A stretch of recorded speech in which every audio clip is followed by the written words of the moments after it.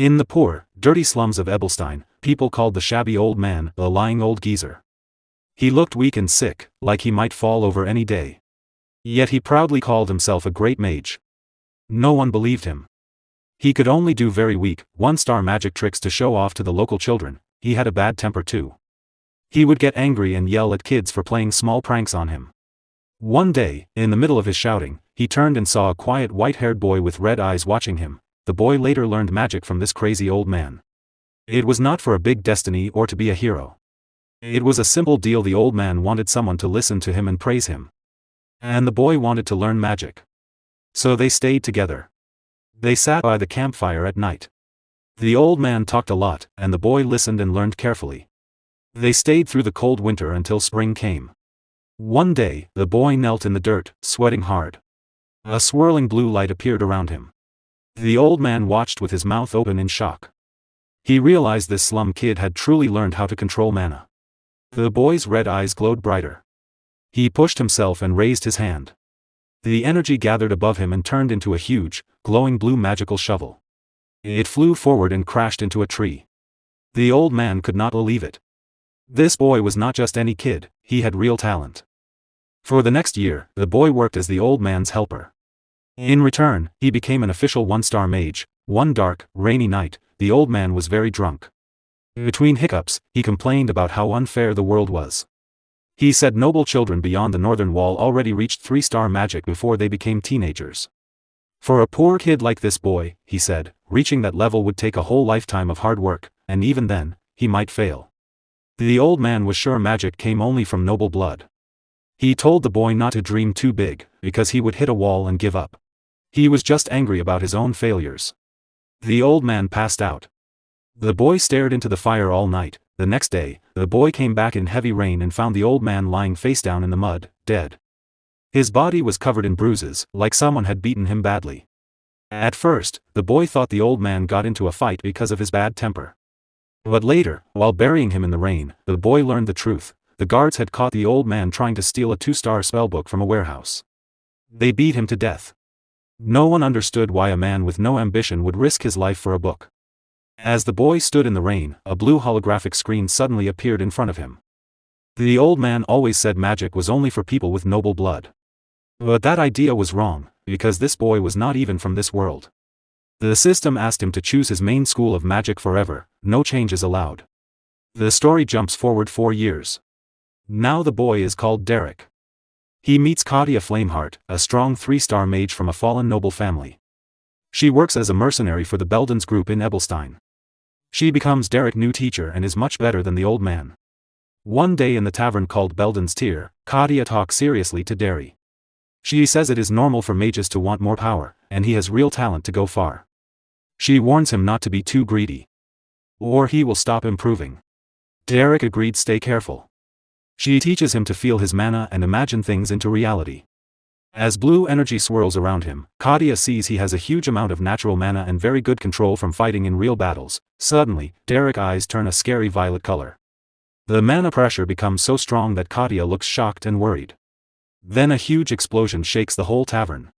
People downstairs scream that it is an enemy attack.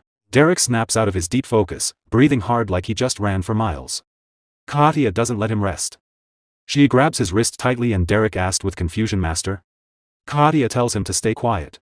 She pulls him out of the room and past the confused guards who are running everywhere looking for the cause of the loud boom. Walking to the alley, when they reach a quiet alley, Derrick again asked with confusion, "Master?" Katya turns to him with a worried face. Then said Derrick, "Listen carefully." Derrick still confused. Then she explains the hard truth: nobles are very protective of their power. To them, strong magic is not just a skill, it's a special right they keep only for themselves to stay above everyone else.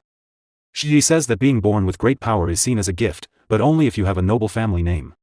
For a common person, reaching 3-star mage level usually takes a whole lifetime of very hard work.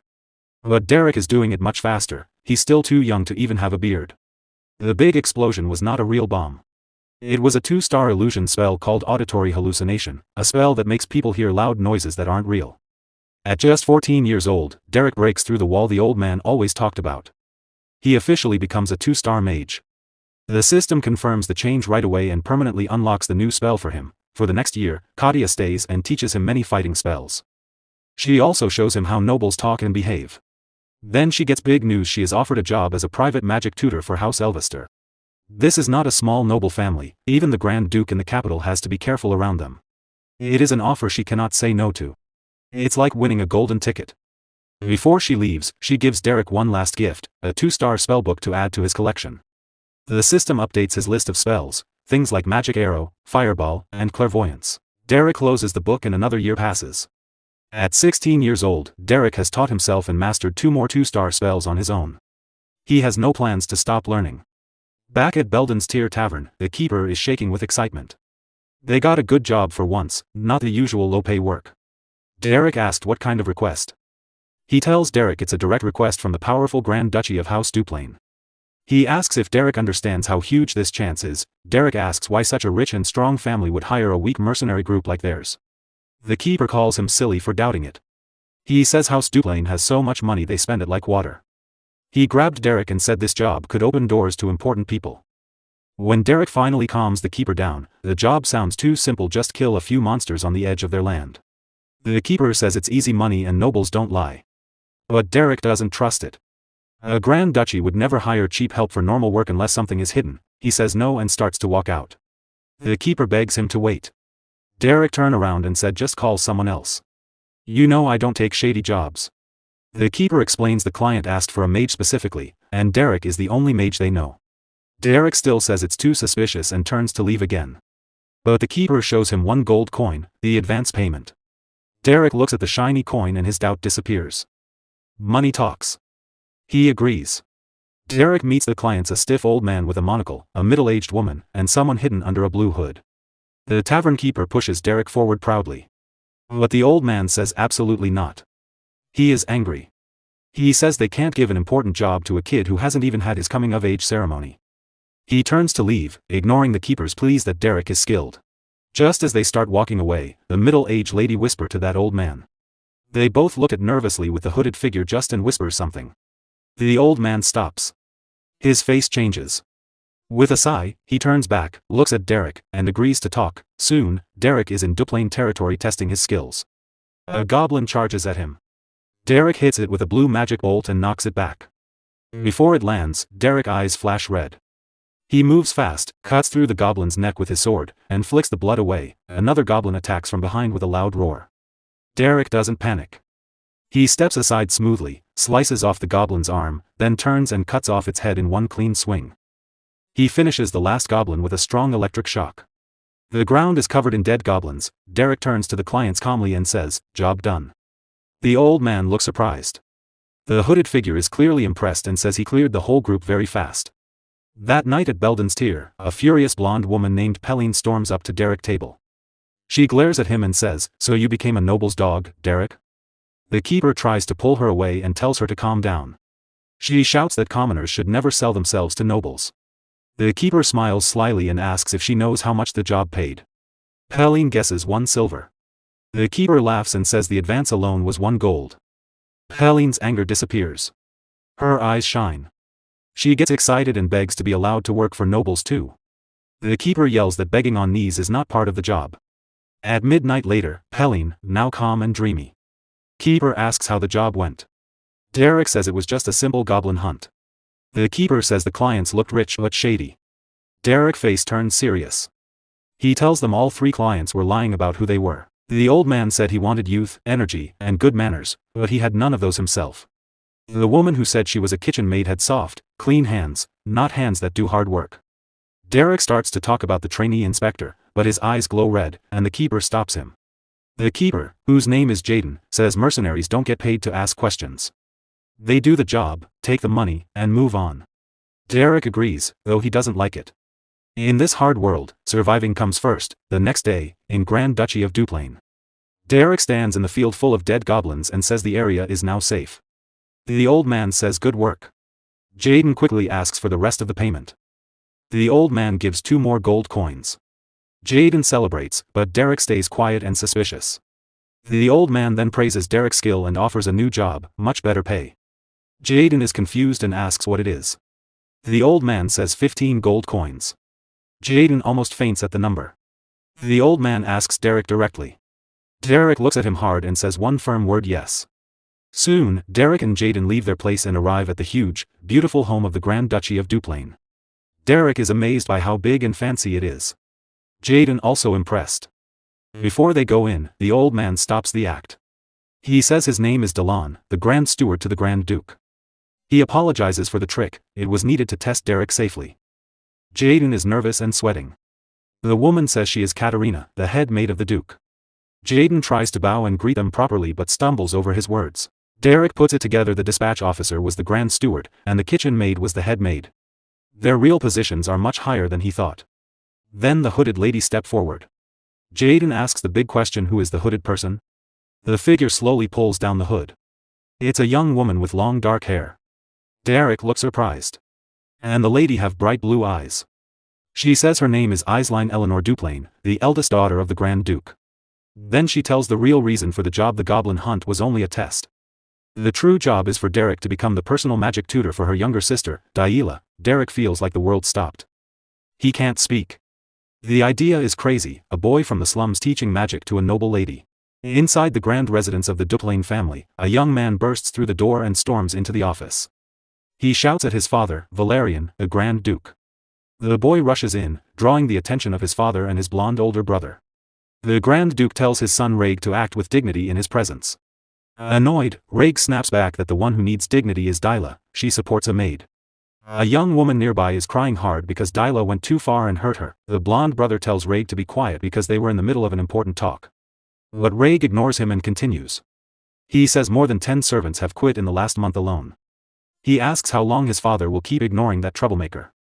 The blonde brother stands up, angry at Raig's behavior, and shouts his name. He tells Raig to stop making a scene and to leave the room. Raig goes quiet for a moment with a serious look on his face.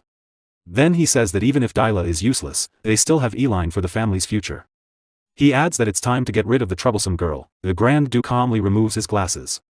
He says it is not Raig's decision to make. Raig reveals that he has already found a monastery for her. He says sending Daila there would be better for the whole family. Furious, the father suddenly grabs Raig by the head. In one quick move, he slams Raig's head onto the desk. With a cold, threatening look, he pins his son against the wooden surface. Even though he is hurt, Raig speaks again. He says that when the time comes, his father will have to make a choice. The Grand Duke stares at his son with an icy, dangerous gaze. Meanwhile, Eileen and Derrick arrive in the main hall. The girl asks Derrick if he has ever heard of her sister, Daila. Derrick replies that he has seen Lady Daila listed in the Duplain family records. Eileen gives a mysterious smile and says her sister is not well known to the public. At that moment, the large office doors open. They step inside. There they see Raig with an injured face and his blonde brother Valerian. Valerian greets Eileen warmly and asks how her stay has been. Eileen smiles and says she lived very comfortably thanks to his care. Valerian then says Raig is hurt, so they can talk later. Derrick watches everything in silence with his red eyes. He quietly studies the strange family dynamic. Then his eyes turn and notices the maid who came with Raig. She is crying in a corner of the room. Derrick becomes thoughtful. He tries to figure out what is really going on in this family. Back in the office, the Grand Duke says he is glad to finally meet his daughter's choice. Eileen thanks him and introduces Derrick as Daila's new magic tutor. The family head puts his glasses back on and stares at the white-haired young man. Eileen says they will leave now since he is busy. But before they go, the Grand Duke tells the new tutor to stay behind. Derrick turns around, confused about what the nobleman wants to say. The room becomes tense as the Grand Duke and Derrick look at each other. Calmly, the head of the Duplain family starts writing on a piece of parchment at his desk. He comments that the boy is very young. He asks if Derrick is 16 years old. Derrick answers simply, yes. The Grand Duke asks about his magic skills. Derrick says he uses one-star magic. The Grand Duke smirks and laughs. He says humility is not always a good thing, and he knows the boy is lying. Derrick stays silent, seeing that his lie has been caught. The nobleman releases his powerful aura. Derrick realizes the Grand Duke is a 5-star mage. Derrick apologizes. The Lord says he understands, showing too much talent can sometimes be dangerous. He adds that based on Derrick's clothes and age, he does not look like a typical magic tutor.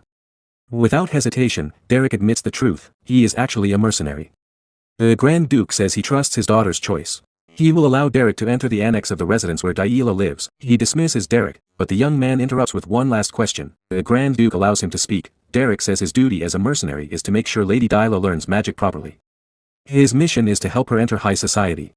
The Grand Duke asks why Derrick is telling him something so obvious. Derrick then says he has a very serious request to make. The Grand Duke looks intrigued by the boy's boldness. He waits to hear what it is. Meanwhile, in another part of the house, a plate crashes hard against the floor. A maid screams in shock and cowers in fear. The servant apologizes many times, but the girl treats her with complete disrespect.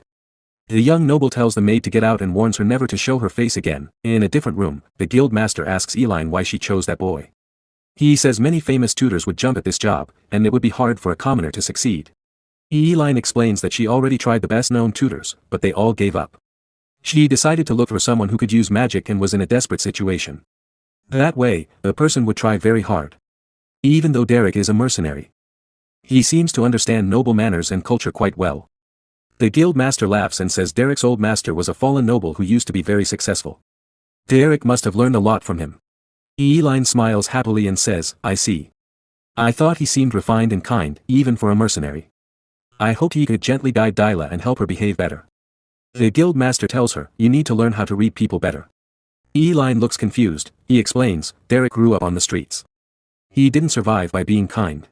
He survived by being tough. Eileen is surprised by his words and starts to rethink her choice. At that moment, Derrick is walking down a hallway with a butler guiding him. They stop in front of a large wooden door. Derrick raises his hand and knocks twice. He waits for an answer. No one replies.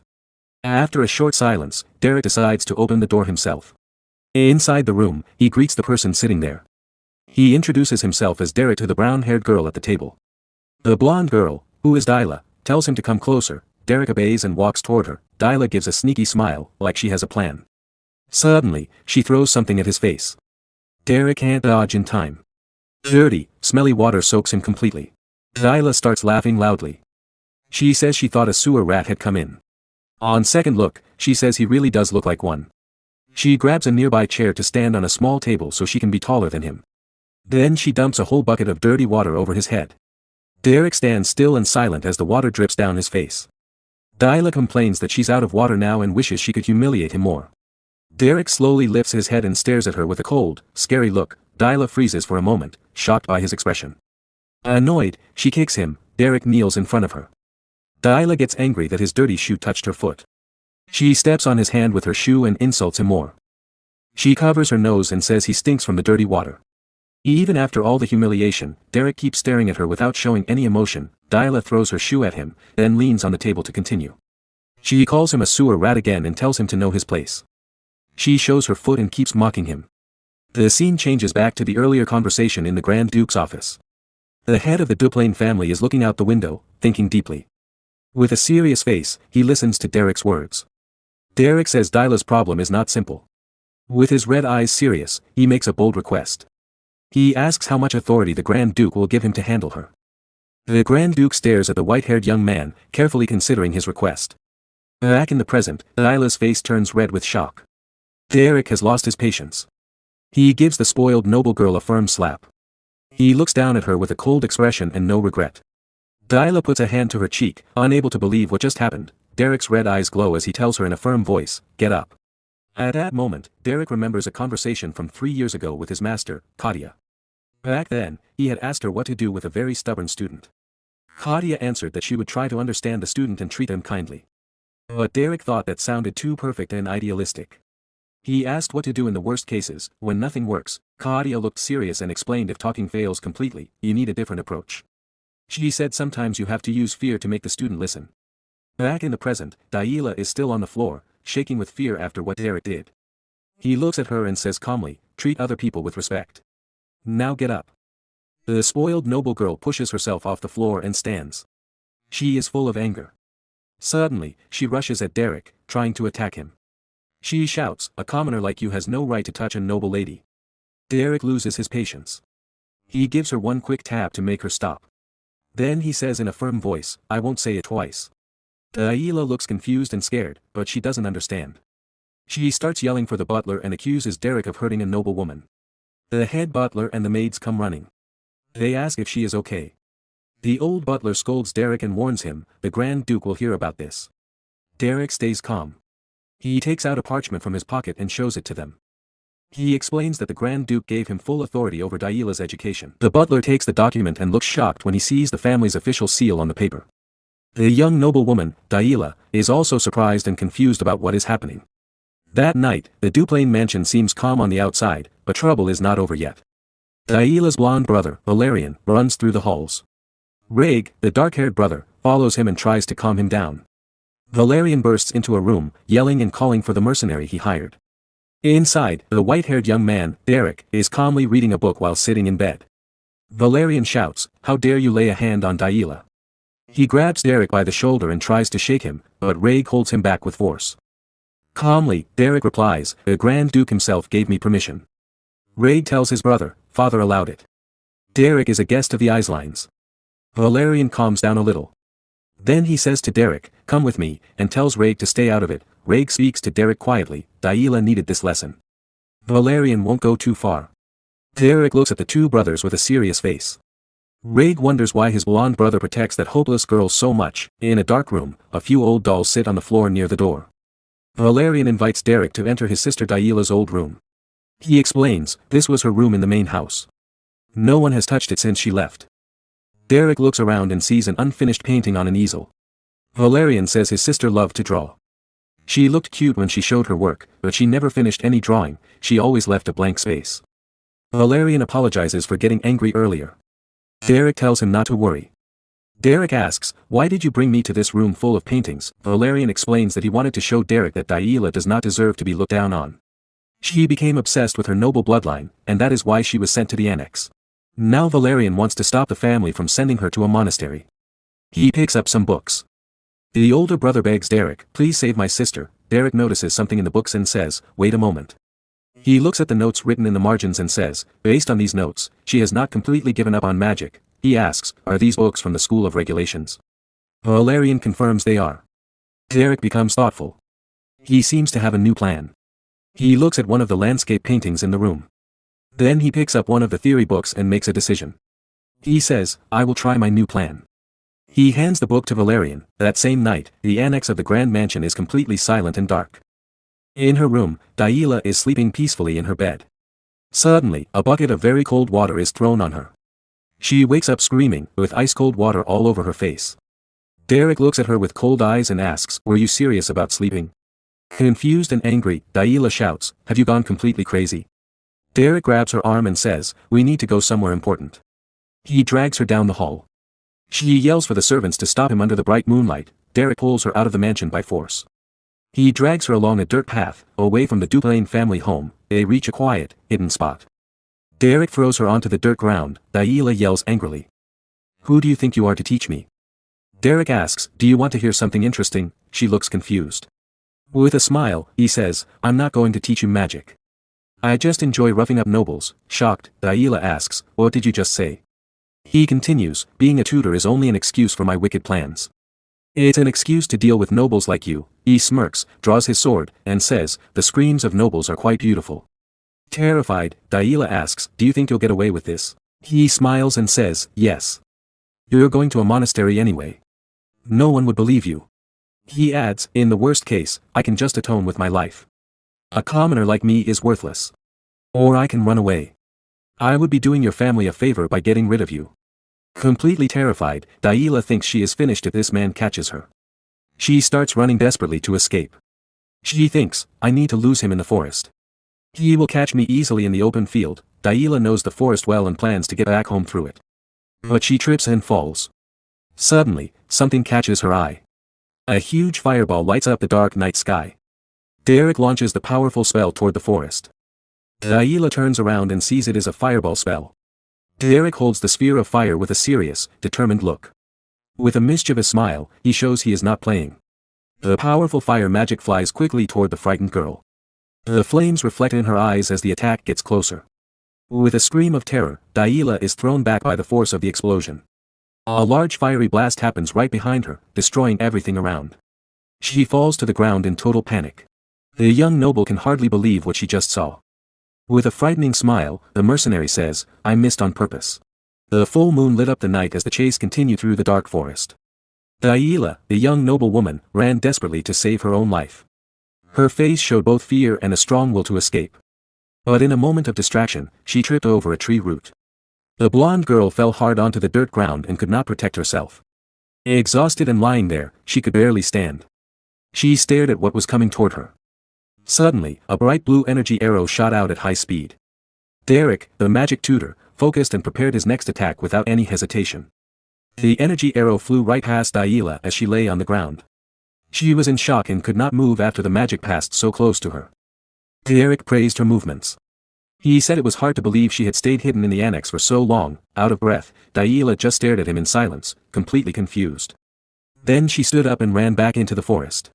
Derrick watched her go with a slight smile. He seemed to have everything under control.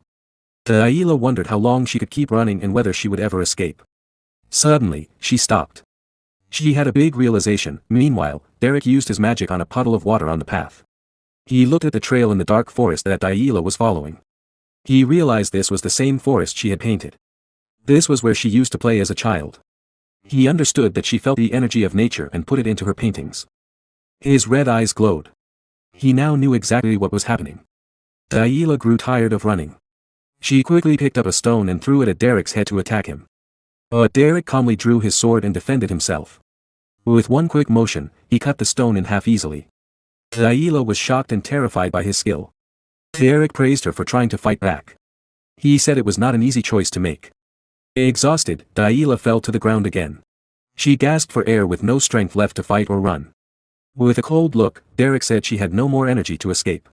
He pointed his sword at her and asked if she had any last words. But Daiela smiled. She did not seem afraid of his threat. She challenged him and said she would never lower herself like a commoner would. Derrick asked why she was so obsessed with her noble bloodline. Daiela lowered her head in silence for a moment. Then she said that if they took away her noble status, nothing would be left for her. Angrily, she shouted about magic and her failures.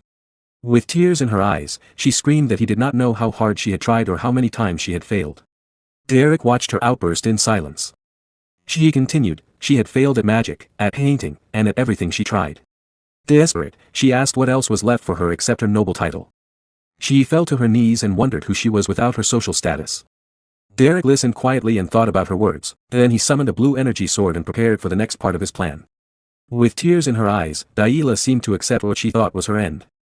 Derrick raised his blade and said he had heard everything she wanted to say. Terrified, with a red face, Daiela said goodbye and waited for the end. With a quick swing, Derrick moved his energy sword. Daiela closed her eyes tightly, waiting for the final blow. But the blade stopped. Massive ice crystals formed all around her. A thick ice barrier appeared and covered her without hurting her at all. Daiela opened her eyes. She saw the ice crystals everywhere. She looked at her hands and wondered if this was her own magic. Derrick put away his energy sword. His plan was complete. He apologized for being so rude earlier. He praised her hard work. Daiela stayed in shock. She did not understand what had just happened. Derrick explained that it was a natural manifestation of her mana. He told her she did very well. Daiela could not hold back anymore. She began to cry uncontrollably. She screamed and cried, letting out all the frustration she had kept inside for so long. Derrick watched quietly from a distance as she released everything. The full moon shone down and ended that intense night lesson. Derrick told her she belonged to the wild magic school. Daiela looked confused while she bandaged her leg. He explained that different schools of magic have very different ways of learning. Trying to learn the wrong type of magic is like forcing your body into clothes that do not fit. Daiela asked how he discovered she had such a rare magical lineage. Derrick said he saw it in her paintings. The brush strokes were special. She felt the energy of nature and put it onto the canvas. He explained that mages of this type feel natural mana from childhood. That is why she was always different from others. Daiela was in total shock. Someone had finally recognized her hidden talent. She finished bandaging her leg. Derrick said the job was done. She could now walk with less pain, but he warned her, this was only the first step. Real training would begin tomorrow. Daiela called his name as he started walking away down the dark path. Even though she felt embarrassed, she thanked him for his help. Her view of him had changed. Derrick listened in silence without showing much reaction. They began walking back to the mansion together. The moonlight covered the entire forest. During the walk, he commented on her sunset painting. He said it was a complete work of art. The next morning, sunlight came through the bedroom window and filled the luxurious room. Daiela woke up feeling determined. She sat on the bed, ready to test what she had learned. She stretched out her hand and focused. A small amount of blue energy appeared between her fingers. Her eyes glowed with intensity. She tried to use her power naturally, just as he had taught her. But the magic failed. It turned into smoke. Daila felt irritated with the result. A maid walked peacefully through the luxurious hallway, carrying a bucket of water. Suddenly, Daila opened her door fast. The noise scared the maid. The bucket slipped from her hands, and water splashed everywhere on the carpet. The dirty water hit Daila's dress directly. She froze in surprise. The maid became desperate. She apologized again and again, afraid of punishment. But Daila just stared at her with a cold look. She showed no anger. The maid knelt and begged for forgiveness, fearing she would be hit or shouted at like before. Surprisingly, Daila simply said, "Be more careful next time," and walked away as if nothing happened. The maid was in total shock. She wondered why the spoiled girl did not slap her or yell. Other servants came closer. They were curious about the change in the young mistress's behavior. In another room, Derrick slept peacefully, enjoying a rare moment of rest. Suddenly, loud knocking on the door woke him up. He complained about the noise so early on his day off. He opened the door while rubbing his eye. He wanted to know why there was so much shouting. Daila stood there with the butler. She demanded that magic lessons start right now. The butler was shocked. He had seen Daila manifest her mana alone in her room for the first time. With a determined look, Daila ordered Derrick to teach her quickly. She was very eager to improve. But Derrick simply closed the door in their faces. He told them to come back in the afternoon because he wanted to sleep. The butler began to cry with joy. He was happy to see his young mistress finally taking her studies seriously. Annoyed by the dismissal, Daila started pounding on the door. She shouted for him to open it right now. Even with all the noise outside, Derrick went back to bed and ignored the little brat. Daila kept shouting and knocking, "Open the door, you crazy bastard." The sun rose brightly over the huge mansion of the noble family. The sky was clear and blue. Firm footsteps echoed through the luxurious hallways. Two maids spoke in surprise. "Lady Daila hasn't broken a single plate all day." Rumors quickly spread among the servants. Everyone learned that the girl had finally managed to use her mana. The sound of boots grew louder. Raig, the dark-haired young man, stopped near the maids. He asked, "What were you saying about my sister just now?" Meanwhile, in his office, the Grand Duke, the family patriarch, calmly wrote on a parchment with his quill. He called his children to discuss the news about Daila's magical progress. The Grand Duke said it was excellent news. He looked satisfied with his daughter's improvement. But Raig, with his green eyes, said, "It's still too early to celebrate such a small achievement." Irritated, Valerian, the blonde brother, yelled at Raig. "Can't you give your own sister even one compliment?" The father watched his sons argue. He looked serious and attentive from behind his glasses. He remembered all the trouble Daila had caused in the past. He thought they should not cancel her trip to the monastery yet. The Grand Duke stayed silent and continued his work. He quietly thought about the future of his troubled daughter. Time passed. The sun stayed strong, lighting every corner of the vast medieval kingdom. Inside a room, Daila sat with her back turned. She looked like she was pouting a lot. Derrick, the white-haired mercenary, entered. He asked, "Are you pouting about something?" Daila replied, "I'm not just pouting. I'm really angry about everything that's happening." Derrick scratched his head. Acting like a spoiled child won't help. The girl shouted, "It's not a tantrum. It's pure hatred." Derrick said calmly, "Throwing a fit is useless. Things need to happen in the right order to work." Daila screamed again. "I'm not having a fit. I'm just very irritated with you right now." Derrick stared at her with a serious, cold look. He stayed calm. Then he said, "I'm still calling it a tantrum anyway." He left her speechless with his teasing. He placed his hand on the chair and began an important lesson. "From my own experience, using too much mana at once can exhaust a mage's body completely. Resting is as important as training." Daila looked bored. She found the talk dull. Derrick noticed. He asked, "Do you prefer a less boring way to learn?" He remembered the time he used flames and his sword to scare her and show who was in charge. Daila remembered that terrifying moment too. She broke into a cold sweat and felt a chill. She quickly changed her mind. "No, I don't need anything extreme. Let's stick to the normal method." Derrick continued. "Once you master the flow of energy, learning one-star spells will be very easy. The wild school has no strict rules. It focuses on freedom. It's perfect for people who learn on their own." He added, "This style fits your personality very well." Daila looked curious at the sudden compliment. Derrick explained, "Your free spirit works perfectly with this type of magic. Your noble blood helps a lot too."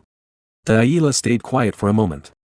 Her cheeks turned red as she thought about his kind words, words no one had ever said to her before. She wondered if she really had special talent for magic. Derrick confirmed, creating an ice wall on your first try proves you have potential. She asked excitedly, am I a true genius? He warned her, there's a big difference between having talent and being a real genius. Their conversation continued. Outside the window, Reg watched and listened in secret. He grumbled irritably when he realized his sister was really improving. He looked very dissatisfied. The next day, the sun shone brightly over the mansion. Heavy training continued without stop. Delilah ran into the room. She told her master, I can manifest the power, but I can't control the direction of the spell. Later, she interrupted him during his meal. I tried the ice element, but it felt very strange, nothing like I expected. On another day, she chased him through the corridors. She shouted, I feel the energy flowing, but in a completely wrong way. At sunset, Delilah found Derrick resting under a tree. She asked, what are you doing here alone? Irritated, she complained, you should be near the annex. Do you think my father gave you that book just so you could be lazy? Derrick replied calmly, the Grand Duke lent me the material so I could study in peace. Delilah ignored him. I finally made the mana flow work. Come check it quickly. Meanwhile, Valerian, the blonde brother, looked out his office window. He seemed deep in thought about the family's future. The doors opened. Derrick entered after being called urgently by the future head of the house. Valerian greeted him and asked him to sit. We need to have a serious talk about recent events. Sitting face to face, Valerian asked, how is my sister doing? I'm worried about her behavior. Derrick answered honestly, she has improved a lot, but it will still take time to master basic spells. Valerian revealed, our mother will return from her trip soon. The mood in the mansion will change a lot. The matriarch is a difficult person. Many nobles don't like seeing a commoner in such an important role here. Derrick listened carefully. I'll remember that warning. Is there anything else? Valerian stayed quiet for a moment, choosing his words. Then he stood up. My duty as the successor is to protect every family member and always be honest with them. He sighed. But understanding the human heart is very complex. Reality is never as simple as it looks. Derrick asked, what's your point with all this strange talk? Valerian raised his fist, looking emotional as he remembered the past. With sadness, he said, little Delilah doesn't want to play with me anymore like she used to. Derrick watched with a confused expression. Valerian continued, when we were children, she was like a perfect little angel. While Valerian made his dramatic scene, Derrick calmly drank his tea, not reacting much. Valerian asked, is there any way I can win back her affection? Derrick questioned, why are you asking me about something so personal? Suddenly, Delilah's voice echoed through the mansion. She shouted desperately, looking for her magic master. Valerian ignored the earlier question. He showed Derrick a handmade doll he had learned to make from a servant. It looked very creepy. He asked, what do you think of my work of art? Derrick looked at the strange toy. Are you trying to curse someone? Upset by the harsh reply. Valerian started crying. He became very sensitive. The scene changed to the outside of the grand residence under a clear blue sky. That day, an elegant woman entered the main hall. She said she had heard very good things about the white-haired young man. With a smirk, she added, they managed to hire a very capable magic tutor for our noble family. She introduced herself. I am Mirella de Duplain. She said she planned to send a beautiful gift to the young man's homeland. Derrick replied, I don't belong to any noble house or any lord's territory. The woman looked shocked.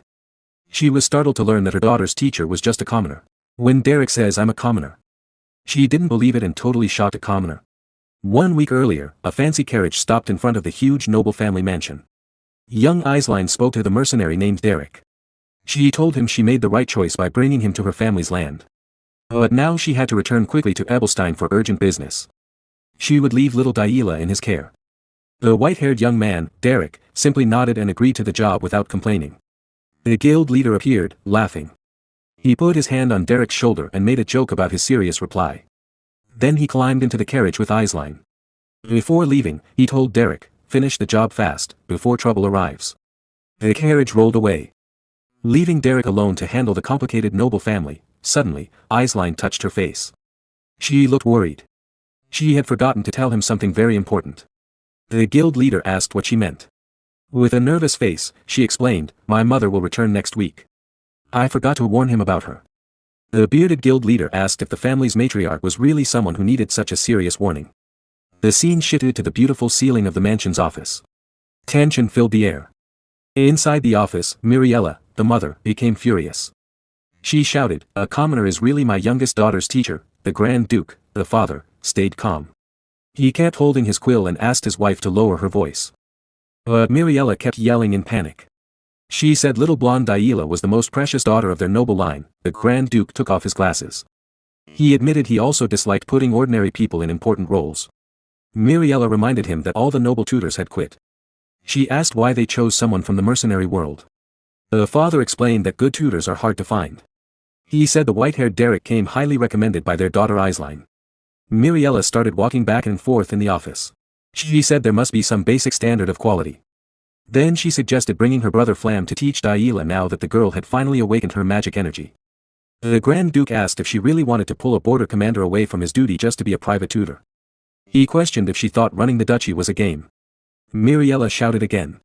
She said high society in Everstein was a dangerous battlefield for young nobles.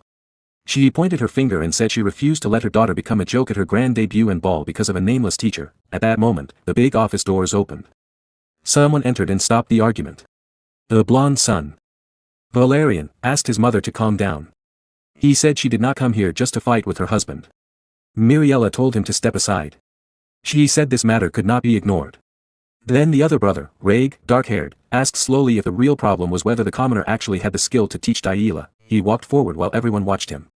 Reg said having a commoner as tutor was strange, but if the man was skilled, it would not be a big issue. He asked his father to let him test a mercenary himself, in a magic duel. The father told Reg not to bother. He said with full confidence that Derrick was very strong and capable. Reg stared at his father seriously after hearing such high praise for a commoner. Then Reg changed his idea. He suggested testing his little sister's skills instead. He explained, if the teacher was truly good, Daila should have improved a lot in a short time. The father stayed quiet but seemed to think seriously about watching his youngest daughter fight. Reg started to leave the office. His older brother Valerian called after him, asking what he planned to do by challenging an inexperienced child to a magic duel. Reg asked if Valerian really believed the little girl had changed her bad behavior and left her troubled past behind. The older brother said she was still their only sister and family blood should be protected. With an ironic smile, Reg mocked the words, flesh and blood. He showed he no longer cared for her. He shouted that her actions would ruin the noble family's name as soon as she entered high society. Valerian looked worried. He wondered if his brother's hate for Daila had a dark reason. Reg said she was the one who crossed the line first. She should stay hidden in that side building forever. Valerian watched his brother leave. The air in the mansion felt heavy and tense. Soon the argument in the office quieted, but everyone felt unsure about the coming duel. Outside, a small bird sat on a tree branch. A new morning had begun at the grand house. Suddenly, little blonde Daila burst into her teacher's room. She looked very angry about something she just learned. Derrick kept reading his book calmly. He asked why there was so much noise so early. Daila threw an official scroll onto his book to get his attention. With a determined face, she said, if she lost this magic duel, the mercenary would be fired immediately. Derrick stayed calm. He said he already knew the opponent was an experienced one-star mage. The fight would be hard for her. Daila got even angrier. She shouted that he would be fired if he did not take the challenge seriously. Derrick replied quietly, I only do the work I was paid for, nothing more. He added that he had already received a large payment up front, so he did not care much about the rest. Daila was shocked. She asked if her teacher was really serious. 1 week later, the Grand Duchy's flag flew high. The day of the duel had arrived, the training courtyard was ready. The noble family and servants gathered to watch. The Grand Duke walked in with authority, next to his still angry wife. Derrick bowed politely. He announced that the Lord and his group had arrived. He stayed calm and professional, even in front of all the powerful nobles. The father watched Derrick and wondered why the young man seemed so confident. Sitting on his throne-like seat, the Lord thought, someone with this much courage should not be dismissed too quickly. Strong footsteps sounded. The opponent arrived with a cold, deadly look. The dark-haired brother Reg walked forward, his cape moving behind him. He was ready for the fight. Reg looked at his sister with a cold stare. He said this was not a simple duel. He planned to completely crush Daila. Then he climbed the steps and promised he would make the little girl regret her whole past. Little noble Daila took her place on the battlefield. The air between the two siblings felt very heavy. She wore her red hood. Her face looked focused and ready for the most important fight of her life. But she was shocked by what she just heard. She asked her master Derrick, do you really only care about money and nothing else? Derrick explained calmly. He said her mana had already become stable. Soon she would be able to cast strong spells. He told her she had noble blood in her veins. Those words left the young girl completely speechless. He added that the wild school style of magic focused much more on self-study than on getting constant lessons from a teacher. Diella shouted in annoyance. She asked why he was saying such strange things right now, at this exact moment. The young mercenary Derrick just listened quietly. His face stayed calm and peaceful while the little girl let out her frustration. Diella looked down. She admitted she knew she had not been the best student. But now she was being honest and serious. Tears came to her eyes. She cried and said she wanted to keep learning from the white-haired young man Derrick. She would not accept any other teacher in his place. Derrick stayed silent for a short moment. He watched the strong determination and deep sadness in his student's eyes. Then the young man started putting on his glove. He said he had never taken part in a formal noble duel before. But he told her he could teach her how to win a real fight. He asked, "Do you truly want victory today, little noble?" In the past, everyone said young Diella had no talent for magic. Even famous tutors gave up on her. People spoke cruelly. They said the Duplain family had already lost its greatness. They said the youngest child only knew how to throw tantrums. Some even said it would have been better if she had never been born. But now Diella showed a fierce, burning look in her eyes. She asked her master for help to win. At that moment, the little girl walked toward the battlefield. Her red cape moved gently in the bright morning sun. Derrick watched her closely. He realized she was not there as a sister or as the youngest daughter of a great family. She took her position with a strong spark in her eyes. Now she saw herself only as his disciple, and as a true mage. The battlefield became quiet. Diella stood at the front of the sparring ground. Her body was steady, but she felt tense inside. The butler stepped forward and spoke calmly. "We will use the sparring rules for high-rank mages. The first side to trigger General Pelham's protective magic circle will lose." With those words, the match began. Diella raised her eyes. She looked straight at Reg. For a short moment, everything else seemed to disappear. Reg's face looked calm, but a sharp, dangerous look hid in his eyes. It made Diella's instincts scream with warning. The signal came. Right away, a magic pendant near the platform lit up. A soft, shining light spread out like waves on water. Invisible lines formed in the air, creating General Pelham's protective magic circle. This strong spell was made to stop deadly damage and block fatal spells. From the side, Derrick watched with narrow eyes. So this is how nobles fight, he thought coldly. They use expensive tools just to avoid getting hurt. He glanced at the pendant, then back to the fight. It must be nice to be rich enough to waste money like that. The sparring time was set for 10 minutes. But when Derrick saw Reg's stance, he knew the fight would end much sooner. Reg did not plan to take it slow. Reg raised one hand. Thick purple mana gathered in his palm as he started chanting. The energy twisted hard and became a sharp, unstable ball that crackled with power. The air shook from its force. Diella looked up. Her brows pulled together as the heavy pressure hit her. The strong mana made her chest feel tight. Reg's eyes turned cold. Purple light exploded as the energy took shape. "Sorry," he thought without pity, "but I need you back in the annex." He rushed forward without warning. He shouted her name and swung his arm down. A sharp slash of energy cut through the air and flew straight at her. Diella's eyes flashed. At the last second, she used her ability and moved aside. The attack passed right by her, missing by a tiny bit, then crashed into the ground behind her. Reg clicked his tongue in anger. How dare she dodge? He did not wait. He attacked again, then again. Diella stepped back, keeping distance while watching his every move carefully. She stayed calm and did not panic. From the side, Derrick watched closely. She handles one-star magic without trouble, he thought. But in real combat, she is still new. She forces the spell instead of guiding it. At this rate, she will use up her mana too fast. A strong clash happened. Reg's magic hit Diella's barrier hard. The shield glowed bright and shook from the impact. The force made her arms vibrate. Reg laughed coldly. She is not even using star-rank magic, he said. It is just raw mana. Does she really think she can stop me with that? Purple light grew stronger. 3 balls of energy formed in his hand. Each one pulsed with wild power. His aura pressed down like a storm. If it is just a trick, Reg said coldly, I will break it with pure power. Try blocking this, Diella. Inside her barrier, Diella looked up. The huge mass of energy above her felt like it could swallow her. Her heart beat fast and loud. Suddenly, Derrick's voice came back to her mind. Remember this, Lady Diella, he had said. She could picture him standing tall, eyes sharp. Mercenaries do not fight like nobles. They do not care about fairness or honor. Their only goal is to win. His words had been hard but honest. This is not a clean duel, he continued. Even if you win, people may still criticize you. Daila's breathing slowed. The fear started to fade. A strong determination took its place.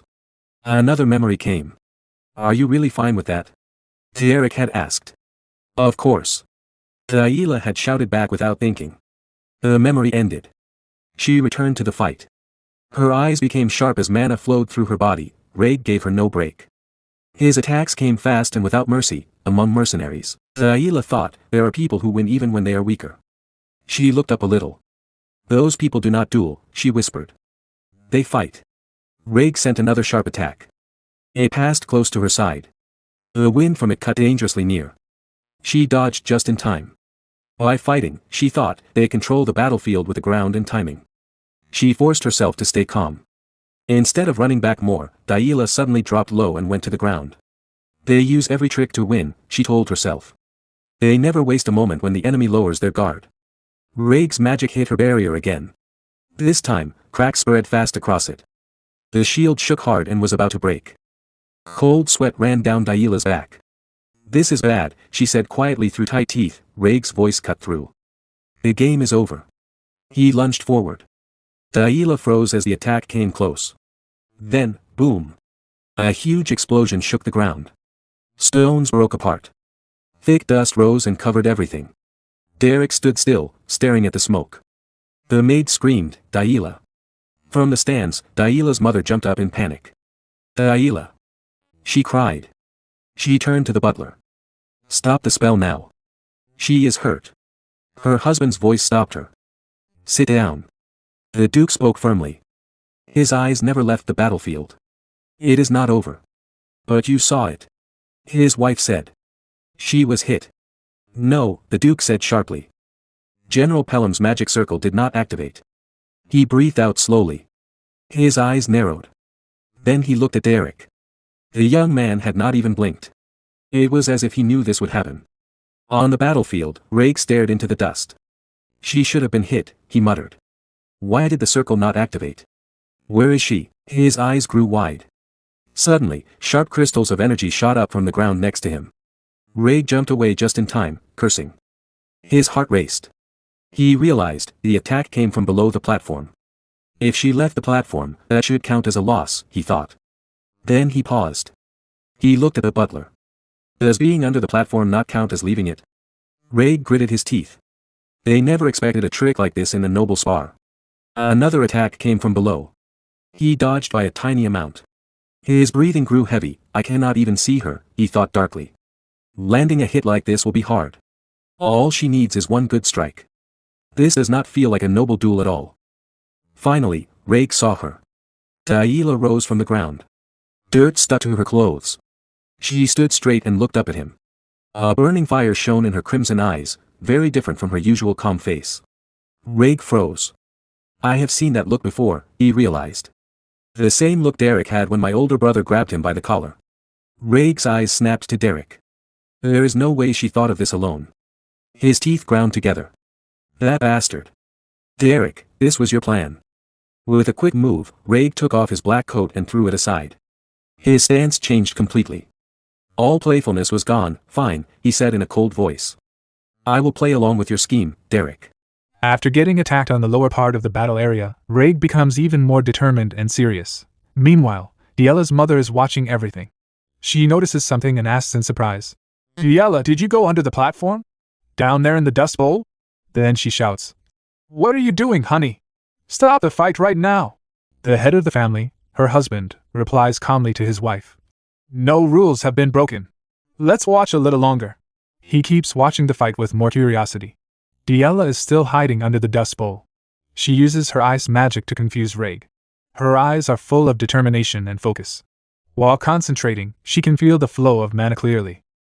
Up above, Raig grits his teeth in anger. He tries to cast a spell. Suddenly, ice appears under his feet again. He barely dodges it. Nervous and angry, he thinks to himself. She keeps targeting my feet whenever I start an incantation. I can't lose like this. Then his eyes catch something, the tall pole with a flag on top. An idea comes to his mind. Under the platform, Daila sits quietly and thinks. The mana flow stopped. He's planning something. No matter what he does, the next time he starts an incantation, I'll get him. She keeps focusing hard.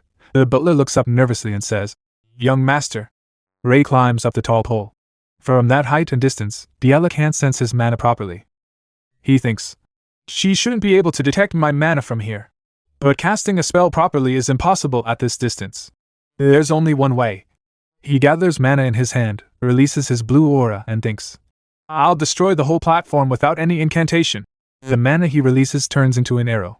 It shoots down and strikes the bottom of the pole hard. On the other side, Derrick watches everything calmly. He still doesn't look nervous. Raig's mana strike hits the base of the pole. It cracks loudly.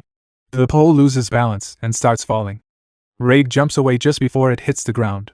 The pole crashes down, smashing the entire platform. Dust flies everywhere. Diella's mother opens her mouth in fear and screams. Raig! Raig lands on the ground, covering his mouth because of the thick dust flying everywhere. He coughs hard, but then his eyes catch something. He focuses. It's Diella. The dust has covered her completely. She can't see anything and stands there coughing. Raig takes advantage of the moment. He raises his hand again to cast a spell and creates a mana arrow. With a quick motion, he releases it straight toward Diella. The blue arrow flies fast, full of power. Suddenly, Diella notices it. She turns her head, sees the arrow coming, and quickly raises her hand to try to block or dodge. But her spell doesn't work well. She feels her mana slip away. A thin line of blood appears on her forehead from the strain. She grits her teeth in anger as the arrow keeps coming. She barely dodges it at the last second. Still nervous, she grits her teeth again. Raig prepares to create another attack. Diella starts running as far as she can to get away. Raig thinks to himself, I have the advantage at close range.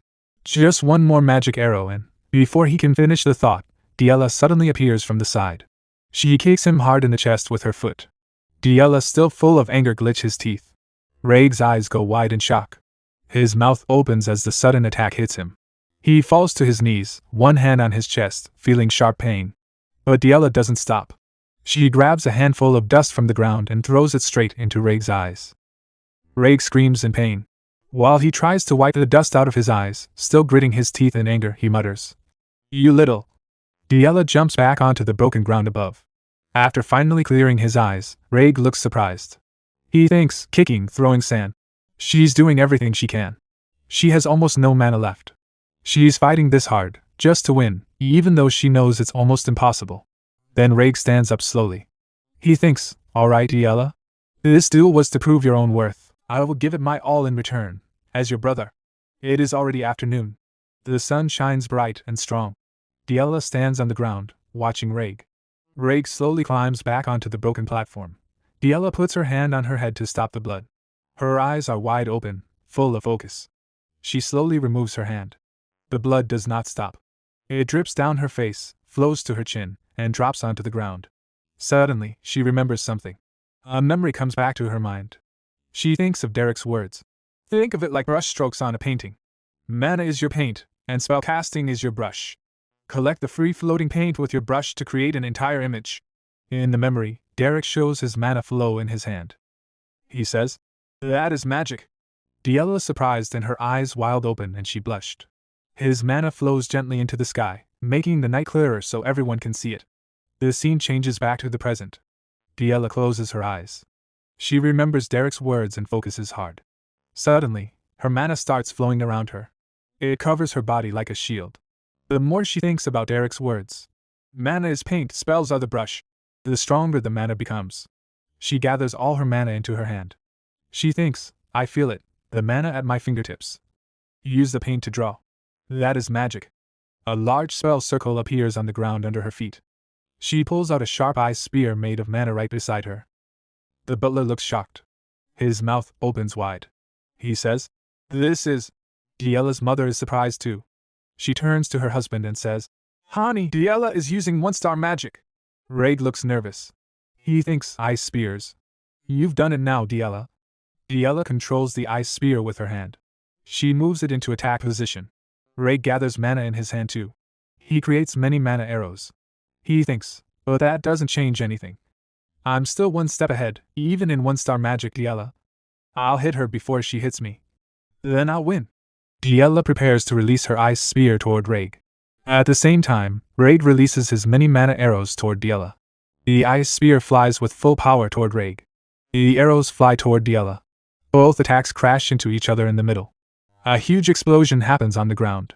Blue mana bursts out everywhere. The shockwave hits Diela's mother and father. They look stunned. Dust covers the whole area. The mana energy changes shape into a big circle. Yellow lightning spreads around it. A loud echo of energy fills the air. Raig breathes heavily after using so much magic. On the other side, Diela stays silent but breathes hard too. Nearby, Derrick watches everything quietly. His red eyes stay focused, taking in every detail. 1 year ago, a mother bird was feeding her 3 baby birds in their nest on a tree branch. The tree stood outside the Grand Duplain house. Inside the house, voices echoed through the halls. Grand Duplain was walking beside his butler, and 2 other men were following behind them. The butler spoke respectfully, "Sir, a letter arrived this morning from the Duplain resistance. It seems to be about the upcoming social gathering." When Grand Duplain heard this, he turned his eyes toward Diela, who was sitting sadly on a chair. She was alone, hugging herself, lost in deep thought. He looked at her and thought for a moment, wondering how the matter should be handled. However, he did not say anything to her. After a short pause, he quietly walked away, back to the present. Diela is still standing on her feet, shocked. Blood is slowly spreading across her forehead. She cannot believe what has just happened. Suddenly, a loud sound echoed, and a barrier formed around her. She stood frozen in the same place, shocked. After the barrier appeared, she clenched her teeth tightly. On the other side, Raig was sitting on the ground. The ice spears had missed their target and fell beside him. Dust moved around his feet. Derrick looked at the whole situation carefully. Then he suddenly realized something and lowered his head sadly. At that moment, Diela thought, "I lost." She began to cry loudly, with tears falling from her eyes. Grand Duplain was watching from above and understood everything that had happened. But Diela's mother, filled with anger, said to Grand Duplain, "Honey, what on earth is this? Is this filthy and vulgar thing what you call a magic spar? You cannot be serious." Meanwhile, Diela was still crying loudly and could not stop. Her mother continued angrily, "Are you telling me that this so-called teacher has been teaching something like this to a young lady of the Duplain family?" After seeing Diela like this, Grand Duplain remembered his past. In his youth, during the war, he had stood proudly and said, "My name is Raymond Oswald Duplain. It is an honor to serve you and take part in this war, Your Grace." The senior officer in front of him replied, "Yes, I have heard a lot about you from your father. You have your father's eyes, full of ambition." Raymond answered respectfully, "Thank you." Back in the present, Diela was still crying. Tears fell from her eyes as she wiped them away. Raymond Oswald Duplain watched his daughter with deep emotion. He thought to himself, "The look in your eyes has grown stronger, Diela." At that moment, several maids rushed in. Worried. One of them cried out, "Lady Diela. Are you all right?" Diela remained standing in the same place, still crying. 4 maids gathered around her with concern. One maid said softly, "My goodness. You must receive treatment at once." She tried to hold Diela's hand, but Diela pulled her hand away. The maid looked confused, then Diela slowly walked toward Raig. Raig looked up at her nervously and said, Well." He awkwardly rubbed his hands together and added, "Good work, Diela." But Diela said nothing. She lowered her head, ignored him, and kept walking. 2 maids followed her. One said gently, "My lady, please allow me to escort you to your chambers." Diela did not answer and continued walking. The maid asked again, "My lady." But still, there was no response. Diela then stopped in front of Derrick and lowered her head sadly. Derrick looked at her with sympathy. Her lips trembled, and she began to cry again. Tears fell from her eyes. She grabbed her skirt tightly and, through her tears, said, "I lost. I'm sorry." Derrick was surprised to hear those words. His eyes widened slightly. Then he slowly stood up and said gently, "It's all right. It's okay to lose." He continued softly, "Use this frustration to rise higher and become stronger." Hearing this, Diela could no longer hold back her tears. She cried loudly in front of Derrick. As she cried, the maids called out in worry, "My lady." Diela's mother stepped forward quickly. She lifted her skirt and rushed toward Diela in worry. The maids were still trying to support Diela. Her mother knelt in front of her and gently held Diela's cheeks. With tears in her eyes, she said softly, "Oh, my Diela. I can't believe you went through something like that. You've had such a hard time, my baby." Delilah looked at her and said emotionally, "Mother." Her mother hugged her tightly. "It's okay. It's okay now." Tears fell from her eyes as she spoke. Then she said gently, "Go quickly and get treated first." Delilah nodded weakly. "Yes." With the help of the maids, she walked away. Her mother stayed behind, wiping her tears and thinking about her daughter. Then her eyes slowly turned toward Derrick. She began walking toward him. Derrick noticed her coming. Suddenly, she shouted angrily, "Derrick, you shameless man. Do you even understand what you've done? So what if you taught her one-star magic? Do you think that makes you impressive?" Without warning, she slapped Derrick across the face. Derrick remained silent, still furious. She clenched her teeth and grabbed his shirt. "You taught her nothing but cheap tricks. You stained a noble lily with filth. You made the Grand Duke's daughter do something dirty and shameful." Derrick lowered his head and listened quietly. She slapped him again and shouted, "There is a world you lowly trash don't even understand. Something precious must be protected with dignity." Then she turned to her husband and said, "Honey. You saw it too, didn't you? This wasn't even a proper magic spar. He was teaching Delilah something disgraceful." She was still holding Derrick's shirt. At that moment, Raymond Oswald Duplain walked toward them. Suddenly, a sharp sound echoed. Delilah's mother froze in shock. Her eyes widened. Raymond had slapped her. She held her cheek and stared at him in disbelief. Raymond said calmly, "Do you not realize who is behaving most disgracefully right now?" She looked at him, shocked. "Why? He is just a commoner." "Yes," Raymond interrupted firmly. "A mere commoner. But he is our daughter's teacher. What kind of parent treats their child's teacher like this?" Derrick still stood quietly with his head lowered. Raymond then said respectfully to Derrick, "Please forgive her. Every parent has their own way of loving their child." Derrick slowly raised his head and thought for a moment. Then he replied calmly, "It's all right."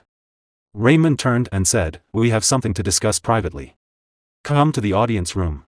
They walked away together, leaving Delilah's mother standing there in shock. She watched Derrick angrily, clenching her teeth while holding her cheek. In the audience room, Raymond dipped his pen into ink and began writing. "You have raised Delilah well," he said while writing. "As the master of this estate, I should give you a proper reward. The highest realm allowed to a commoner." He looked up and asked, "Do you want 3-star magic?"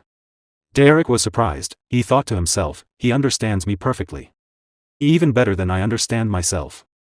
He knows exactly what I want and offers it directly. This is a 5-star mage, a Grand Duke of the nation. When an opportunity comes, it must be taken." Derrick looked at him firmly and said, "Yes. I want it." In the audience room, Raymond Oswald Duplain spoke calmly to Derrick, "You have taught Delilah 1-star magic well. But in Ebelstein's high society, that level is not enough to survive." Derrick replied respectfully, "There are many people in the Duplain family who can guide Lady Delilah. Now that she understands the basics, she will grow quickly." Raymond looked at him and said, "What my daughter needs is not just an instructor. She needs a true teacher." He dipped his pen into the ink again, then folded his hands. "And you? As a commoner, you hold an ambition so great that you are not even allowed to dream of it." Derrick thought, "The Grand Duke has not spoken to me much, yet he understands me so well." Raymond continued, "Do you know how insulting that ambition might seem to the proud nobles? I am willing to overlook it only because it is you." Derrick lowered his head. He knows I am not aiming for 3-star magic. I am looking beyond it, toward 4-star and even higher, Derrick thought. That is what makes this man so frightening. While writing, Raymond said, "If you have truly accepted that ambition, you cannot remain in a place like this for long. You are already preparing to leave, aren't you?" "Yes," Derrick replied. "I am." Raymond nodded slightly. "I am not unaware of your ambition. Still, you must teach Delilah a little longer." He paused before saying, "The highest level allowed to a commoner. Do you want 3-star magic?" Derrick was surprised, but he quickly answered, "Yes. I want it." Later, Derrick entered the library. He looked around and found a book. He picked it up, opened it, and began turning the pages. After reading for a moment, he thought, "Impressive." He looked at the other books in front of him. Many people spend their entire lives trying to obtain even one 2-star spellbook. And here, all of these are 3-star spellbooks. With this much knowledge, there is more than enough reason to stay in this estate longer. If Pauline finds out, she will be furious. A few days later, in the afternoon, a pigeon flew across the sky. Daila stood proudly and cleared her throat. I am a 1-star mage now. Derrick, who was reading a 3-star magic book, replied calmly, well, even if it was only once, you did use 1-star magic. So yes, I suppose you can call yourself a 1-star mage. Daila stood proudly in front of Derrick, shining with happiness. Suddenly, she stepped closer to him and said, what? That's it? Your student made progress, and you're not even happy? Derrick kept reading his book and replied calmly, it's not an achievement I earned, is it? Daila turned around and placed a hand on her head. Seriously. This wasn't easy, you know. Derrick glanced at her and said, it seems you've recovered a lot in the last 3 days. You were crying your eyes out back then. Hearing that, Daila froze in embarrassment. She quickly sat down on a chair and said nervously, hey. Who was crying? I wasn't crying. It was just dust in my eyes. She pouted and added, and father should have told me earlier. I thought you were going to be kicked out. Derrick closed his book and looked at her. All right then. Shall we begin today's lesson? You're improving quickly. Soon, you'll learn other 1-star spells too. Daila's eyes lit up. What did you say? Quickly.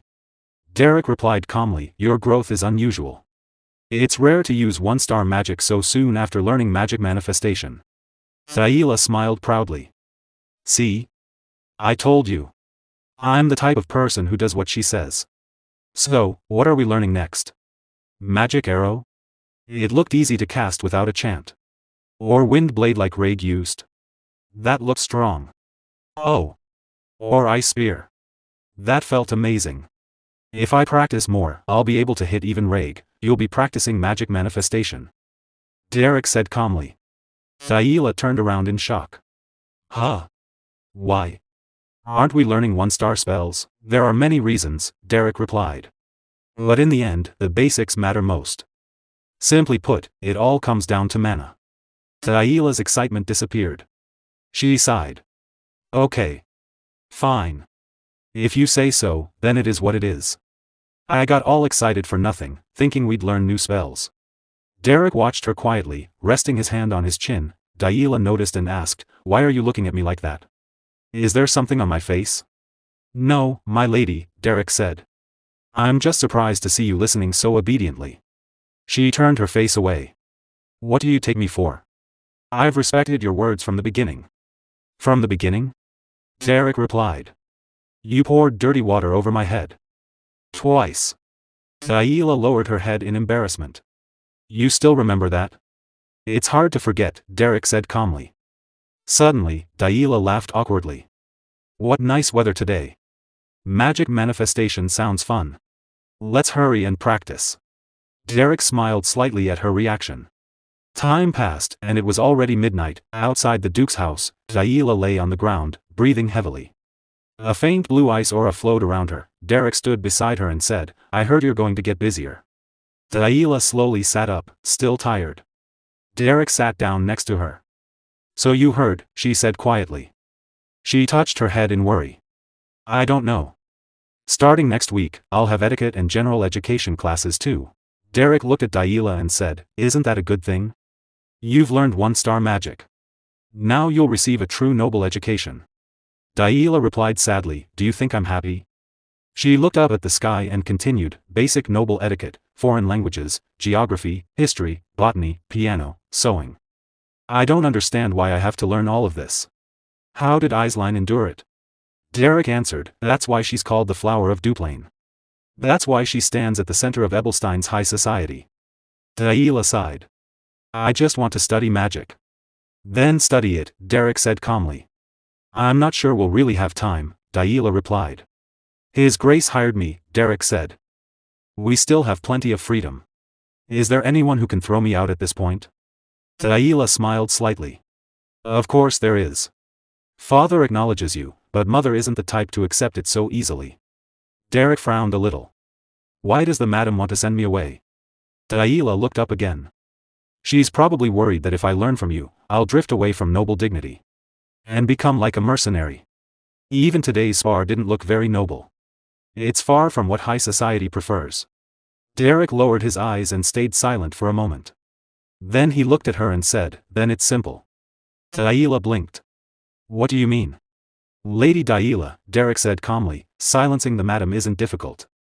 You only need to remove her reason for opposing me. Daila looked at him in confusion. The next morning, sunlight filled the house. Daila's mother walked through the hall, still worried. How could such an indecent man become her teacher? Oh, my poor baby. Her imagination ran wild. She imagined Derrick saying, "Watch closely, this is the mercenary way," while doing something rough and improper. She imagined Daila following him proudly and shocking the nobles of Ebelstein. My head hurts. She muttered to herself. What could that lowly man possibly teach Daila? Even if my husband accepts him, I am the mistress of this estate. I will find a way to deal with this. Just then, she heard a voice. Mother. Her thoughts disappeared at once. Daila? She turned with a gentle smile and opened her arms. Thinking, even if others say you are childish, I love it when you run into my arms and smile, but that did not happen. Instead, Daila stood at a distance and bowed politely. Did you rest well last night, mother? Her mother froze in surprise. Daila continued cheerfully, I couldn't leave the annex while I was being treated, so I'm sorry we couldn't talk properly. There's so much I want to discuss with you, but unfortunately I have a piano lesson this morning. Oh. I see. Her mother replied nervously. Daila stepped a little closer. I must go now. My general education schedule is quite full. Her mother blinked. Daila? Your etiquette lessons haven't started yet, have they? They begin next week. Don't they? Yes, mother, Daila answered politely. Thanks to your consideration, I'm really looking forward to them. She looked calm and mature, almost like her older sister. Her mother was still stunned. Oh. Well, hurry along. You'll be late for class. Daila turned and walked away. Her mother reached out slightly, wanting to stop her, but Daila continued forward. Suddenly, a maid nearby lost her balance and dropped a wooden tray. Everyone flinched, expecting Daila to shout, but instead, Daila smiled gently. Oh my, are you hurt? Please be careful. Don't overwork yourself. The maid stared at her in shock. Why yes, Lady Daila. Her mother and the other maids looked at one another in disbelief as Daila calmly continued on her way to class. In the Ebelstein noble district, the Rosia salon was full of laughter these days. Lady Eislein, I was really worried about you at the last gathering. You looked so heavy with worry. Lady Eislein looked surprised. She quickly covered her mouth with her hand and said, Oh, did I? I didn't mean to make you worry. She laughed softly while drinking her tea and added happily, most of my worries are gone now, so I feel much better. The red-haired girl sitting in front of Eislein was Alante Alphione Belmiard, the second daughter of House Belmiard. That's a relief, Alante replied. When I heard you went outside the noble district to save someone, I was very worried. Eislein smiled and said. Thank you for worrying about me, Lady Alante. The truth is, my younger sister Daila needed a magic teacher. I went to find one myself, so I was quite busy. Inside her mind, Alante felt confused. What? Lady Eislein went to find the teacher herself? How amazing must this teacher be for a Duplain lady to go in person? Denise, the second daughter of House Veltus, Linnaeus Veltus, held her teacup and asked, Did you say Lady Daila? Your younger sister, Eislein answered calmly, Yes, that's right. I saw Daila at the mansion recently, and she has become such a proper young lady. I could hardly recognize her. While the three of them sat together drinking tea, the other girls around them whispered to each other. Eislein continued with a warm smile, she has even reached 1-star magic. Her manners are so neat and graceful that it made me feel I need to work harder too. Meanwhile, Lady Denise thought to herself, that's strange. Why is Eislein suddenly talking about her sister? Wasn't House Duplain hiding Daila? Then Denise said, It sounds like you found an excellent magic teacher. Eislein replied happily, Yes. He has no noble status, but he must be very skilled. It was worth going all the way to the Beldun mercenary corps to find him myself. Lady Denise was shocked when she heard that the man was a mercenary. Lady Alante was confused by this. As she held her cup of tea, Lady Alante thought, come to think of it, if it's Daila. Isn't she the reason the mansion's cook ran away from Duplain? She remembered how the cook used to say, Lady Alante is truly kind. Back then, those words had made Alante feel nervous. Now, in the present, as she sipped her tea, she thought again about Daila's teacher. Not only did he reform that infamous brute, but he even turned her into a 1-star mage. After thinking for a while, Lady Allant smiled softly and asked Lady Eislein, "May I ask the name of that magic teacher?" Eislein blinked. "Pardon?" With a calm but chilling smile, Lady Allant said, "If he is Lady Daila's teacher, he will surely become even more famous in the future, won't he? I would like to know his name in advance." Eislein smiled brightly. "Ah, his name is Derrick." The scene changed to the Duplain house. Daila was talking to her mother, Miriella Dibble Duplain. "Derrick also teaches me a little etiquette," Daila said happily. "Etiquette is really hard to learn on my own." Miriella listened quietly. With a cold smile, she said, "I see. How admirable of you to study by yourself." Daila shook her head. "It's not that I studied alone. Derrick taught me." Miriella's smile stiffened. "What was difficult when you were studying by yourself?" Daila answered excitedly. "Most of it was difficult. I can do even this much thanks to Derrick." Miriella forced a small smile, trying to hide her anger. "Ah. I see." But inside, she was furious. Derrick. Derrick. Derrick. How many times is that name going to come up? Seriously. I don't know what he did to Daila. But I can't just let this continue. There must be a way to stop this. Meanwhile, the servants of the Duplain house were talking happily. "Lady Daila has been so kind to the servants lately," one maid said. "She has become so gentle." The gardener, smiling widely, added, "Lady Daila has been in such a good mood lately. She's changed so much in just a few weeks." The head butler thought for a moment and said, It's surprising. I only ever saw that kind of behavior from Lady Eislein before. Maybe she is finally trying to become a true lady." You can feel noble dignity from Lady Daila now." Hearing all the praise for Derrick and Daila, Miriella Dibble Duplain clenched her teeth in anger, unable to hide her fury any longer. At night, the stars were shining in the sky. A 3-star spellbook lay on the ground. Derrick was trying to use a 3-star spell. Blue mana gathered in his hand, but sweat covered his face. He gritted his teeth as he tried to pull in more mana. It was too difficult. The mana suddenly disappeared, and Derrick fell back onto the grass, breathing heavily. Sweat dripped down his face. Just then, he felt someone behind him. He turned around. Raig was walking toward him, waving his hand with a small, cold smile. "Oh, sorry. Was I interrupting your training?" Raig asked. Derrick was tired, but he replied calmly, "Not at all." "What brings you here?" A few minutes later, Raig sat beside him. "I wanted to talk about Daila," he said. "All right," Derrick answered. Raig's eyes suddenly noticed the book in Derrick's hand. He looked surprised. "Wait. Isn't that a 3-star spellbook?" "Yes, it is," Derrick replied. "His Grace lent it to me." Raig was shocked. "He lent that to you?" Derrick nodded. "It's too difficult for me right now. But there's no harm in studying ahead." Raig remembered when his father once said, "He's a true mage." "That's impressive," Raig said quietly. Then Derrick asked, "So, what about Lady Daila? Is that why you came?" Raig looked down, a little nervous. "Oh. Right. That. It's a bit complicated. What do teenage girls like these days?" Derrick blinked. Confused, Raig shyly continued, "If I embroidered a doll that looked like her, would she like it?" Derrick immediately answered with a serious face, "Absolutely not." Raig laughed awkwardly. "Ah. Right. I thought so. I'm not saying I was going to make one or anything. I didn't think it was a good idea either." He stood up and rubbed the back of his head. "Should we head inside? If you're done training." Derrick picked up the 3-star spellbook and followed him. As they walked, Raig said, "Anyway, I'm grateful to you." Derrick looked confused but stayed silent. "The mood in the mansion has been good lately," Raig continued with a small smile. "Even Valerian has been focusing on managing the territory. Father doesn't show it, but he looks satisfied." "Is that so?"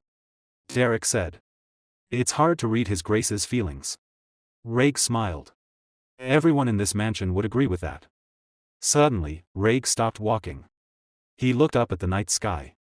"I guess I should accept what I need to accept," he said quietly. "People can change. Especially kids at that age. I don't know if I just didn't notice it before. Or if I was avoiding it. But since Daila has changed, I think I should change too." He turned to Derrick. "This is thanks to you." "Thank you, Derrick." Derrick didn't know what to say. They started walking again. Raig waved his finger slightly and added, "By the way, Daila's magic felt different. Did you notice?" Derrick asked from behind him. "Yeah," Raig said. "It was like she was drawing a picture." Derrick thought, a genius really is a genius. He truly is a duplane. It shouldn't have been easy to notice that difference. "Yes," Derrick explained calmly. "Lady Daila uses the mana control style of the School of the Wild. Each person uses mana in a different way. Once she reaches a certain level, she'll be able to study on her own without my help. At that stage, a teacher's interference can actually become a hindrance." Raig nodded slowly. "I see. That level. Her time to shine will come eventually." 2 months later, Lady Daila was sitting on a chair. She gently placed some flowers on the table and looked at them in confusion. "Huh? What is this? Why flowers?"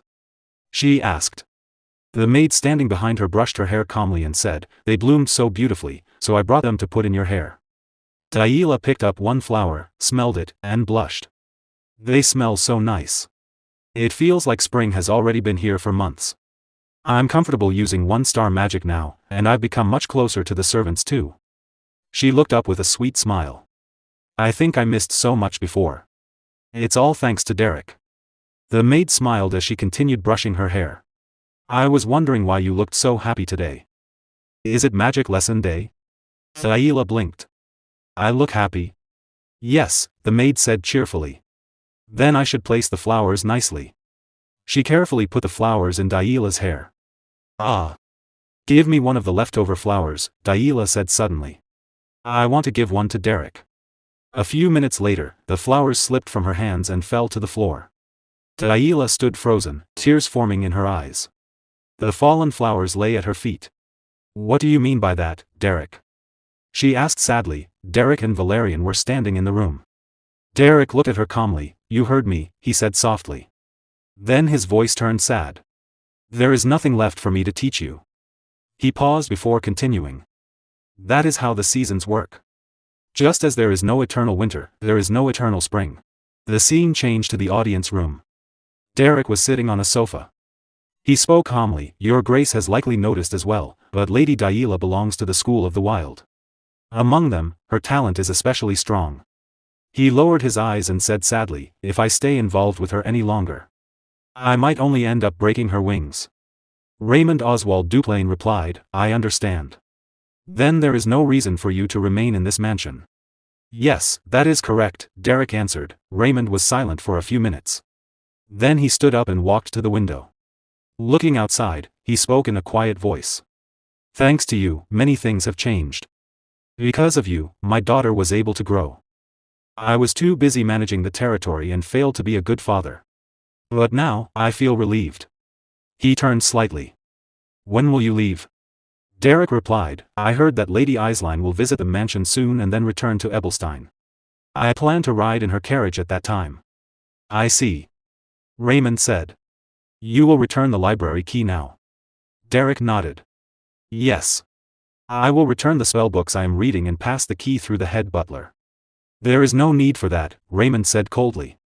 "Return the key now." Derrick said nothing. He looked at his 3-star spellbooks for a moment. "If there is nothing else, you may go," Raymond added. Derrick stayed silent.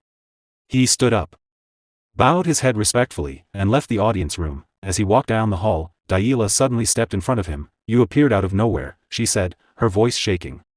"And now you're leaving out of nowhere." Derrick looked at her and bowed slightly. "Lady Daila. It cannot be helped." "I know you won't listen," she said softly. "But I'll say it anyway." She paused, then asked nervously, "Can't you stay?" Derrick didn't answer at first. He stepped closer to her and bent down slightly so they were at eye level. He gave her a gentle smile.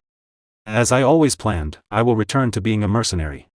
I will continue studying magic as well. And when you build more skill, you will go to Ebelstein for your debut. We can meet again then." Daila lowered her head sadly. "If my level rises more by that time," Derrick continued, "I will be able to teach you something new." "You're annoying," Daila said quietly. "You always say the right things, so I have nothing to argue with." That night, clouds covered the moon. Inside her room, Daila was sleeping, sweat on her forehead. In her dream, she heard many harsh voices. Daila, you are a useless child.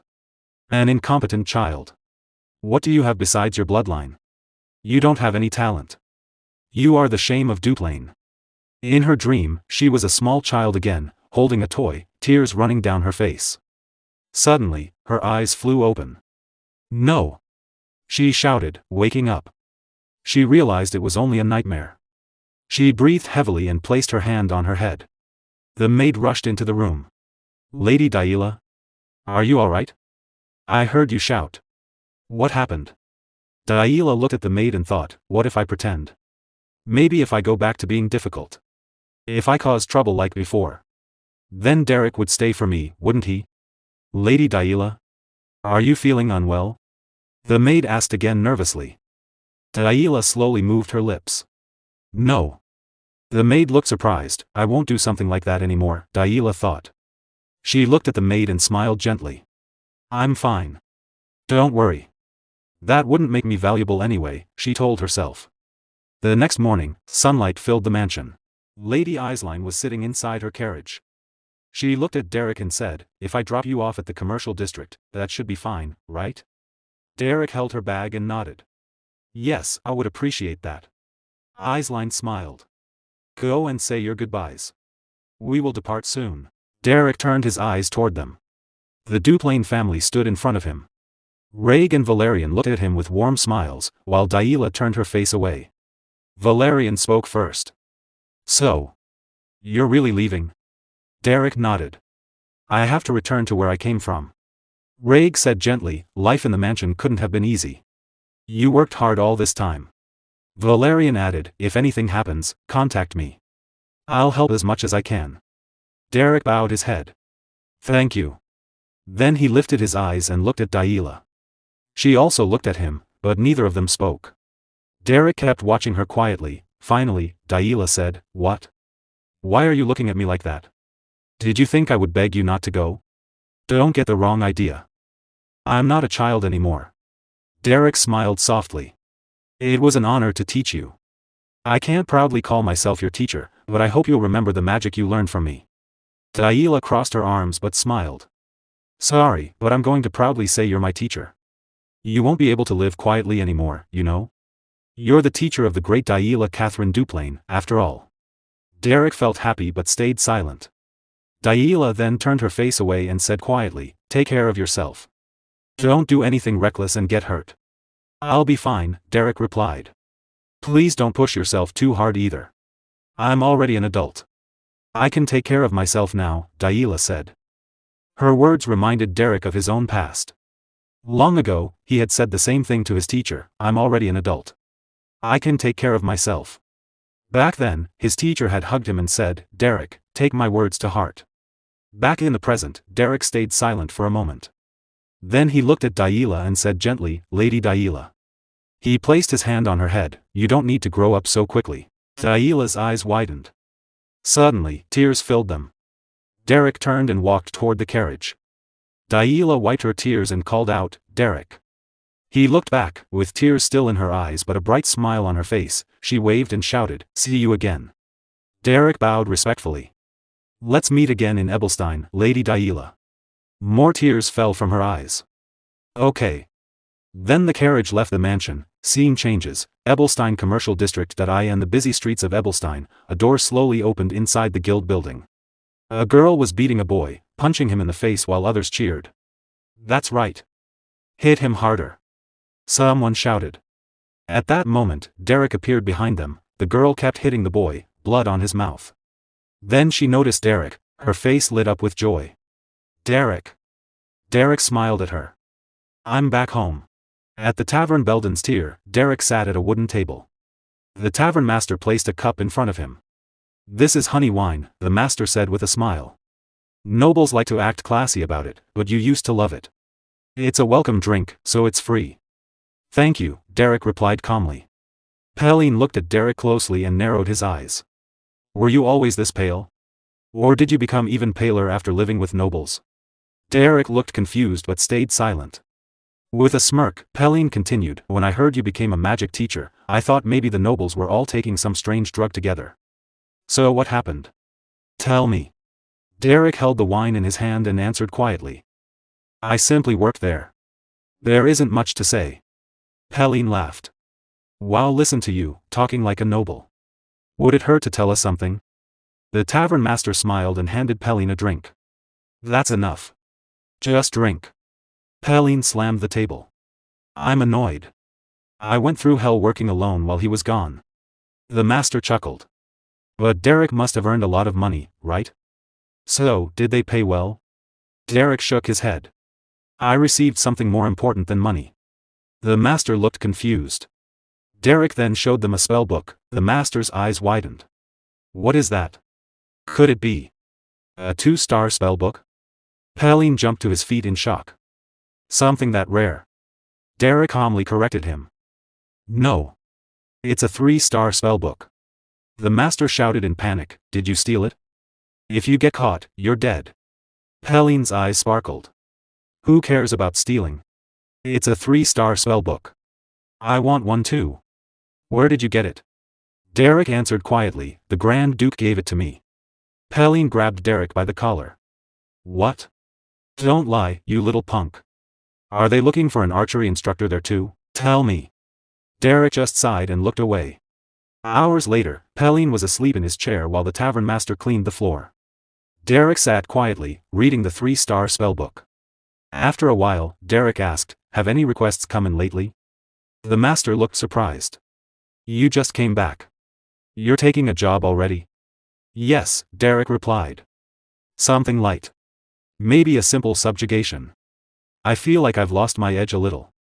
The master laughed softly. Like you would ever lose your edge. There's always a shortage of mages. If you want work, there's plenty. Then I'll start tomorrow, Derrick said. As soon as possible. The next morning, Derrick and Helene rode in a carriage. Derrick read his 3-star spellbook while Helene ate bread. Their first job was to subdue a huge goblin. The monster chased Helene, who ran in fear, sweating and shouting. Derrick stepped forward calmly, drawing his sword. With Helene's arrows and Derrick's blade, they defeated the goblin. Helene was breathing heavily afterward, but Derrick stood still and calm. Their next job was a giant spider. Helene shouted nervously while fighting. Derrick calmly infused his sword with magic and prepared his attack. Together, they finally defeated the creature. On the way back, Derrick continued reading his 3-star spellbook. Helene, however, felt sick and started vomiting from exhaustion. That night, they set up a campfire. Helene fell asleep quickly. But Derrick was not there. Far from the camp, Derrick stood alone in the dark forest. Blue magical energy flowed around him as he tried to cast a 3-star spell. Sweat ran down his face as he gathered all his strength into his hand. A small amount of magic appeared, but suddenly it exploded. A bright blue light flashed through the forest and threw Derrick backward. He landed hard on the ground. His hand was bleeding. Breathing heavily, he looked at his injured hand.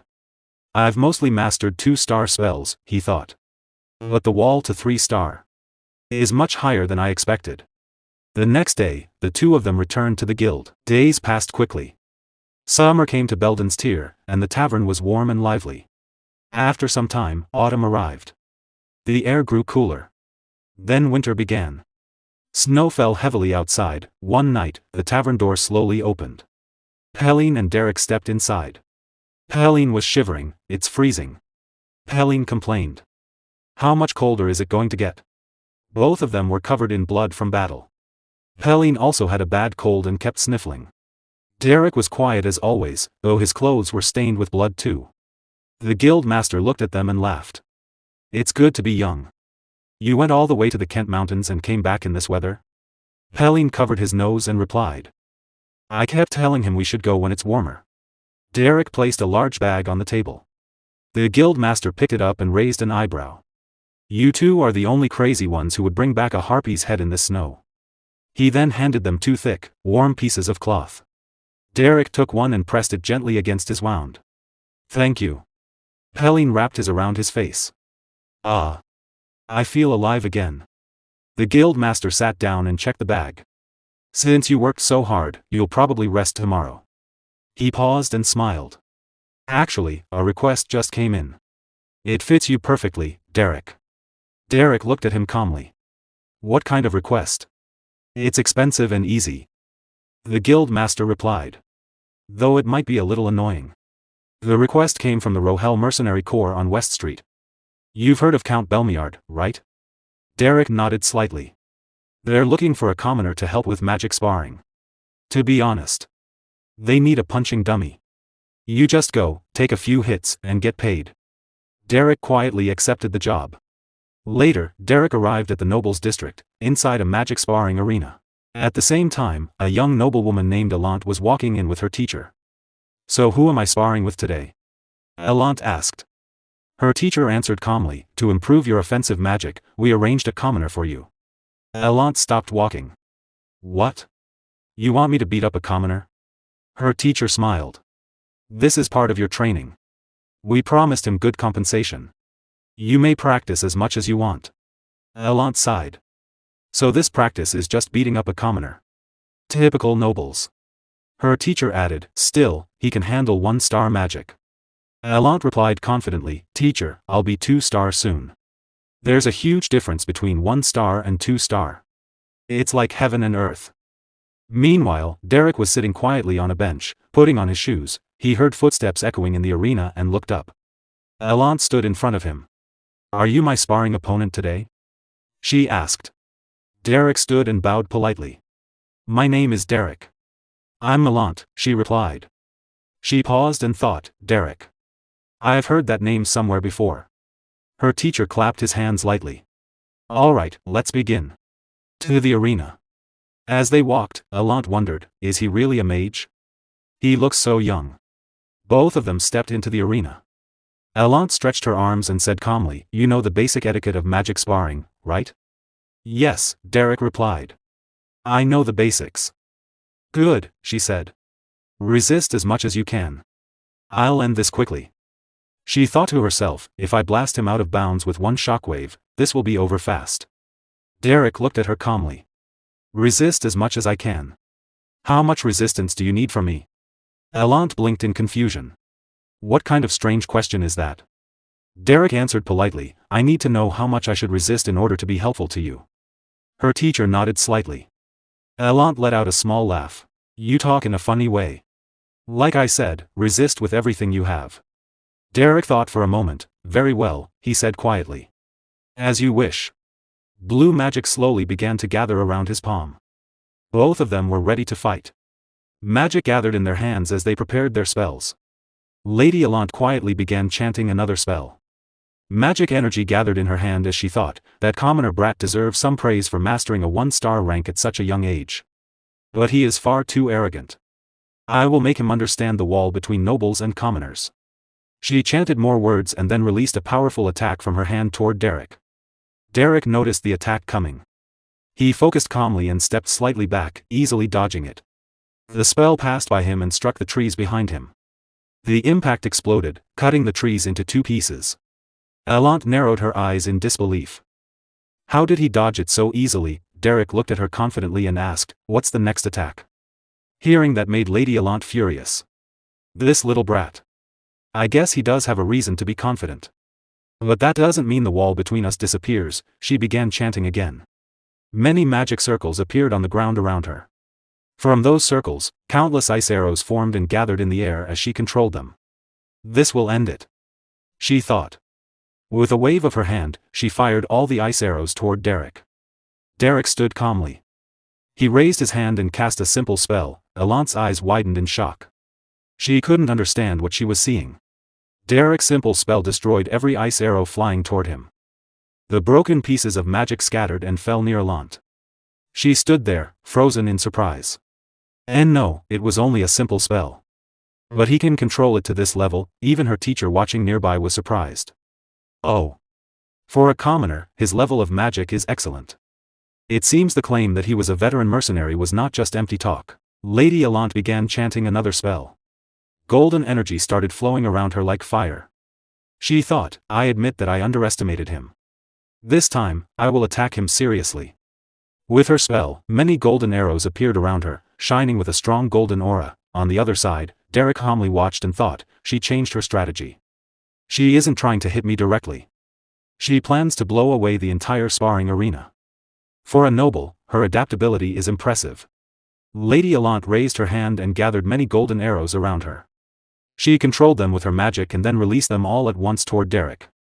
The golden arrows rained down on him. Derrick stayed in his place and thought, I can't dodge this. He quickly chanted a spell and created a magic barrier around himself. He held the barrier with both hands and stood firm. All the arrows struck the barrier. Loud explosions echoed across the arena as the arrows kept hitting it. Lady Allant stood on the other side, watching. The entire area became covered with dust from the explosions. When the dust began to clear, Derrick was still standing there, holding his barrier. He was completely unharmed. Suddenly, Derrick noticed something rushing toward him. It was Lady Allant. She had jumped forward, holding a large ice spear in her hand. She used the explosion as cover and attacked him fiercely. Derrick looked at her in surprise. A point-blank ice spear. At this distance, there's no way to dodge it or even create another barrier. Her talent is incredible. In that instant, Derrick quickly moved his fingers and cast a small spell. A bright flash of light suddenly appeared, freezing the air around them. Allant couldn't bear the brightness. She quickly closed her eyes. Damn it! My eyes! She shouted, struggling to keep her balance. After a moment, she opened one eye and looked around. Where did that bastard go? I can't see anything. She tried to calm herself. Focus, Allant. If I listen carefully, I can react quickly. If I can find his position. Just then, a small piece of magic passed near her. Sweat appeared on her face. Did something just pass by? I didn't hear anything. Don't tell me. Then she faintly saw Derrick standing in front of her. 3 small spells floated around him. Derrick sent the spells toward her one by one. Allant barely dodged them, confused. While watching him, she suddenly realized something. It's a delusion-type spell that removes sound. He even predicted that I would rely on my hearing. Then. That first attack that missed. Anger filled her face. How dare he go easy on me? Meanwhile, Derrick continued controlling his simple spells and threw them at her again. Allant blocked one with panic. Not a chance. Suddenly, her eyes widened in shock. Derrick rushed forward in an attacking stance. He's closing the distance. She thought. She smiled confidently. That fool. Rapid magic manifestation is my specialty. Focus, Allant. The moment magic appears in his hand, I'll cast mine first and end this. But then she noticed something strange. Derrick stepped on the ground, and magic appeared beneath his feet. She quickly jumped backward in surprise. Huh. He's using magic on his feet. As she kept dodging, she noticed the tip of his toes glowing with magic.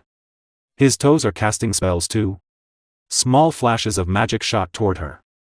She barely dodged them under heavy pressure. Finally, she lost her balance and fell to the ground. Her teacher was watching the fight with wide eyes.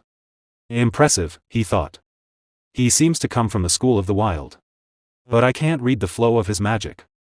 From the perspective of the school of regulation, it's hard to keep up with him. In the arena, Lady Allant had fallen to the ground. She nervously placed a hand on her head and looked at Derrick. Derrick. You are a very interesting kid, she said. Her eyes shone with surprise. Then she spoke honestly. I'll be honest. At first, I looked down on you. I thought you were just a loud liar. She slowly stepped closer to him. Derrick stayed where he was, watching her carefully. Then Allant bowed her head slightly and said calmly. But you showed me something interesting. So. Thank you. She smiled. Suddenly, she used the same type of spell Derrick had used earlier. A small light appeared at the tip of her toe and shot toward him. Derrick stayed focused. His eyes were calm and determined. He quickly raised his hand and blocked the attack. Then he used his magic to catch the spell and swung his hand, sending it back toward Allant. Allant screamed in surprise and quickly tried to dodge it. At the same moment, Derrick jumped forward to attack her. His eyes shone with focus. Allant panicked. Her mouth opened in shock as she saw his sudden attack coming toward her. Suddenly, the sound of a bell echoed through the air. It was Lady Allant's teacher ringing it. Hearing the bell, Derrick's feet touched the ground, and Lady Allant noticed. Derrick respectfully bowed and said, "Thank you for the match." The match ended. Sweat covered Lady Allant's face as she nervously bit her lip in embarrassment. The scene then shifted to the resting area. Lady Allant sat on a chair while her maid handed her a cup of tea. Derrick stood silently in front of her. Holding the cup, Lady Allant calmly said, "You're a splendid mage." Derrick replied, "No, Lady Allant. You're the one with reflexes I've never seen before." Hearing that, Lady Allant blushed and smiled. "Flattering me like that? You must be quite used to this world. I heard you're a commoner, though. Judging by your skill, you must have honed it through relentless effort."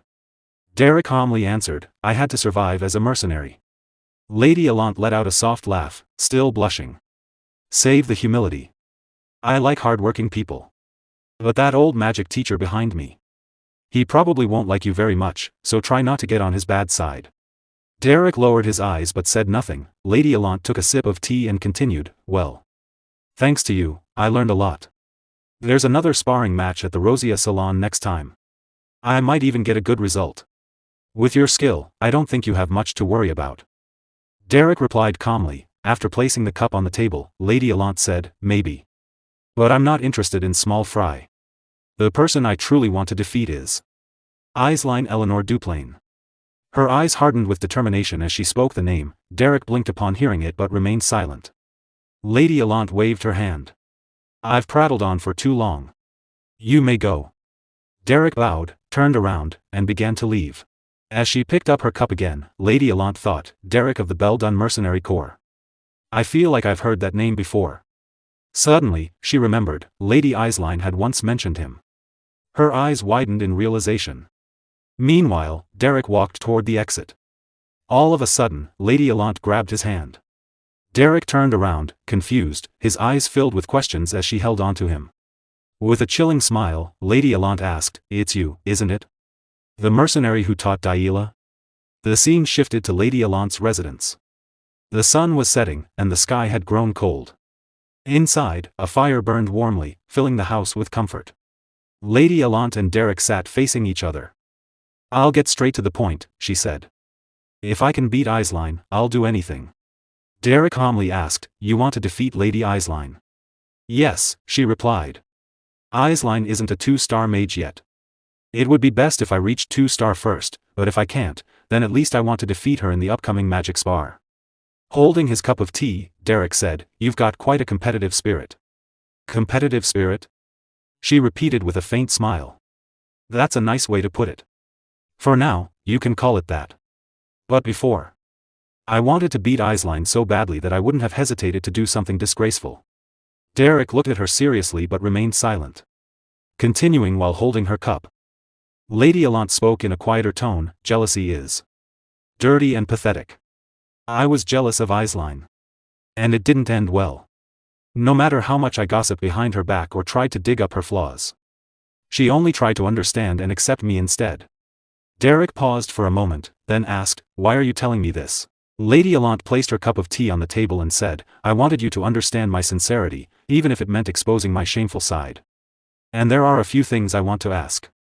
Derrick, slightly curious, replied, "Please, go ahead." Lady Allant continued, "If you stayed with the Duplain family, then you should know well enough how skilled Aisline is." Her expression grew more serious as she added, "And what my own abilities are like. That's why I'm asking you, what must I do to defeat Aisline?" After hearing this, Derrick paused for a moment. He took a sip of his tea, then calmly said, "It's true that Lady Aisline's skill is at an astonishing level. But you also possess tremendous ability." He looked at her and continued, "If you work hard to refine your skills." As he observed her determined gaze, a thought crossed his mind. Sometimes, you can read a person's heart through their eyes. This young lady in front of me isn't asking for praise. She's desperate enough to seek an answer even from a lowly mercenary. Silence filled the room for a moment, then Derrick spoke firmly, "You can't beat her." Lady Allant remained silent, simply staring at him. Derrick watched her, curious about her reaction. Her lips trembled slightly before she said with determination, "Even so. Even so, I want to win. Even if it's impossible, I will win." Derrick was briefly surprised but said nothing. Lady Allant suddenly stood up and slammed her hand on the table. "You turned that good-for-nothing Daila into a mage. So you can help me defeat Aisline as well, can't you?" Derrick listened, paused for a moment, and then replied, "It's not that there's absolutely no method worth trying. But before that, there are a few things that concern me." Lady Allant sat down again and, with a faint, chilling smile, said, "Now we're getting somewhere." What are they? Lowering his eyes, Derrick asked, first, do you know exactly how I taught Lady Daila?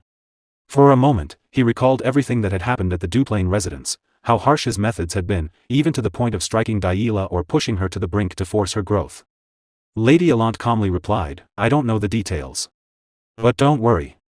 I'll do anything to win. Derrick continued, second, as you know, I'm a mercenary. That means, before he could finish, Lady Allant turned her face proudly and interrupted, is that what you're worried about? That people will talk. That they'll sneer at a noble lady learning magic from a mercenary? She looked straight at him and said firmly.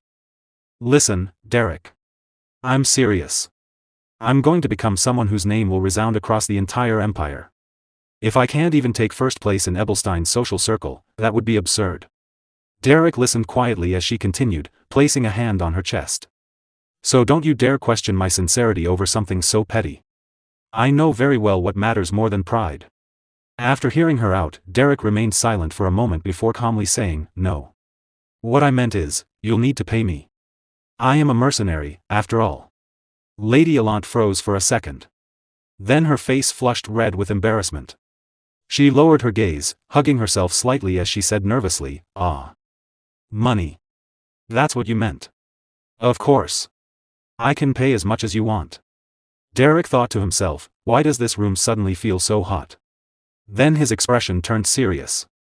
If she's truly this determined, then I should respond in kind, even if it means using harsh methods. At the Rosia salon, Lady Eislein was happily chatting with her friends. It seems the upcoming gathering will also include a magic duel, she said. I heard Lady Allant's skills have improved drastically. If that's the case, I should make thorough preparations as well. One of the girls laughed lightly. Goodness, is it already time for another gathering? Another chimed in, then I must participate too. Meanwhile, Lady Allant was watching Eislein from nearby. She soon approached and called out, Lady Eislein is far too humble. Hearing her voice, Eislein turned and smiled. Lady Allant. There you are. Lady Allant returned the smile calmly. We were just talking about you. Eislein added. I know, Allant replied. I could hear your voice all the way from the end of the hall. As the two began walking together, continuing their conversation, one of Eislein's friends whispered to another, maybe we shouldn't interrupt the two of them just yet. Lady Allant smiled and asked, but doesn't Lady Eislein need to participate as well? Have you never tasted defeat before? Especially since you're known as the shining flower of the Duplain bloodline. Eislein sighed softly but responded calmly, thank you for the flattery. Even so, my opponent this time is you, Lady Allant. That is why I cannot afford to be careless. Allant replied proudly, to be honest. I do feel a bit more confident thanks to my new magic tutor. He's just a commoner, but his track record was impressive enough to convince me to hire him. Eislein looked surprised.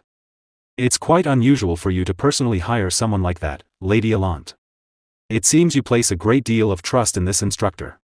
Placing a hand on her chin, Allant said calmly, more accurately, the one who vouched for his abilities wasn't me. But you, Lady Eislein. Me? Eislein asked, confused. I vouched for him? Allant looked at her with a chill smile. Yes. Because my tutor is none other than Derrick. Eislein's eyes widened in surprise. Inside, Allant laughed to herself. Look at that shocked expression. You're angry, aren't you? I bet you're incredibly frustrated. The man you couldn't hold on to is now mine, but Eislein simply smiled brightly. Oh my. Congratulations, Lady Allant. I'm certain you've made a wise choice. You're truly dependable. She even blushed slightly as she took Allant's hand. Congratulations once again. Allant forced a nervous smile. Thank you. Wait. This isn't the reaction I was expecting. Eislein suddenly fell silent, recalling a memory. Why don't you try asking Derrick for some extra magic tutoring? She had once suggested to her sister. Daila.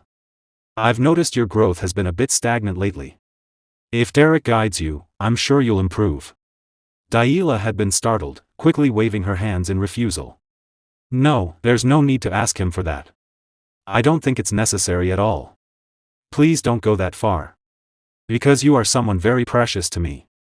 Back in the present, Eislein placed a hand on her chin, still smiling thoughtfully. Elant smirked inwardly. That's right, Lady Eislein. When you think about it carefully, you must understand what it means that I've taken him from you. Yes, Eislein, let your anger out. I, Elant Alphione Belmiard, have openly stolen your tutor. Eislein hesitated, then spoke. Lady Elant? Derrick is actually a bit, but before she could finish, Elant stepped forward cheerfully. Oh my, is it already this late? I truly enjoyed our chat. She waved her hand lightly. I'll take my leave now. Today is my first tutoring session. With a teasing smile, she walked away. Eislein remained where she stood, confused. It shouldn't be anything serious. She thought. Derrick isn't the type to do anything truly terrible. Nearby, Denise watched the two of them quietly while holding a cup of tea. Taking a sip, she thought to herself, besides.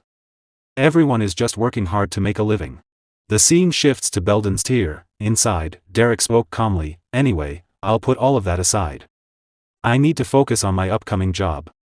The master of Belden's rested a hand on his head and asked, the Earl Belmiard family, right? Why does your workload keep piling up like this? Derrick, holding a cup of wine, replied, besides, I don't even need to make a long trip to the Earl's estate. It doesn't matter as long as I can handle it here in Ebelstein's. The master frowned. Hey, you make it sound so easy. But can our young lady really beat Lady Eislein in that match? Derrick answered calmly, it's not entirely hopeless. I still have a way. As long as Lady Elant can break through to the 2-star level. Even if she faces Lady Eislein head-on, we can use the star-level advantage to overpower her and claim victory. The master picked up a large drum and turned slightly. Alright, let's put that wishful thinking aside for now. What's the most realistic plan you want to execute? Derrick replied, that's exactly what I wanted to discuss, uncle. That's why I need your help with this plan. The master looked at him, confused.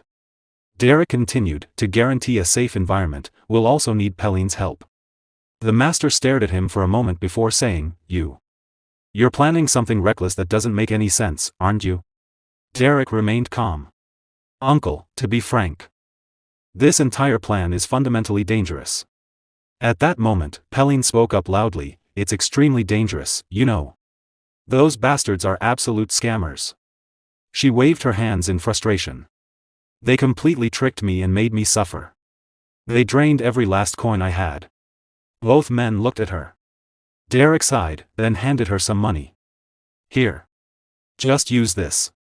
The scene shifts to Lady Elant's residence. On the training grounds, Lady Elant stood calmly, listening. Derrick said, first, we will start our lessons in the form of live combat training. This drill will be repeated 10 times. Only after that will I analyze the finer details of your magic. Elant looked nervous. You're really going to throw me into 10 consecutive rounds of combat?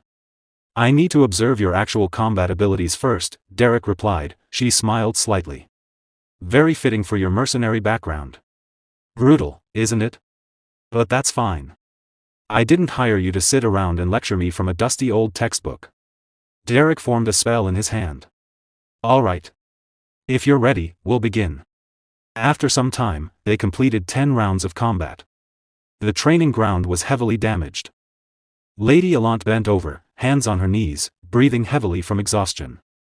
Derrick said calmly, thank you for your hard work, my lady. Please rest for 10 minutes. After that, we will discuss the fundamentals of magic theory. Elant, exhausted, asked, only 10 minutes. I don't have a single drop of mana left. If you push yourself, I'm sure there's still some mana left to draw from, Derrick replied. She looked uneasy but said nothing.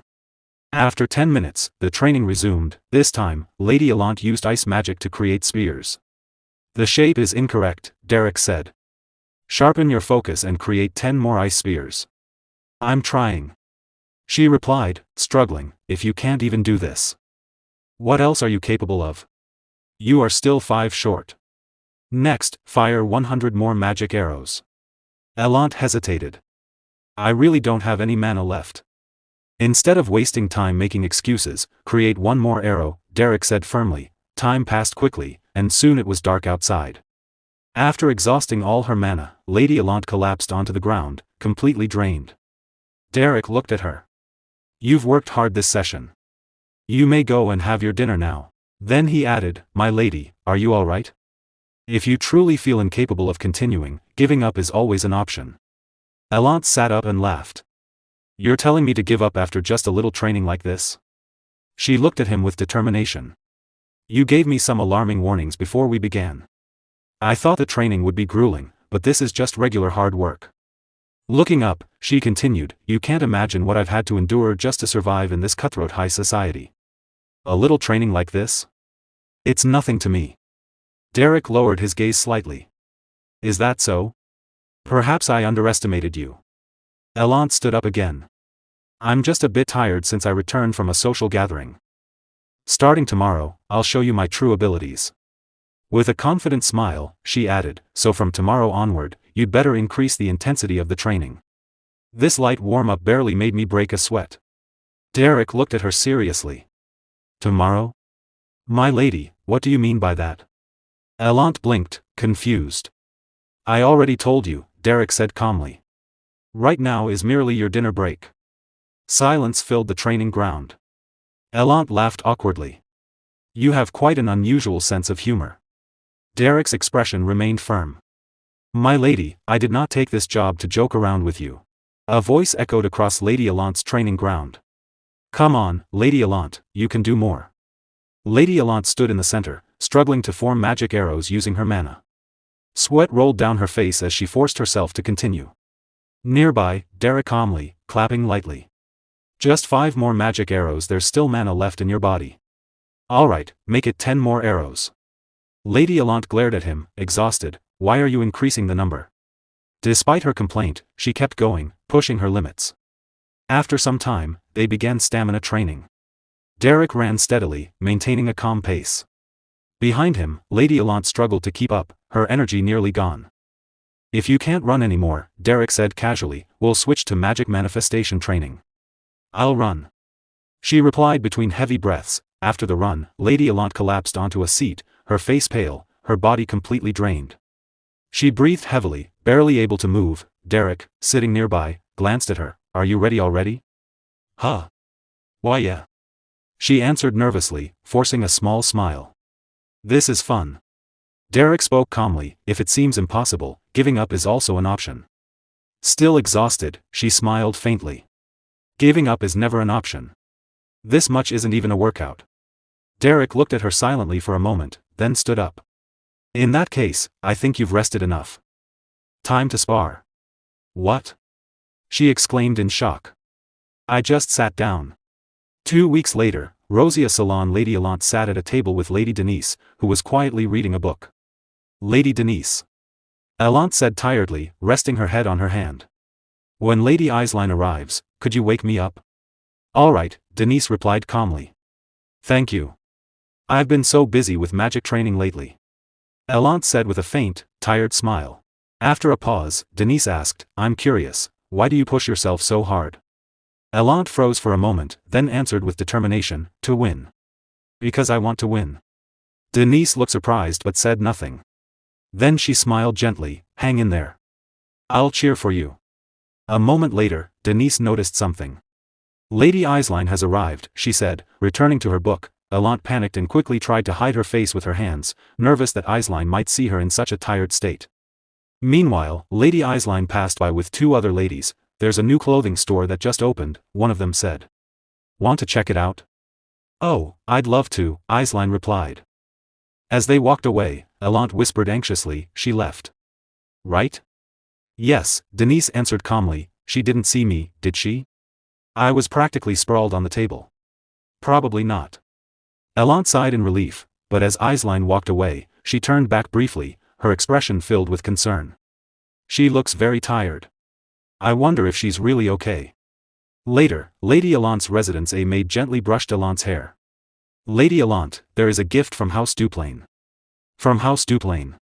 Allant asked, confused. She looked at the box and the letter beside it. "It appears to be from Lady Eisline," the maid said with a smile. "These are high-quality items that help restore mana. They'll be very helpful." Allant stared at them silently for a moment. "Throw them away." The maid froze. "Pardon?" Lady Allant stood by the window, her gaze distant. "Throw them all away," she said coldly. Don't let me see them again. The maid bowed her head. Yes, understood. Lady Allant returned to her chair and sighed. Let's finish preparing. Is Derrick here? Yes, my lady. He has arrived downstairs and is preparing for your lesson. On the table lay a letter, to the dear young ladies of Rosia Solon, winter approaches, and soon the pure white snow will fall. How are you all faring in the cold? Our territory has produced many fine goods, and I wish to share them with you. Please accept this small gift. May today be peaceful for you all as well, regards, Aisline. Lady Allant read it silently. Her expression tightening, but she said nothing. Meanwhile, on the training grounds, Derrick sat on a chair, calmly reading a book. Hearing footsteps, he turned around, stood up, and greeted her. You're early, Lady Allant. She stretched her arms briefly. There's no time for pleasantries. Then, fixing her gaze on him, she asked, Derrick. What's your assessment? He blinked in confusion. Pardon? You should know well, she said. It's been several weeks since training began. Be honest with me. What do you think of me? Derrick paused for a moment before answering, giving up. Can also be a good strategy. Silence fell. Lady Allant narrowed her eyes and turned away. Why do you keep offending me like that? Derrick lowered his head slightly. If it sounded offensive, I apologize. She waved her hand angrily. What? Giving up? You're telling me to give up? How? Just how? Her voice rose. How can Aisline be beaten otherwise? Isn't that why I hired you? I didn't bring you here to suggest that I give up. Derrick listened quietly, saying nothing. She let out a short, bitter laugh. If you're going to talk nonsense, then leave. You're wasting my time. Pressing her hand to her forehead, she spoke more quietly, but what if I can't win? Derrick replied calmly, obsessing over victory can hinder growth. Sometimes, one must humbly accept defeat. Tears welled up in her eyes and streamed down her face. Then I'd be too pathetic. Derrick looked at her, surprised. She continued, her voice trembling, I told you before. I was just a shallow, shameful person who gossiped about Aisline. Belmiard's pillar? The flower of Rosia Solon? I'm nothing like that. Her body shook as she cried. I was just someone. Pretty and jealous. I admit it, all of it. She cried. I admit how weak and pathetic I am. Everything. She looked at Derrick through tear-filled eyes. There's no reason to hate Aisline. I know that too. But then why? Why won't this petty inferiority complex disappear? Her voice broke as she whispered, why? Derrick looked at Lady Allant as she broke down in front of him. Self-hatred, he thought. He recalled their earlier conversation, her voice firm despite the vulnerability in her eyes. I wanted you to understand how serious I am, even if I had to expose my shameful sides. There are things I need to ask as well. Back then, he had thought it was simple, just jealousy, or perhaps a competitive spirit. But now he understood, Allant had always harbored a quiet, persistent self-hatred. What do I need to do? To defeat Aisline? At first, he believed she resented Aisline, but that wasn't the truth. What she truly hated was herself. This wasn't a battle born from petty jealousy.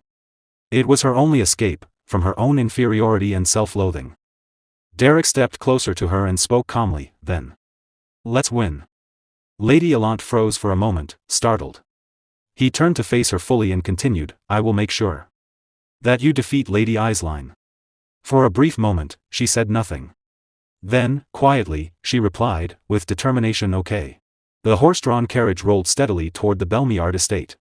At last, the sound of hooves slowed, then stopped with a sharp clip-clop. We have arrived, the rider announced. Lady Allant's teacher stepped out of the carriage, lifting his gaze as he took in the grand residence before him, the territory of Count Belmiard. Standing at the entrance, Tristan Anelt Belmiard raised his hand in welcome. Welcome. I trust your journey to Ebelstein went smoothly? Allant's teacher bowed respectfully. Greetings, my lord. I hope you have been well. The lord of the Belmiard territory smiled warmly, the trip must have been exhausting. Please, have a seat and rest. They both sat on the couch. Tristan leaned back slightly, still smiling. It's been a while since I last saw my dear Allant.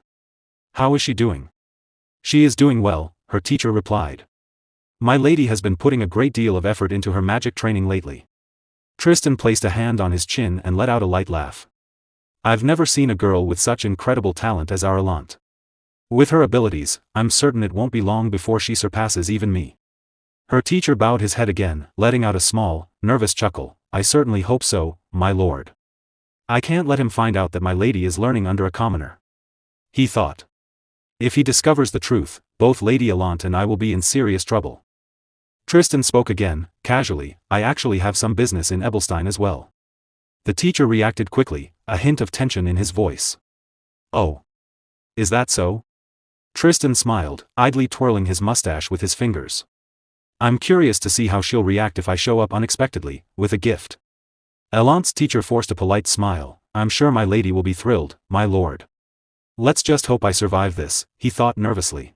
The scene shifted to the outskirts of Ebelstein, where the entrance to a nameless labyrinth loomed in silence. Derrick's uncle stood before it, stepping forward slightly as he frowned. Something still feels off about this.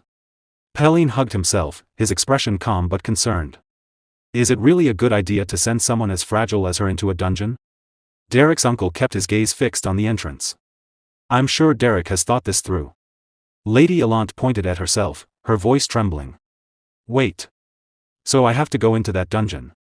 Derrick replied calmly, it's the lowest ranked dungeon in this area. You can definitely handle it. But what exactly am I supposed to do in there? She asked nervously. Do I just charge in and attack the monsters? You need to sharpen your instincts through real combat, Derrick explained. As a precaution, my colleagues and I will be watching your back. Allant's anxiety only deepened. Seriously? You're kidding, right? Derrick raised his hand, beginning to cast a spell. The duel is only a few days away. He stepped forward, forming a glowing ball of magic that illuminated the area. We're short on time. This is the most efficient way to prepare. Pelin glanced at her with cold, unreadable eyes. Allant lifted her hand as if to protest, but no words came out. Without another word, they all entered the dungeon. Derrick held the glowing magic sphere in his hand, while his uncle carried a burning torch to light their path deeper inside. Lady Allant, still trembling, spoke hesitantly. What even is in there? Before she could continue, Derrick cut her off, his voice firm. Prepare yourself. Even in the lowest ranked dungeon, you must remain on guard. Hearing those words, Lady Allant grew even more nervous and afraid, her eyes instinctively turning toward Derrick for reassurance. Meanwhile, Pelin suddenly focused, his expression sharpening as he noticed something. He quickly raised his bow and alerted Derrick. A horde of goblins is heading this way. Allant's eyes widened in shock. Goblins. Derrick nodded calmly. Yeah, I already heard them. At the same moment, Derrick's uncle glanced behind them and reached for his sword. Derrick, there's a big one behind us. Looks like an ogre. Allant froze, her voice trembling even more. An ogre? Derrick stepped forward and spoke to his uncle. Can you handle the ogre? His uncle laughed as he gripped his sword. That depends on how much extra you're willing to pay. Allant stood in the middle, completely overwhelmed, her gaze darting from one side to the other in panic.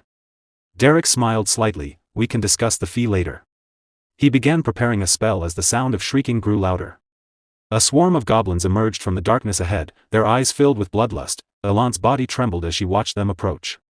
They're really going to fight. Monsters. The goblins charged forward, screaming wildly. One of them, holding a spear, let out a louder cry and rushed straight toward Derrick, followed by the rest of the horde. Derrick drew his sword, ready for battle. Seeing the sheer number of goblins, Allant's fear only intensified.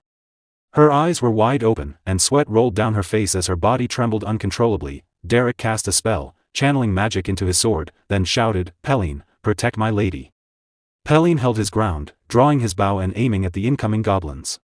Derrick dashed forward, sword in hand, meeting the charging enemies head-on. One goblin leaped high into the air, raising its spear to strike him. From a distance, Pelin released an arrow. It flew straight and struck the goblin in the head. Blood splattered as the creature screamed in pain and fell lifeless to the ground. At the same time, Derrick swung his magic-infused sword, slicing another goblin cleanly into two. The creature let out a final cry before collapsing. Without hesitation, Derrick raised his hand and cast a fire spell directly in front of the remaining goblins, flames bursting toward their faces. From a distance, Peline drew his bow once more, this time knocking 2 arrows at once and aiming carefully at the goblins. Meanwhile, Derrick's sword was lodged in a goblin's neck, blood splattering across the blade. The other goblins shrieked in fury at the sight. At that very moment, Peline released his arrows. One pierced a goblin's ear, while the other struck straight through another's head. Lady Allant stood frozen, her eyes wide with shock, sweat covering her face as she watched the brutal scene unfold. Suddenly, a loud roar echoed from behind her. She flinched and turned quickly, her body trembling with fear.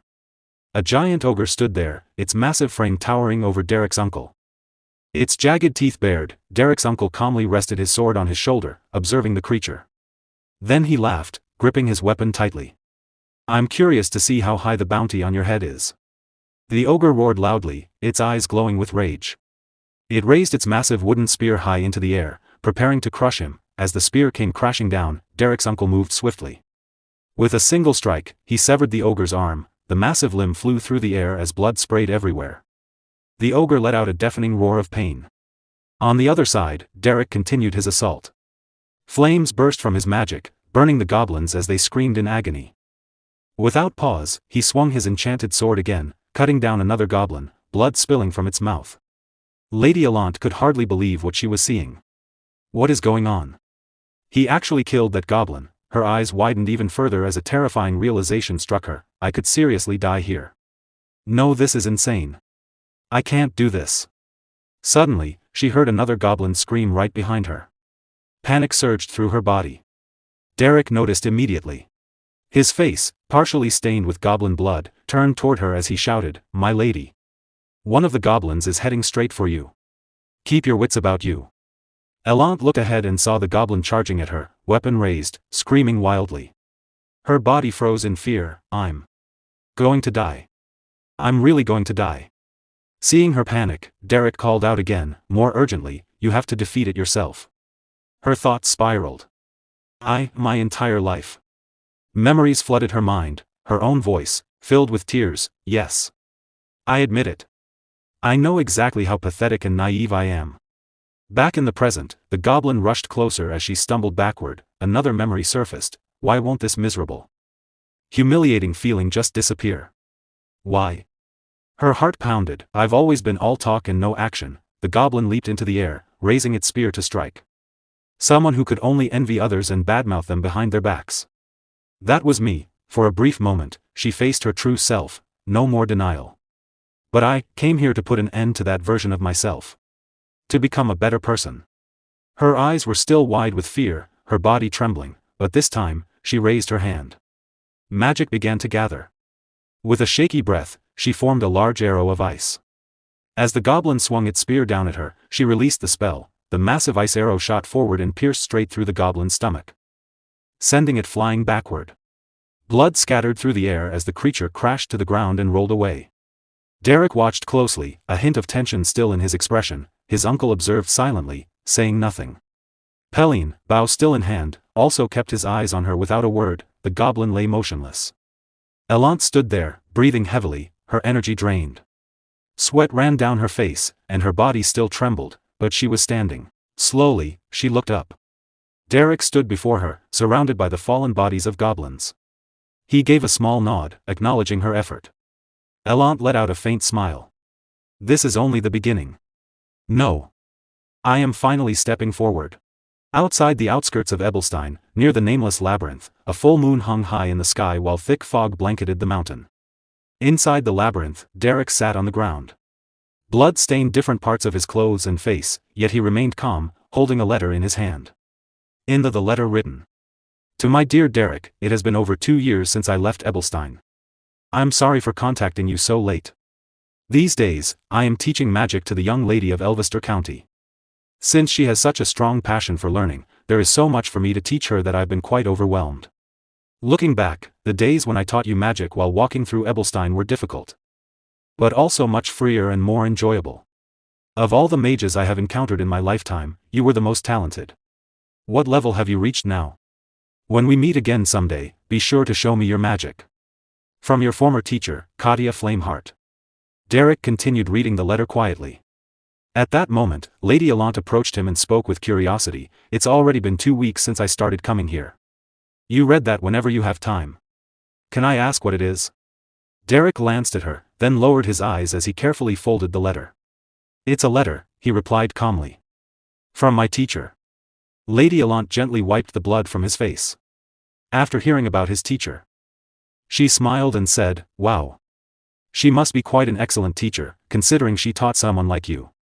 Derrick looked at her with slightly puzzled eyes before answering, she is an excellent teacher. Indeed. Allant felt a bit confused by his response but chose not to press further. After a brief silence, she spoke again, somewhat awkwardly, I was trying to irritate you. Derrick picked up his bag and asked plainly, with what? Allant hesitated, then shook her head, no, never mind. Derrick placed the letter inside his bag and said, 2 days until the duel. How are you feeling? Allant looked up at the sky, thinking for a moment. How am I feeling? I'm not sure. But. She paused briefly, then smiled with confidence. I'll win. The scene shifted to the Noble District's magic sparring arena. Aisline stood with her friends, chatting happily and confidently. In the middle of their conversation, her eyes suddenly caught something in the distance, and then focused. Derrick. With polite composure, she placed a hand over her chest and said to her friends, please excuse me. She stepped forward and quickly made her way toward him. Derrick. She called. Derrick turned at the sound of his name. Upon seeing her, he respectfully bowed his head. It's been a while, young lady. Aisline smiled warmly. Derrick, it's so good to see you. I've heard about it, they say you've been helping Lady Allant with her magic. Derrick replied calmly, yes, I am working with her at the moment. A brief silence followed as they simply looked at each other, then Aisline spoke again, a hint of nervousness in her voice, you're still the same as ever, Derrick. Surely you haven't been too harsh on Lady Allant? Daila mentioned that you're not an ordinary teacher. Lately, Lady Allant has looked quite tired. Derrick's expression sharpened slightly as he asked, you're concerned about your opponent? You seem confident. Aisline hesitated. Pardon? Derrick continued in a calm but cold tone, no matter who your opponent is, don't be careless. Aisline instinctively clasped her hands together, feeling a bit uneasy. But she said nothing. Soon, the arena grew lively as the sun shone brightly overhead. The audience filled the seats, their voices echoing through the air. Aisline's friends sat near the front, chatting among themselves, so, who do you think will win? One asked. Of course, Lady Aisline, another replied confidently. Unless Lady Allant uses 2-star magic. Poor Lady Allant. It feels like she's lost so much weight, her face looks half its usual size. Nearby, Lady Denise sat quietly, listening but saying nothing as she continued reading her book, the sound of footsteps echoed across the arena steps. Aisline entered gracefully, acknowledging the crowd with a respectful bow and a gentle smile, oh my. It's Lady Aisline. My goodness, how is she so beautiful today as well? She accepted their admiration with composed elegance. From the opposite side, another set of footsteps approached. I'll win. I'll win. Allant murmured under her breath. It was Lady Allant, stepping into the arena with visible tension. Her eyes were focused, determination building within her. I'm absolutely going to win, she whispered with growing confidence. Behind her, Derrick stood with his arms folded, silently watching. The two young ladies finally stood face to face as the crowd cheered loudly around them. Aisline bowed her head respectfully. I hope you've been well, Lady Allant. Allant returned the gesture with a smile. I trust you have been well too. Your composure at all times sets an example for me. Aisline quickly shook her head. No. Allant looked slightly confused. Aisline continued honestly, I have never felt as nervous before a duel as I do now. Allant smiled. Shall we begin? Aisline nodded, her gaze sharpening with focus. Allant raised her hand, gathering golden mana into her palm. It burned brightly. Like flames swirling with energy. Across from her, Aisline summoned blue mana, forming a circular flow that surrounded her body like a protective current.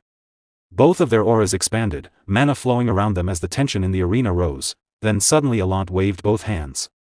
Aisline's eyes widened in shock, countless glowing arrows formed in the air, golden, blazing like fire. Allant had drawn deeply from her mana pool, creating a massive formation of magical arrows that hovered above, ready to strike at any moment. Aisline stood frozen for a second, stunned by the sheer scale. Meanwhile, Allant remained focused, her gaze steady, holding the arrows in place, fully prepared to attack. A memory flashed through Lady Allant's mind.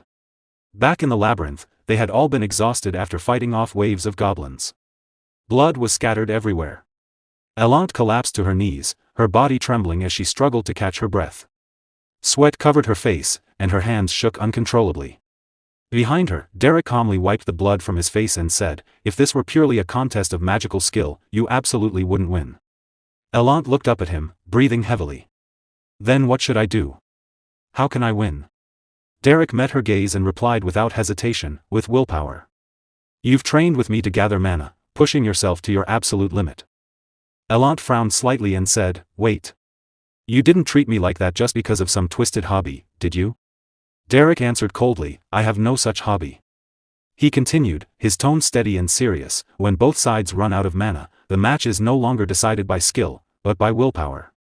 Elant listened closely. "Use your magic as lavishly and grandly as possible," Derrick went on. "Drag the battle into a war of attrition by any means necessary. When that war ends, the one who can squeeze out even a single drop of mana more than the other wins." Elant slowly stood up, regaining her composure. "But what if Aisline's mana reserves are far greater than mine?" Derrick looked at her and answered bluntly. "Then you'll lose." Elant fell silent. "Mana capacity is largely determined at birth," Derrick continued. "And you, Lady Elant, carry the blood of Belmiard." He paused for a moment before finishing, "So believe in yourself." Back in the present, Lady Elant poured all of her mana into the air, creating countless golden arrows around her. She controlled them with precise movements of her hands, gathering more and more without holding anything back. On the other side, Lady Aisline stood stunned. Her eyes widened in shock as a wave of unease crept over her. "Lady Elant. Is this how strong she is?" she thought, hardly believing what she was seeing. Elant raised her hands with confidence, and the mass of golden arrows rose higher into the sky. Her focus sharpened as the arrows gathered above, filling the air until it seemed as though the entire sky was covered in glowing gold. Then, with a decisive motion, she directed them toward Aisline. The arrows began to fall, like a rain of light, rushing down toward her opponent. Yet Aisline did not move from her position. Instead, she calmly gathered blue mana into both of her hands, her expression shifting from shock to determination. Mana flowed rapidly around her as she focused, her thoughts steady despite the overwhelming attack. But still, just as the golden arrows were about to strike, Aisline waved her hand and formed a barrier around herself. Blue mana surged outward, enveloping her body in a protective shield as the rain of golden arrows crashed against it. With sharp focus and unwavering resolve, she thought, "I'm the one who will win." Meanwhile, Lady Elant remained composed, still holding control over a large number of arrows. She raised her hand once more, preparing to launch another strike. Lady Elant stood with dozens of flame arrows swirling around her, all aimed at Lady Aisline. Her eyes were sharp, filled with determination and an unrestrained will to win. On the other side, Lady Aisline remained fully prepared. She raised a protective spell, forming a shimmering blue mana barrier around herself. The energy flowed steadily as she focused, ready to counter at any moment. Without hesitation, Lady Elant unleashed her attack. The flame arrows shot forward like a storm, raining down upon Lady Aisline. Each arrow struck the barrier, and although it held firm, the sheer number of impacts triggered a massive explosion that shook the battlefield. Smoke and fire spread across the arena. The crowd gasped in astonishment. Lady Elant's magic. Her mana reserves have increased tremendously. Despite the overwhelming assault, Lady Aisline's barrier remained intact, glowing with steady blue light. Her eyes narrowed as she analyzed the situation. Her firepower is incredible, she thought. But she's releasing it endlessly. At this rate, her mana will run out soon. Then, through the smoke, her gaze sharpened. She noticed movement. Lady Elant was attempting to change her position under the cover of the explosion. "Found you," Lady Aisline muttered. Forming an ice arrow in her hand, she tracked Elant's movement precisely. With perfect timing, she launched the arrow at full speed. The ice projectile cut through the smoke, locked onto its target, and pierced straight through Lady Elant's chest. For a brief moment, it seemed like a direct hit, but the figure dissolved. Lady Aisline's eyes widened in shock. No way. Illusion magic?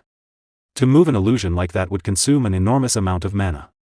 Still processing what had happened, she hesitated, and in that instant, it was too late. Lady Elant appeared behind her, gripping a massive ice arrow, ready to strike. As the attack came down at close range, Lady Aisline sensed it at the last second.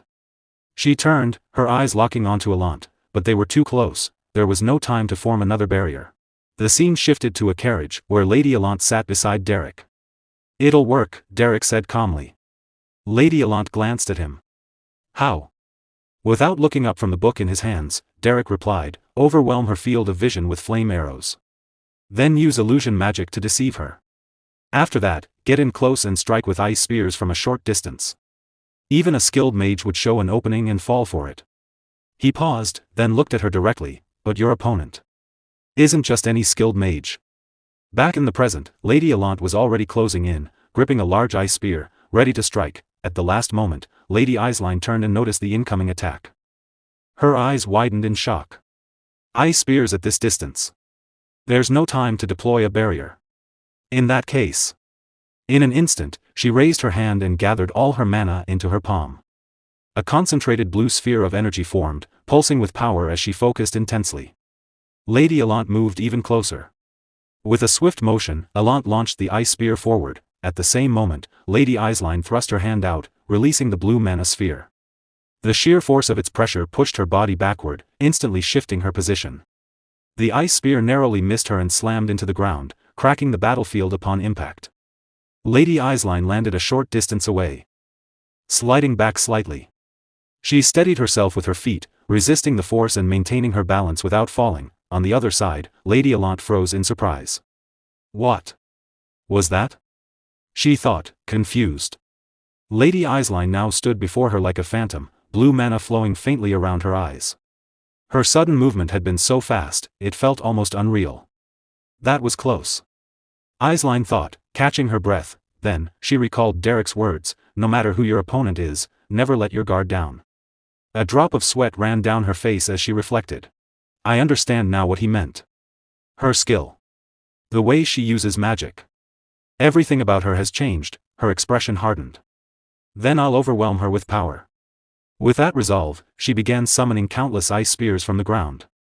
Without any incantation, they emerged rapidly, covering the battlefield. At the same time, she continued to advance, maintaining relentless pressure. I'm confident in a direct clash of power. More and more ice spears formed around her, rising from the shattered ground until they filled the entire surrounding area. The crowd stared in awe. Wow! Are all of those ice spears? To create that many without incantations. Incredible. Meanwhile, Derrick stood calmly, watching everything unfold. His eyes were sharp, focused on the battle. She took the bait. Lady Allant grew even more focused, clearly planning her next move. Across from her, Lady Eislein controlled the countless ice spears hovering around her. With a steady gaze, she thought, I admit. Lady Allant has achieved remarkable growth. Just then, Allant made her move. With a subtle flick of her finger, kept hidden behind her back, she guided a single flame arrow she had concealed earlier beneath the bright sunlight. The arrow quietly rose, positioning itself above Eislein's formation. Unaware, Lady Eislein continued focusing on her attack and muttered, then try blocking this as well. She prepared to launch her ice spears, but before she could act, Lady Allant moved. With precise control, Allant waved her hand, sending the hidden flame arrow plunging downward at full speed. Suddenly, Lady Eislein sensed something.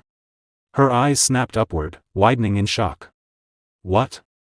The flame arrow tore through the air and struck her formation. One by one, her ice spears shattered upon impact, unable to withstand the sudden attack. In moments, her entire array was destroyed.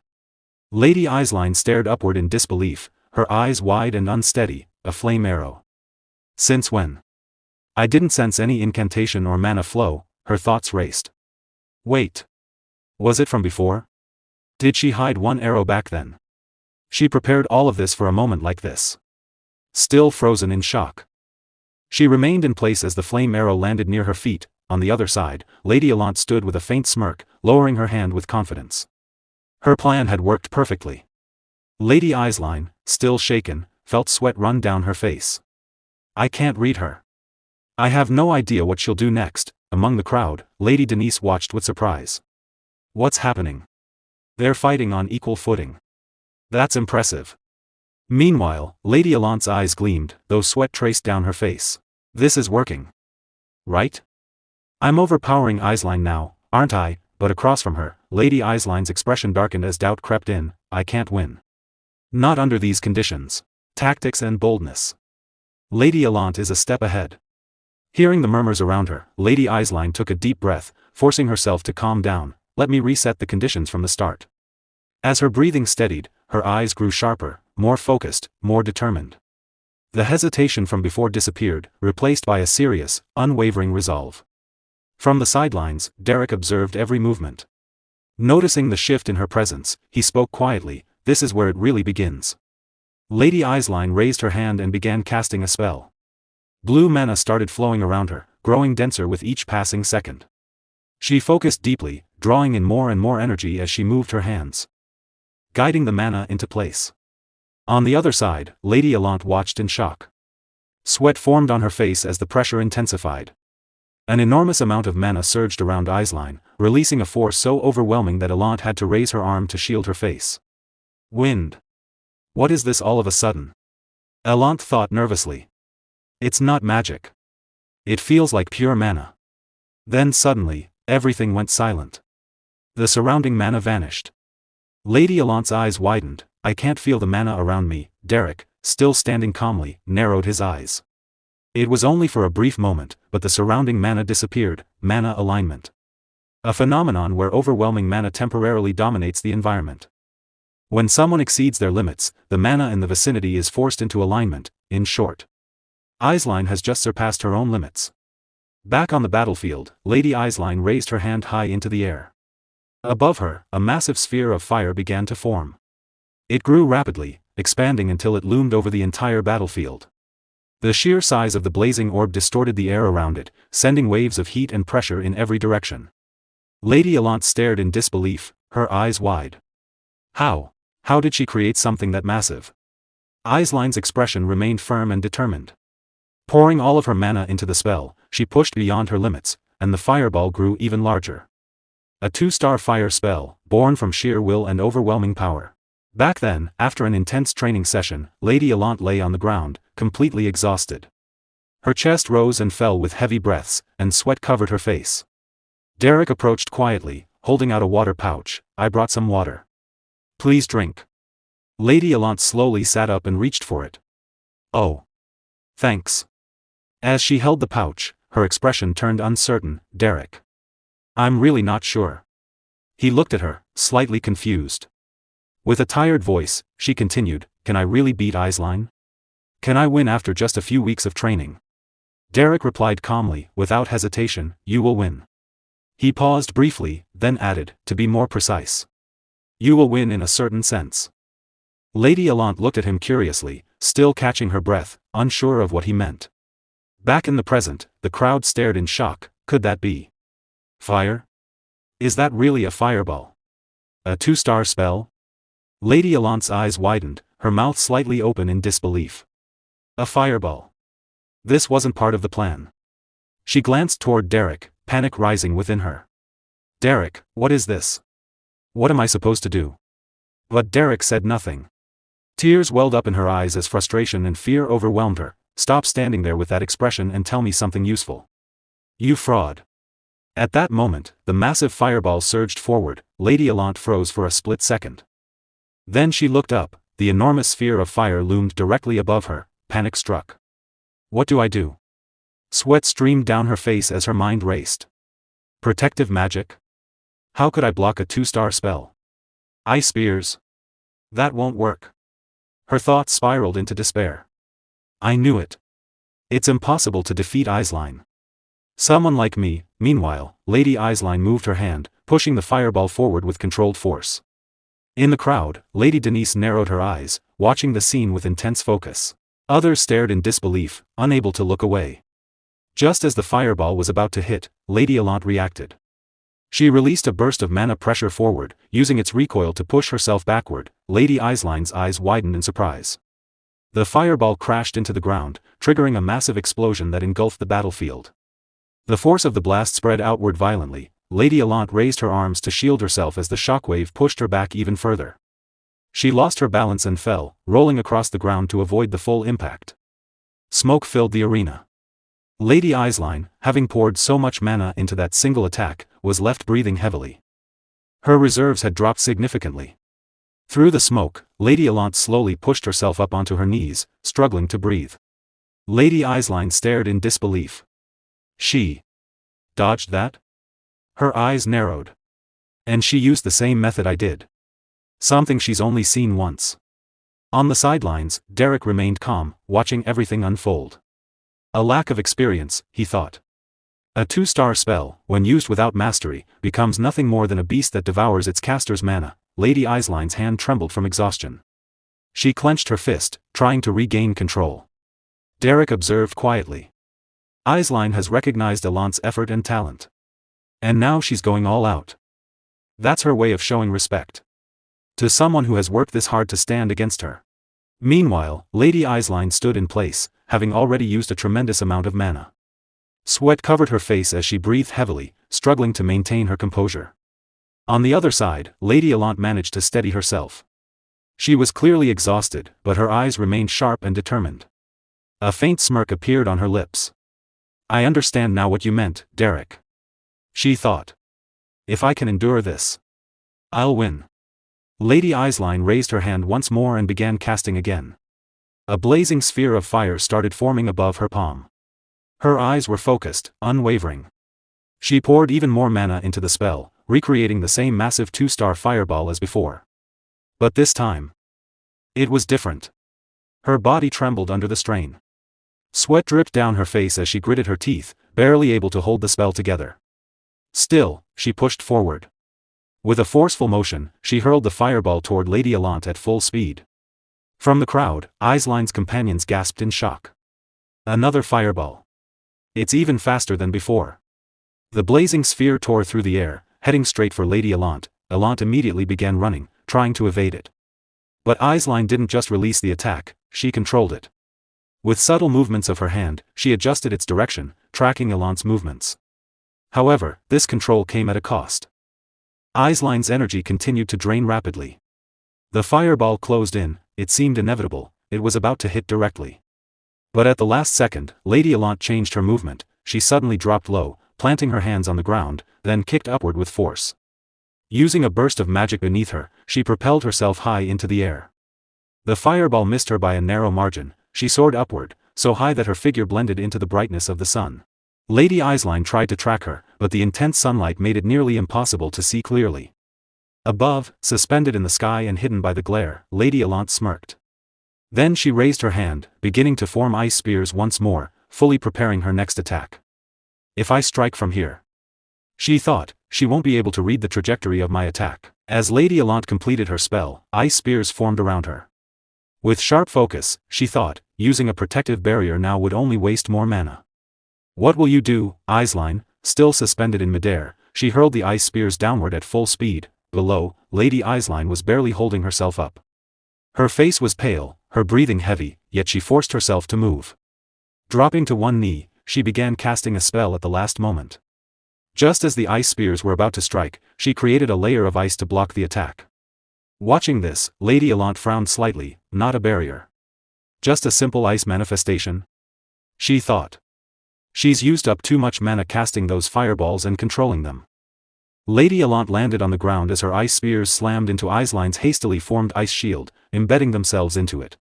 Lady Eislein's eyes widened. She was completely drained, barely able to stay conscious. Her body trembled as she struggled to breathe. From a distance, Derrick watched calmly. It'll be over soon, he thought. Lady Alant straightened and took a step forward, a confident smile forming on her face. It worked. I've cornered Eislein, she thought. There's no way she has any mana left. I still have enough. I can cast magic arrows or ice spears at least 2 more times.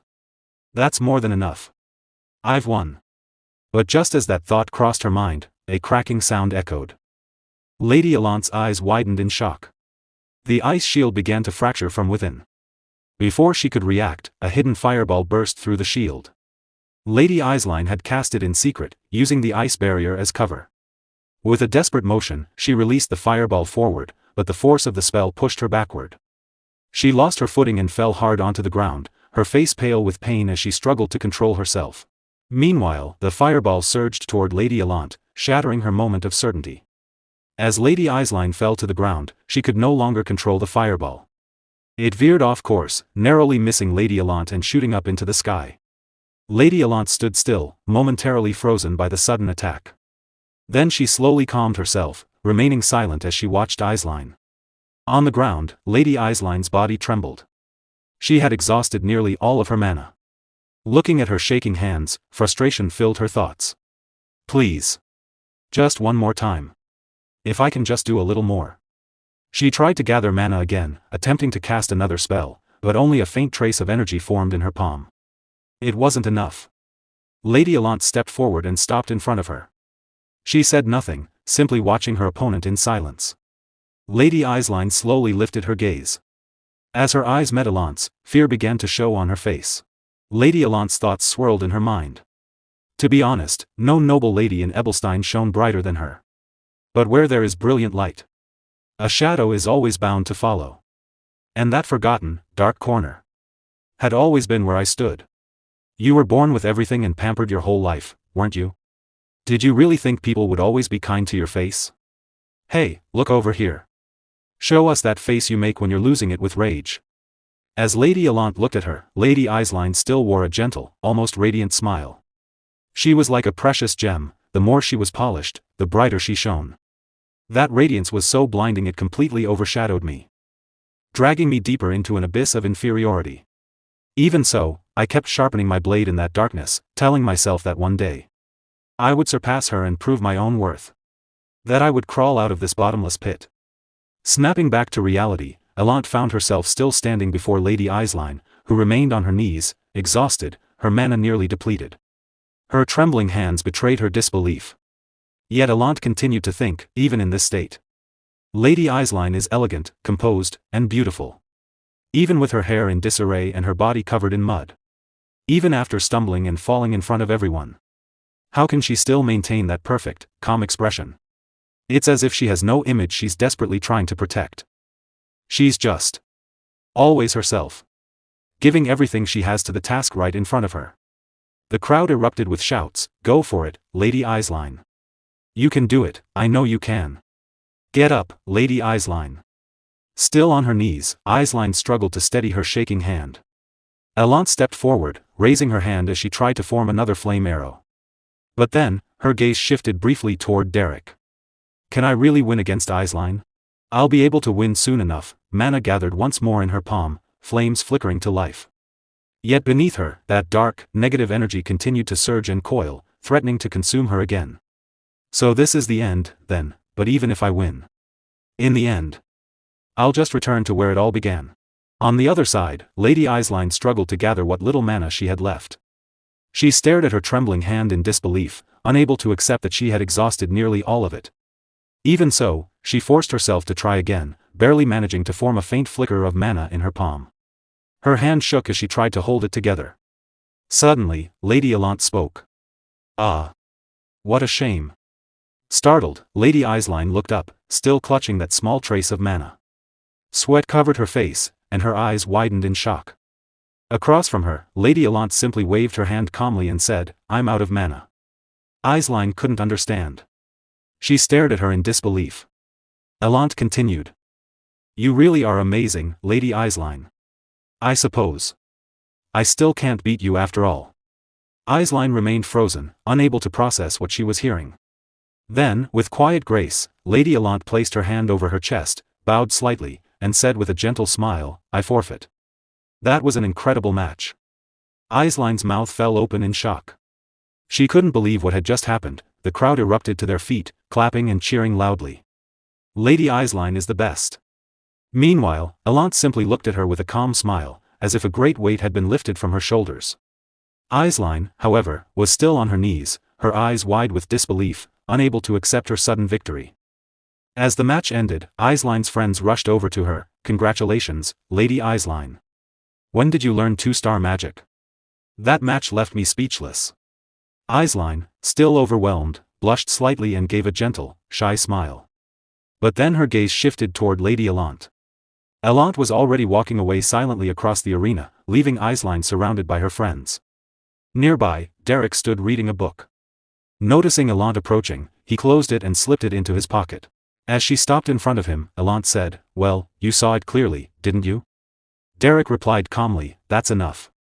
Allant smiled cheerfully. You're surprised, aren't you? Even someone like me knows how to accept defeat. You should have seen Lady Eiseline's face just now. Derrick lowered his gaze slightly. What kind of expression was it? Elant smirked, waving her hand lightly. What else? Eyes wide, mouth agape. She looked like she was ready to give up right then and there. It was so obvious. Even the usually composed Eisline can make a face like that.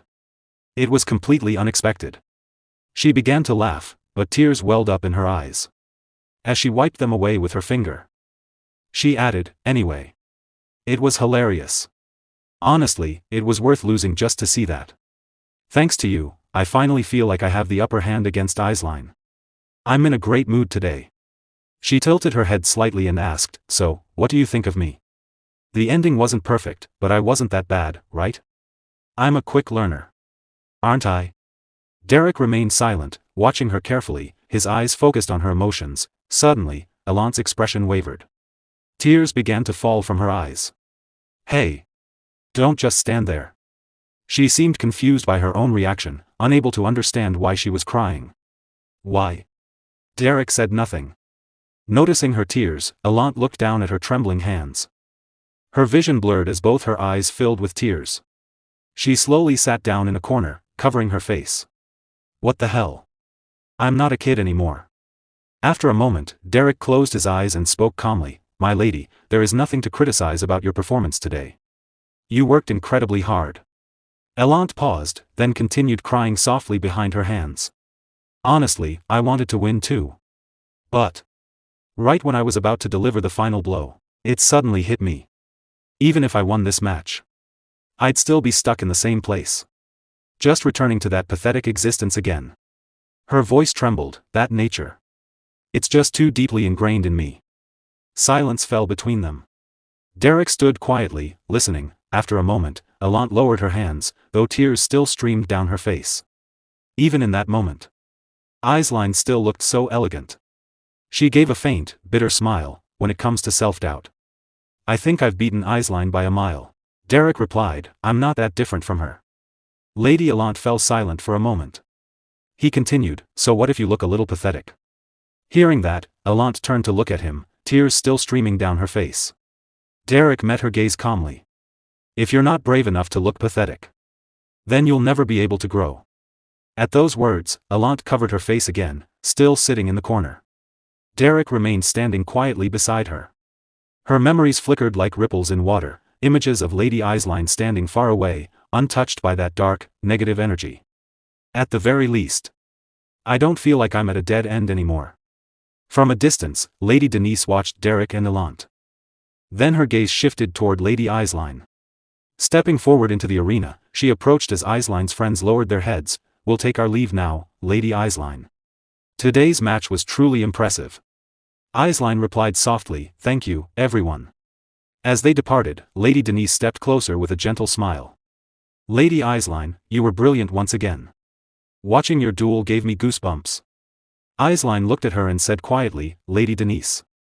You noticed it too, didn't you? In this match, I wasn't the real winner. Denise lowered her gaze slightly, smiling but remaining silent. Eisline looked at her in confusion, unable to continue. After a moment, Denise spoke. When it comes to magical talent, I believe Lady Elant is far more gifted than I am. Eisline lowered her head, her expression turning somber. That's not it. There's something far more important when it comes to closing the gap. Lady Elant has already surpassed me in every way that truly matters. The fact that her abilities improved so drastically in such a short time. Suddenly, Derrick's face appeared in her thoughts. Startled, she quickly shook her head and turned to her maid. Daisy. Yes, my lady. I need to send a letter to the main estate. Then she turned back, her eyes sharpening with determination. Derrick. I need him. The scene shifts to the Duplain household, where maids and servants carry out their daily routines. Inside, Raymond Oswood Duplain sat reading a letter, his expression tense. Dreist Wolfzil. What is a 6-star travel pass doing in Ebelstein? He murmured with concern. Across from him, Valerian Duplain looked at his father and replied, the reason is unclear, but it seems the customs agreement was moved forward earlier than expected, likely in response to Sir Dreist's movements. Raymond fell silent for a moment, lowering his head in thought. I was wondering why the Count of Belmiard was coming to Ebelstein of all places. It seems that, too, is connected to Dreist. If it's someone at the pinnacle of searching arts, someone who possesses foresight, then there must be a reason. Seated on the couch, Valerian continued, Father, a letter has arrived from Eislein. They've sent a request to find a magic teacher. Raymond looked up at him.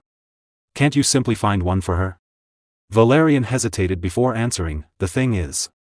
She specifically requested Derrick.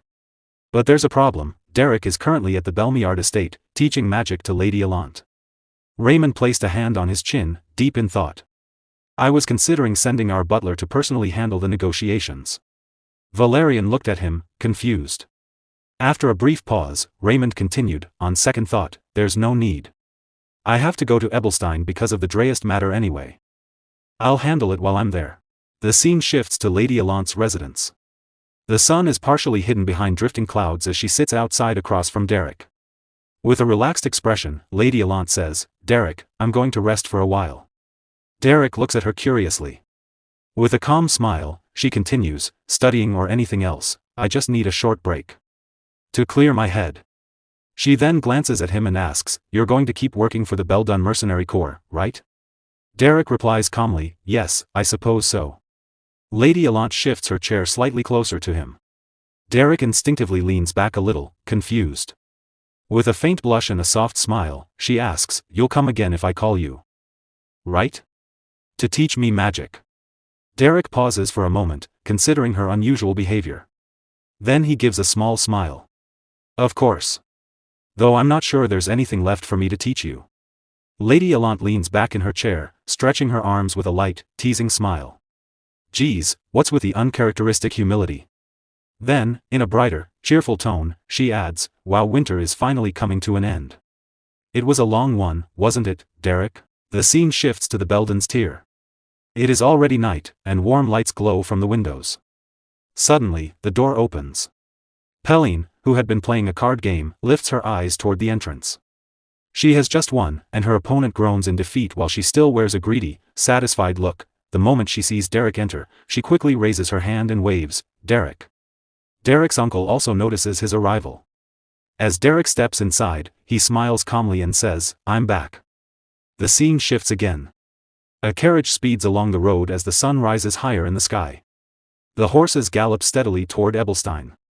Inside the carriage sits Belmiard, silently gazing ahead.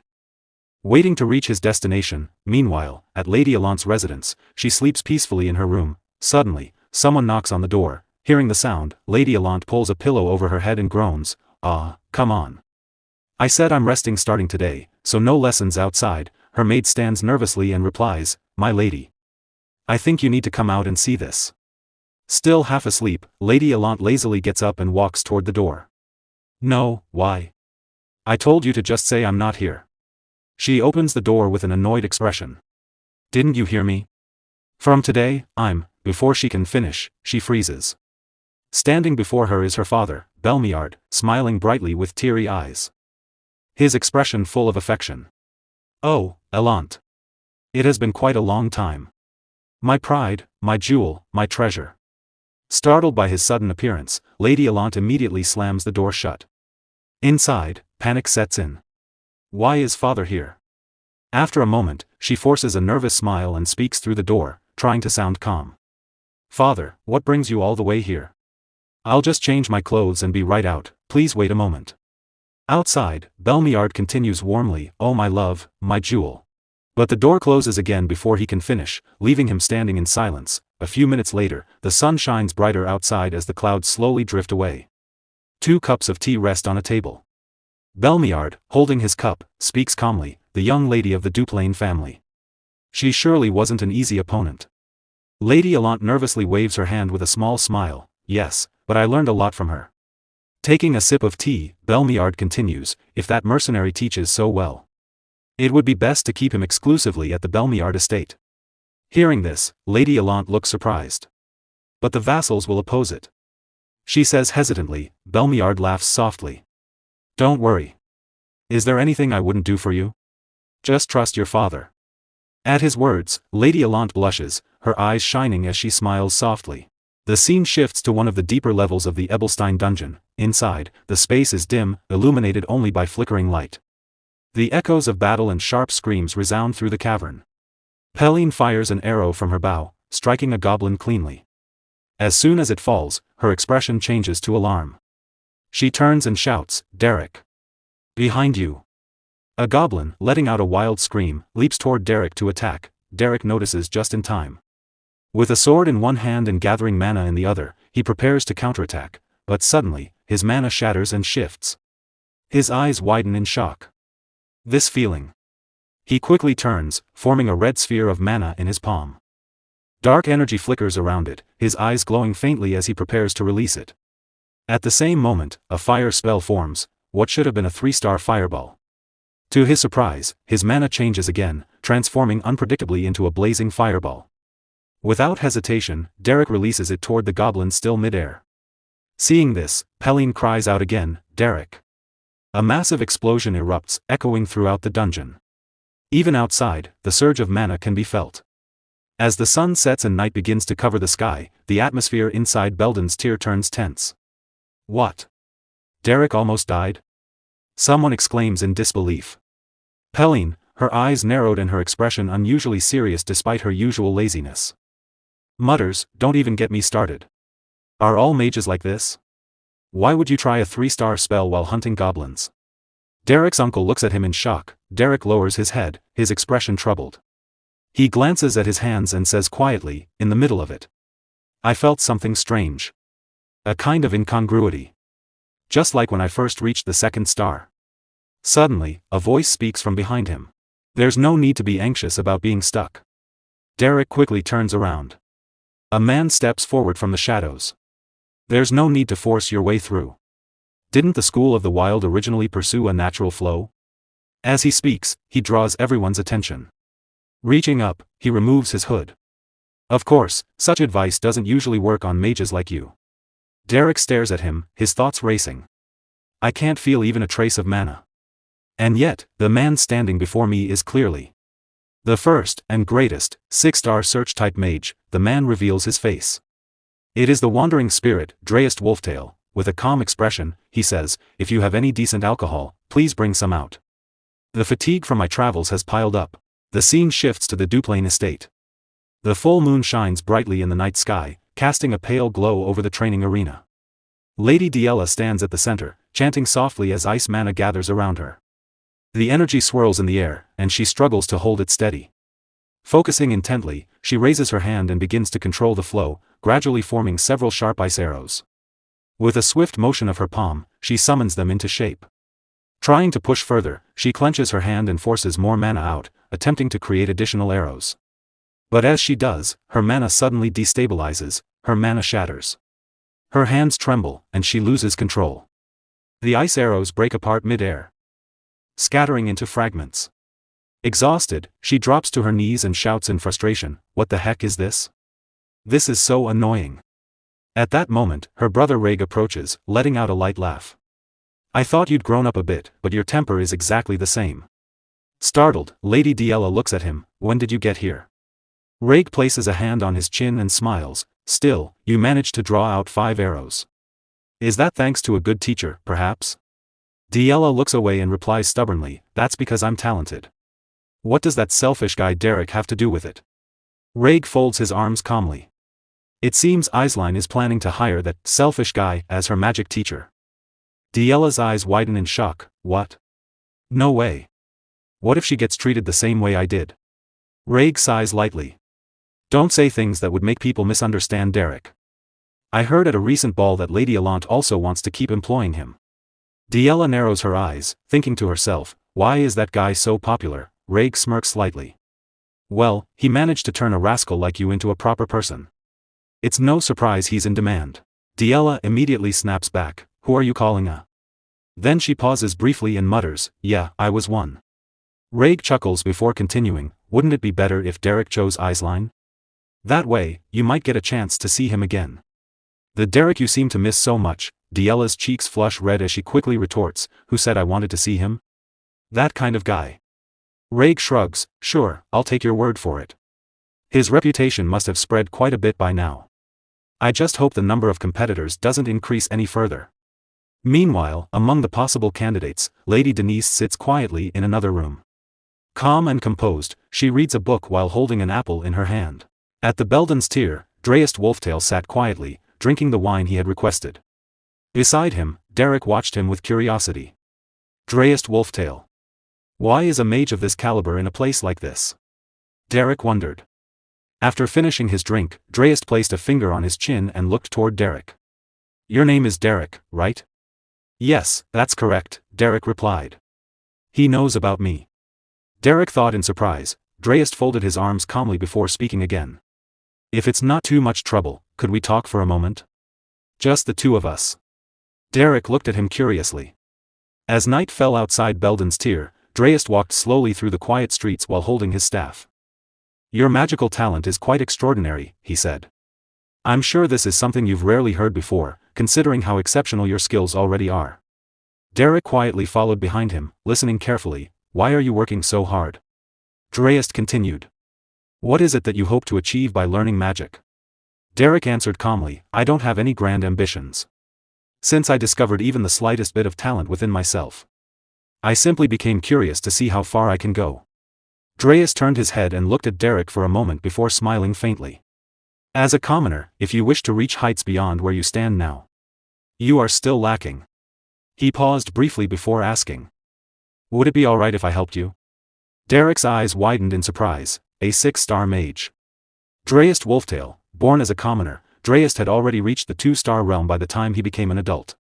By the time he started a family, he had advanced to the 3-star realm. The commoner-born mage became a symbol of hope for ordinary people, and his village turned into an ivory tower for commoner mages, but in the year he reached the 4-star realm, tragedy struck. One stormy night, under heavy rain, Dreist returned home and opened the door, only to find the bodies of his family lying before him. They had been murdered. Not long afterward, several nobles gathered together, speaking carelessly. Has Dreist finally calmed down a little? One noble asked. Yes, Count, another replied. Dreist Wolftail has gone into hiding, and those arrogant commoner mages have quieted down as well. Holding a wine glass in his hand, another noble laughed mockingly. How vulgar. They became frightened and tucked their tails so quickly. Honestly, why should commoners be so greedy for magic in the first place? As he turned toward a bearded noble beside him, preparing to continue, his eyes suddenly widened in terror. A severed head flew through the air before him. Standing there was Dreist Wolftail. Using nothing but his fingers infused with magic, he had sliced the bearded noble's head clean off. The remaining noble trembled in panic. Dreist Wolftail. But Dreist stared at him with murderous intent. With a single motion, he cut off the noble's legs.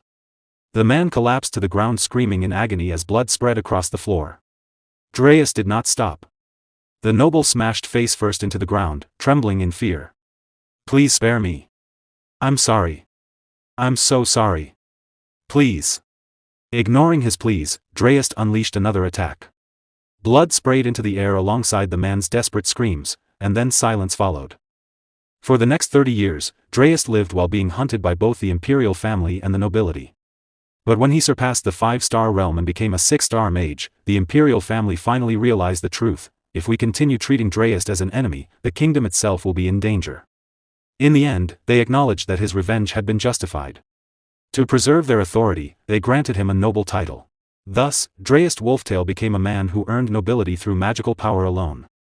Derrick looked at him in disbelief, and I can actually be taught by someone like him. There was no reason to refuse. The scene shifted to the central conference room of Cleon Hall in the noble district of Ebelstein. Grand Duke Veltus Andert Kellogg Veltus waved his hand calmly as he spoke to Raymond Oswald Duplain. Grand Duke Duplain, if you intend to expand north of the Belcos Peninsula, you should be cautious of the labyrinth within the White Zone. With a faint smile, he continued, if necessary, I can dispatch our knights to assist you. Raymond Oswald Duplain glanced at him while holding a chess piece in his hand. The knights you speak of? He replied calmly, could they perhaps be those lowly mercenaries? The moment those words were spoken, Veltus fell silent, anger appeared across his face. And a powerful aura spread throughout the room. It must be difficult managing such a vast territory using only private soldiers, he replied coldly. If it becomes too burdensome, giving up the territory is also an option. Hearing that, Raymond Oswald Duplain released his own aura as he stared back with sharp eyes filled with anger. Beside them, Belmiard nervously waved his hands, attempting to calm the tension. Since you've both come all the way to Ebelstein, he said awkwardly, why not visit your children first? Raymond turned toward Belmiard before speaking again. Now that I think about it, I heard your daughter, Elant, fought evenly against Aisline. Belmiard smiled proudly. Ah, yes. Although she unfortunately lost, it seems Elant's talent is finally beginning to bloom. With guidance from a skilled instructor, I'm certain she'll eventually surpass Lady Aisline. Raymond Oswald Duplain remained silent for a moment, then, adjusting his glasses calmly, he said, right. An instructor. You mean Derrick? Then Raymond Oswald Duplain adjusted his glasses and spoke calmly. On the contrary, if Derrick were to become Aisline's instructor, then Elant would never be able to surpass Aisline. Hearing those words, Belmiard frowned in anger. A powerful magical aura spread throughout the room as he replied with a cold smile, ho ho. I wonder if such a thing would ever happen. After all, his bond with Elant is quite deep. In response, Raymond Oswald Duplain released his own magical aura. Do you truly think he's the kind of man who moves based on personal relationships? He asked sharply. You clearly haven't understood his character at all. As the two continued arguing, Grand Duke Veltus Andert Kellogg Veltus quietly observed them from the side. Just who exactly is this Derrick? He wondered. For these two to be this desperate to recruit him. After a moment of thought, he narrowed his eyes. I should tell Denise to investigate him. The scene then shifted back to Belden's Tier. Morning sunlight shone through the windows as the tavern door suddenly opened. Belmiard entered alongside his subordinates. Derrick's uncle turned toward them with a welcoming smile. Welcome, but the moment he recognized Belmiard, his expression stiffened nervously. Belmiard placed a hand on his chin before calmly asking, Are you the commander of this mercenary corps? Derrick's uncle quickly served him a fine bottle of wine. Belmiard folded his arms and spoke seriously. Since there was no reply to the letter sent by my head butler, I decided to come personally. Ah. I sincerely apologize, Derrick's uncle replied nervously. The truth is, Derrick has been missing for several days. Belmiard's eyes narrowed slightly. We've been searching everywhere for him as well, the uncle continued. A few days ago, he announced that he was refusing all requests. And then he suddenly disappeared. Belmiard looked confused. He disappeared. He slowly placed a hand against his chin as he began thinking. Has Duplain already taken him? Or perhaps Veltus? But after considering it carefully, he shook his head internally. No, there was no information suggesting that. His expression became serious. Then I'll simply have to find him myself. The scene shifted to the outskirts of Ebelstein, near the residence of Grand Duke Veltus. Denise sat comfortably on a chair while eating an apple.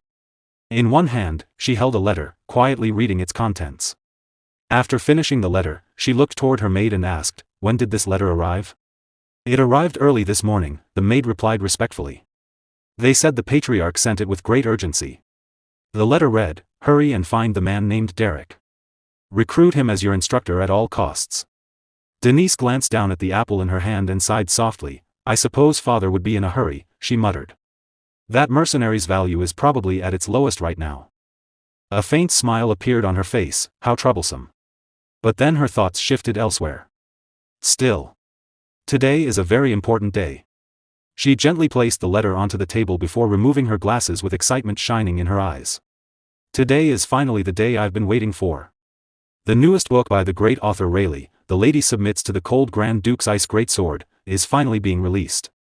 A slight blush spread across her cheeks as her imagination ran wild. But what exactly is the Ice Greatsword? I'm dying to know. Denise quickly stood up from her seat. Well, what choice do I have? She thought. If I ignore father now, he'll only nag me even more later. She turned toward her maid. Bella. Yes, my lady, the maid replied immediately. Prepare my clothes, Denise said calmly. I'm heading out. There's someone I need to find. As night fell on the outskirts of Ramhell Hill, the great cave of Lasps grew silent. Cold ice slowly spread across the cave walls, covering the entrance in frost. Deep inside the quiet cave, Derrick and Dreist sat cross-legged facing each other. With his eyes closed and his expression calm, Dreist spoke softly, Close your eyes and release your mana like a fine mist. Then feel your mana as it touches objects and returns to you. Hearing his instructions, Derrick closed his eyes and released his mana. The flow of energy spread throughout the cave, brushing against every stone and object around him. Dreyest continued, what you are doing now is the foundation of search-type magic. At 1 star, it is only simple threat detection. At 2 star, you can track locations and sense magic. At 3 star, you can see through disguises. At 4 star, you gain the ability to see through your opponent's intentions. At 5 star, you can communicate with the dead. And finally, at 6 star, you gain the power to see the future. Derrick slowly opened his eyes. See the future? He asked quietly. Dreyest remained still, his hands folded as he replied, that is correct. I saw the future and came to find you. Because I need you. Curious, Derrick asked, what exactly is going to happen to me? Dreyest opened his eyes and looked directly at him. You know of a man named Valerian, don't you? The eldest son of House Duplain. Derrick's eyes widened in surprise. Before you reach adulthood, Dreyest continued calmly, he will dabble in necromancy. That is why you must kill him. A look of panic flashed across Derrick's face, though he remained silent for a moment before asking, why would he practice necromancy? What exactly is he planning? Dreyest Wolftail shook his head slightly. I'm sorry, but I cannot tell you more. That is the nature of the future. If you learn too much recklessly, the days ahead will become even more unpredictable and may change in complicated ways. After a brief pause, he added, there is one more thing I can tell you. You are destined to die. Hearing those words, Derrick showed no reaction. Dreyest Wolftail looked surprised. You do not seem very shocked. Derrick calmly replied, you said I was destined to die. You never said that I would definitely die.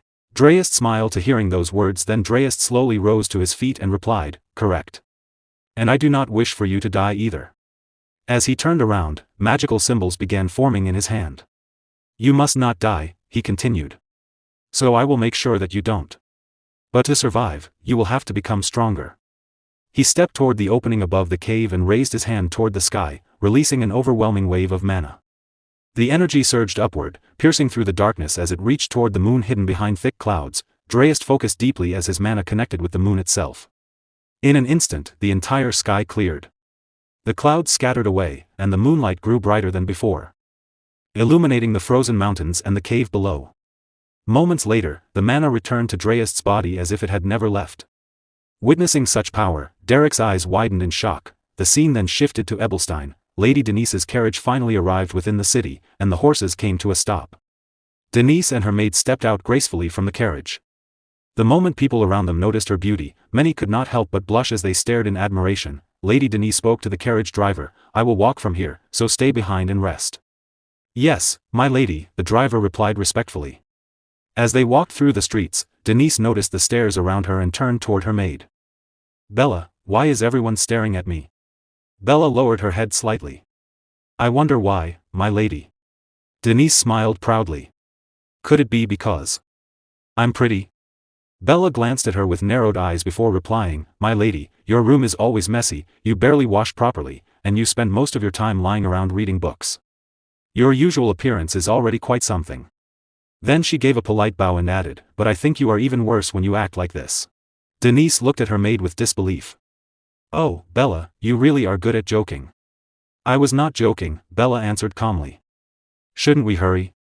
If another house recruits that man named Derrick first. Denise waved her hand dismissively. Do not worry, Bella. Even if I move slowly, I am still faster than everyone else. Bella sighed.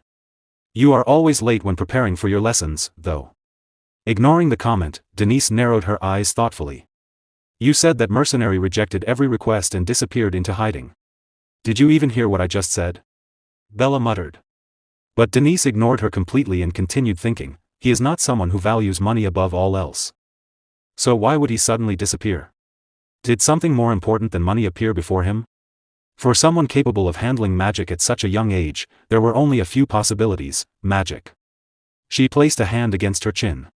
Either he discovered an extraordinary grimoire, or he found an incredible teacher.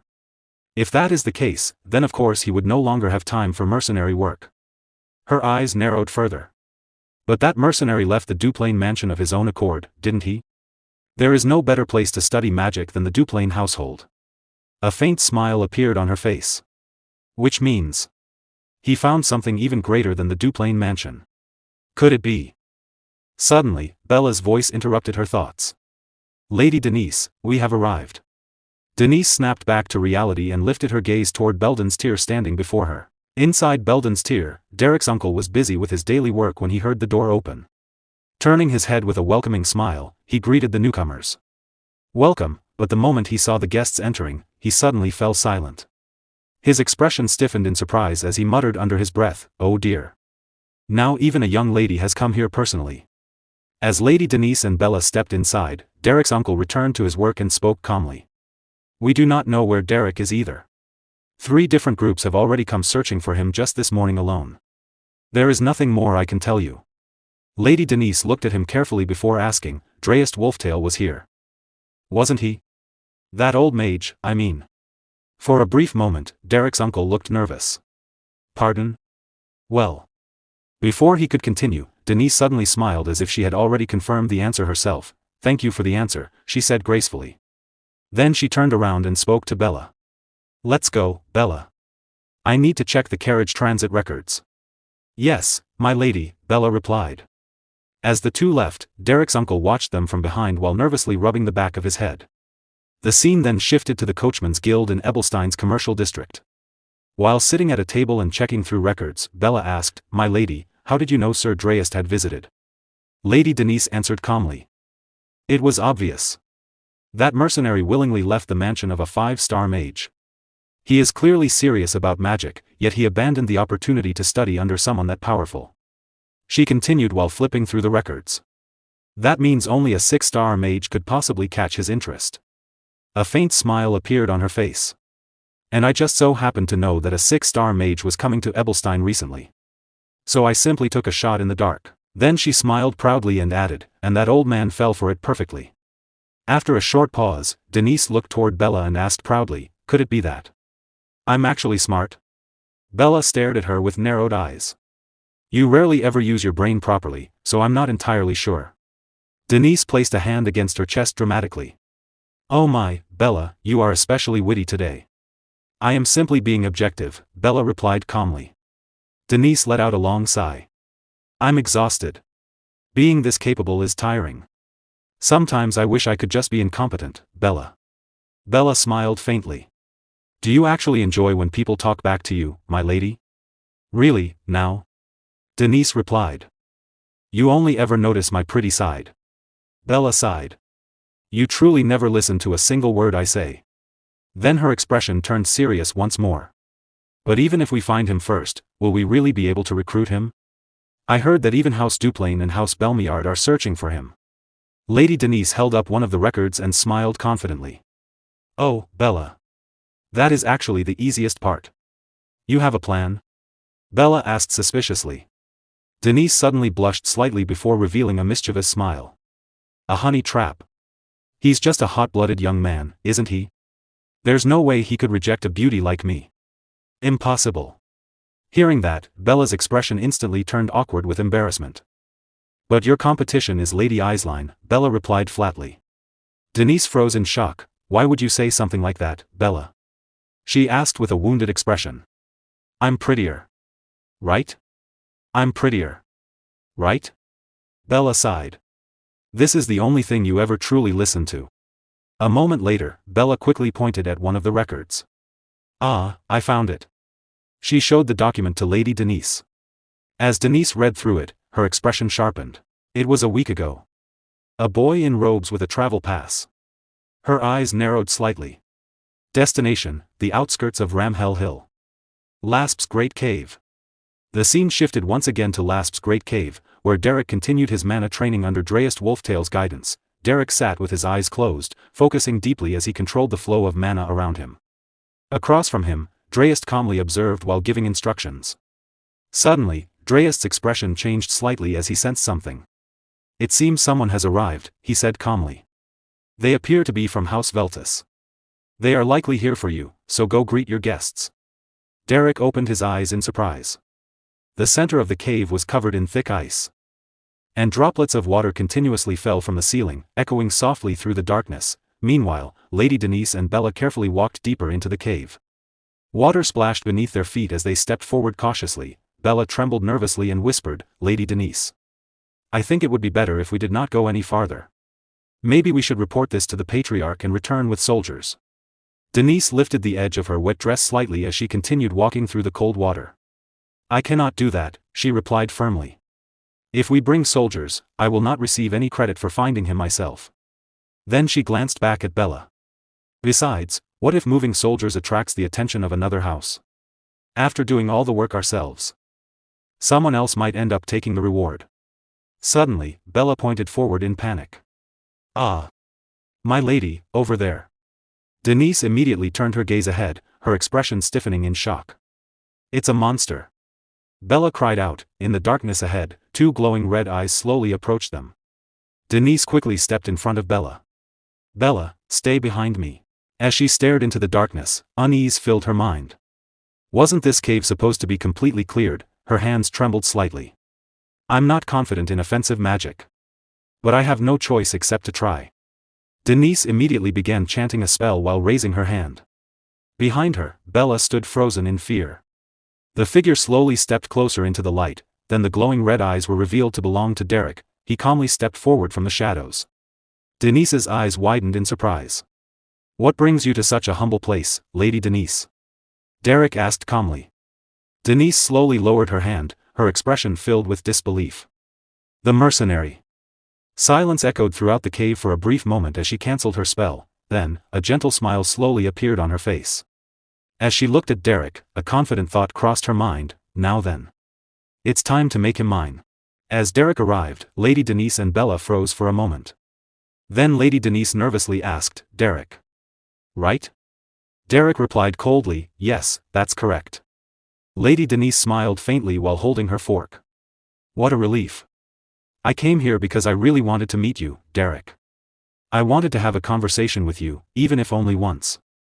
Meanwhile, Bella watched her with cold eyes. Derrick's expression did not change after hearing those words. Indeed, he said flatly.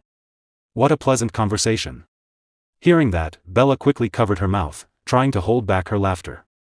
Lady Denise froze in embarrassment, and a trace of anger appeared on her face. Well. Actually. She said nervously.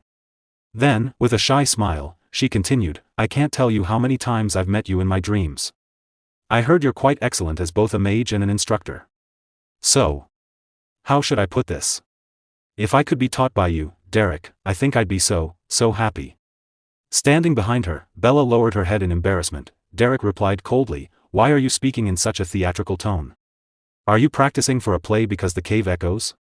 Bella once again put her hand over her mouth, struggling not to laugh. Lady Denise fell silent for a moment. She glanced at Bella, who had already turned around to hide her laughter. Feeling slightly irritated, she thought to herself, so the beautiful girl act doesn't work on him? Then. Just as Derrick turned to leave, Lady Denise hurriedly spoke again, actually. After watching the duel between Lady Eislein and Lady Allant, I realized many things. As one of the Rosia trio, I felt like I was the only one falling behind. Fake tears formed in her eyes as she continued pitifully, I was anxious that eventually everyone would surpass me while I remained in the same place. Then, acting desperate and vulnerable, she suddenly grabbed Derrick's hand. Please. Please save me. At the same time, she thought smugly to herself, oh my, we're so close. He can probably feel my breath. His heart must be thumping right now. He won't be able to refuse me. But suddenly, Derrick pulled his hand away, causing Lady Denise to freeze in shock. Rubbing his hand, Derrick said calmly, I'm not so sure.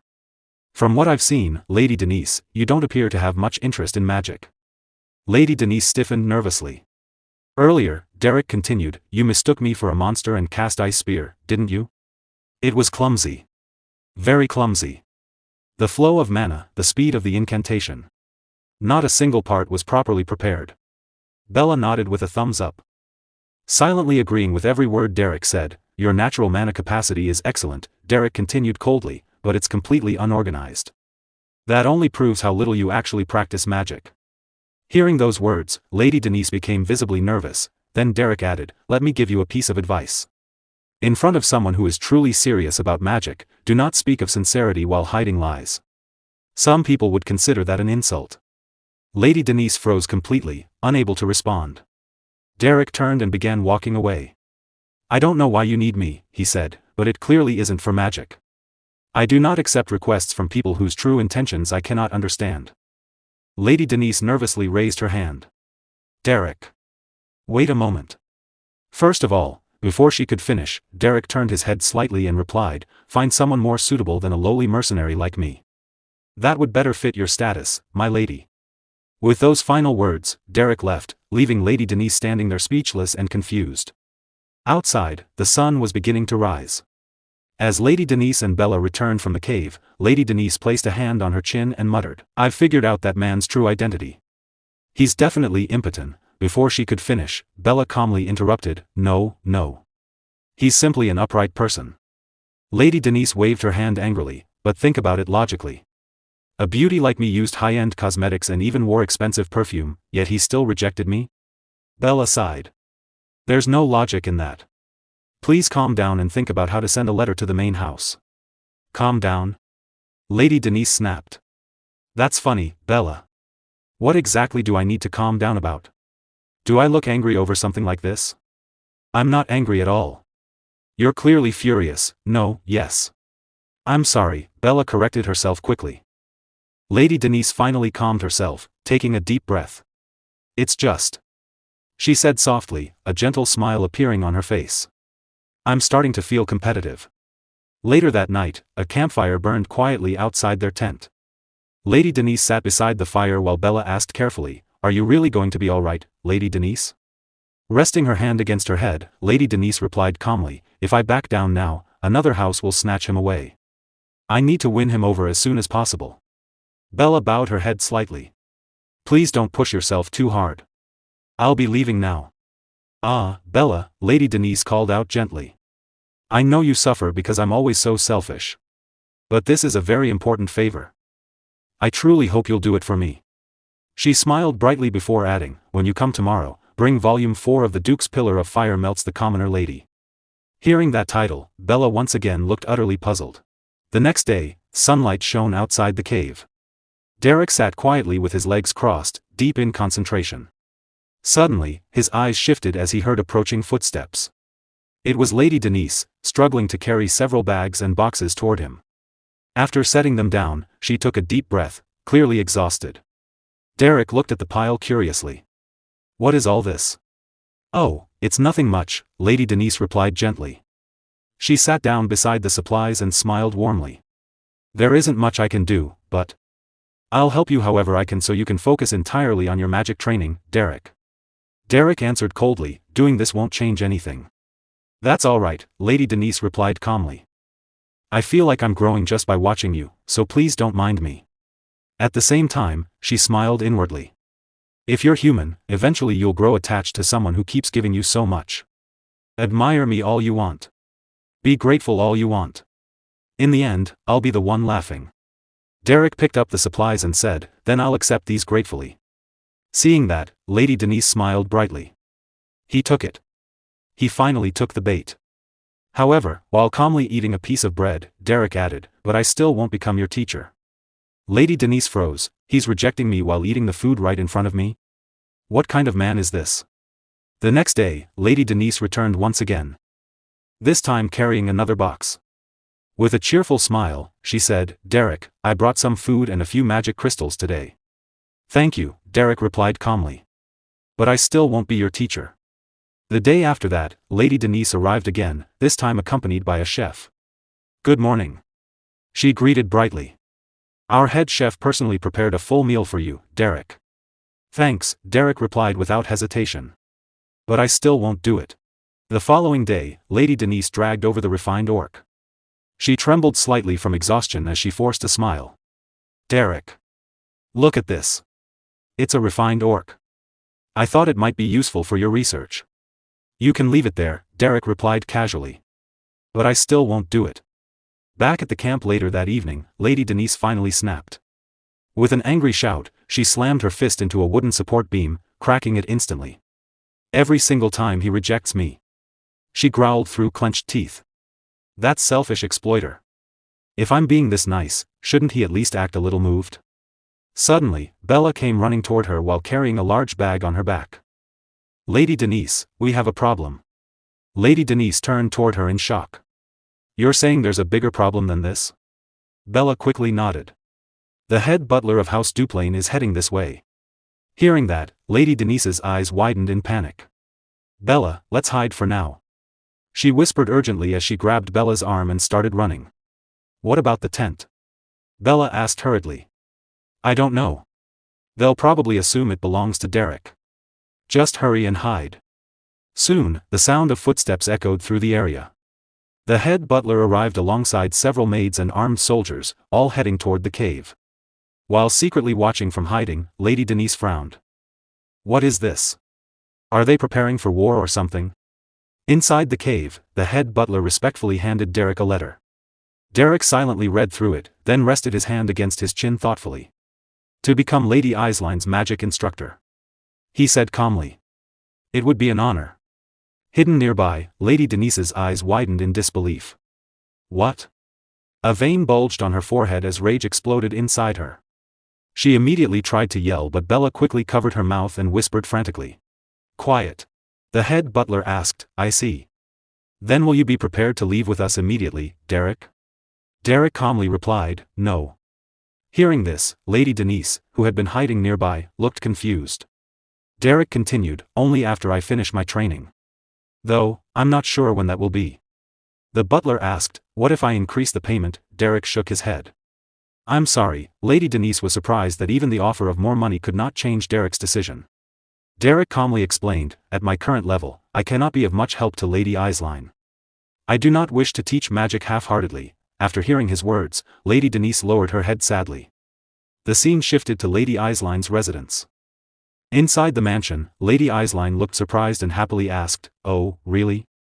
You found where Derrick is? The maid nodded. Yes, Lady Isline. Yesterday evening, the head butler went to see him personally. Oh, you should have told me sooner. Lady Isline exclaimed, waving her hand. I was going to ask him myself. Turning around excitedly, she declared, I must go now. Gather the swiftest soldiers at once. The maid replied calmly, but, Lady Isline, the terrain is very rough. With a joyful smile, Lady Isline answered, this is about welcoming my teacher. A student should go in person. The scene shifted back to the cave. Outside, Lady Denise sat beside her maid as night fell. The cold wind made her shiver, and she wrapped herself tightly in her cloak while trying to suppress a sniffle. Let's head back tomorrow morning, Bella, she said quietly. Yes, I understand, Bella replied. You certainly gave up quickly, because you're smart, Bella added. Lady Denise looked at her curiously. Bella, you actually think I'm a fool, don't you? Bella became flustered. Oh, how did you? No, of course not. What are you saying? Lady Denise lowered her eyes. I used to achieve anything once my stubbornness kicked in, but this time, I don't even want to be stubborn. After a brief pause, she continued softly, why? Why do I feel so drained? Bella looked up at the night sky. That mercenary mage is not someone who can be moved by status or money. He seems to act according to something much more important. Lady Denise remained silent. She recalled Derrick's words, at my current level, I cannot be of much help to Lady Isline. I do not wish to teach magic half-heartedly. She also remembered how Lady Allant had fought desperately, giving everything she had. Even Lady Isline had been forced to use all of her mana and fight with her full strength. Returning to the present, Lady Denise hugged her knees and lowered her head. Just why? She whispered. Why is everyone so sincere? Above her, the full moon hung brightly in the night sky. Inside the cave, several small stones suddenly began to tremble and rise into the air. Derrick sat cross-legged with his eyes closed, using mana to levitate the objects around him without touching them. Suddenly, he heard approaching footsteps. His eyes opened instantly. The floating stones dropped to the ground as his attention shifted toward the sound. Lady Denise appeared at the cave entrance. Sorry, she said with a small smile.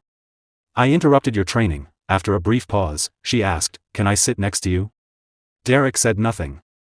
He simply looked at her with a cold expression. Lady Denise sat down behind him. You look a bit different today, Derrick said calmly. Because I'm speaking casually, she asked. Derrick shook his head. No. Your eyes. Lady Denise looked up with a sad smile after hearing Derrick's words. I'm sorry for being such a nuisance all this time, she said quietly. I'm going to stop now, Derrick nodded calmly. Thank you for everything. I hope you find a good teacher. Lady Denise lowered her head and let out a faint laugh. Teacher, my foot. I hate magic. Derrick looked at her curiously. It's all politics and acting, she continued. I only tried to keep you on our side because you became famous. Then she looked at him with a small smile.